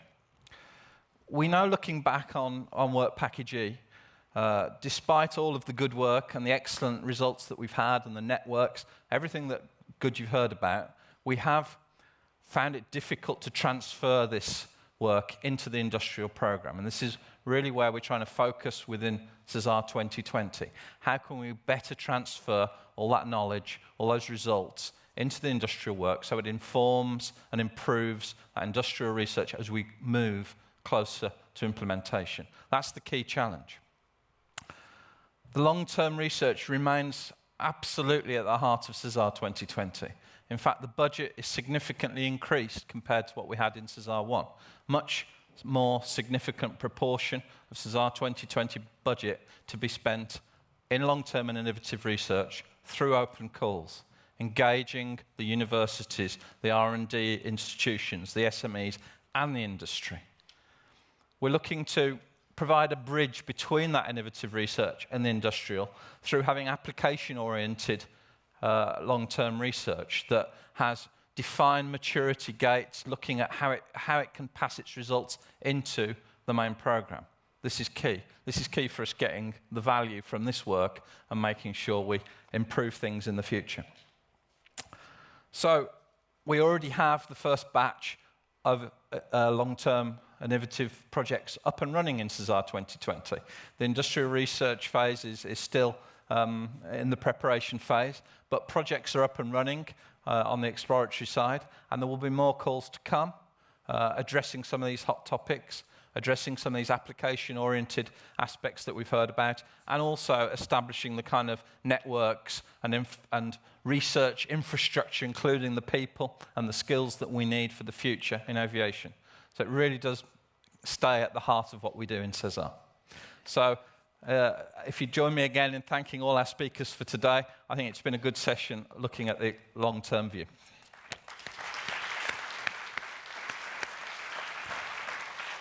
Don't go anywhere yet. There's a few logistics to talk about.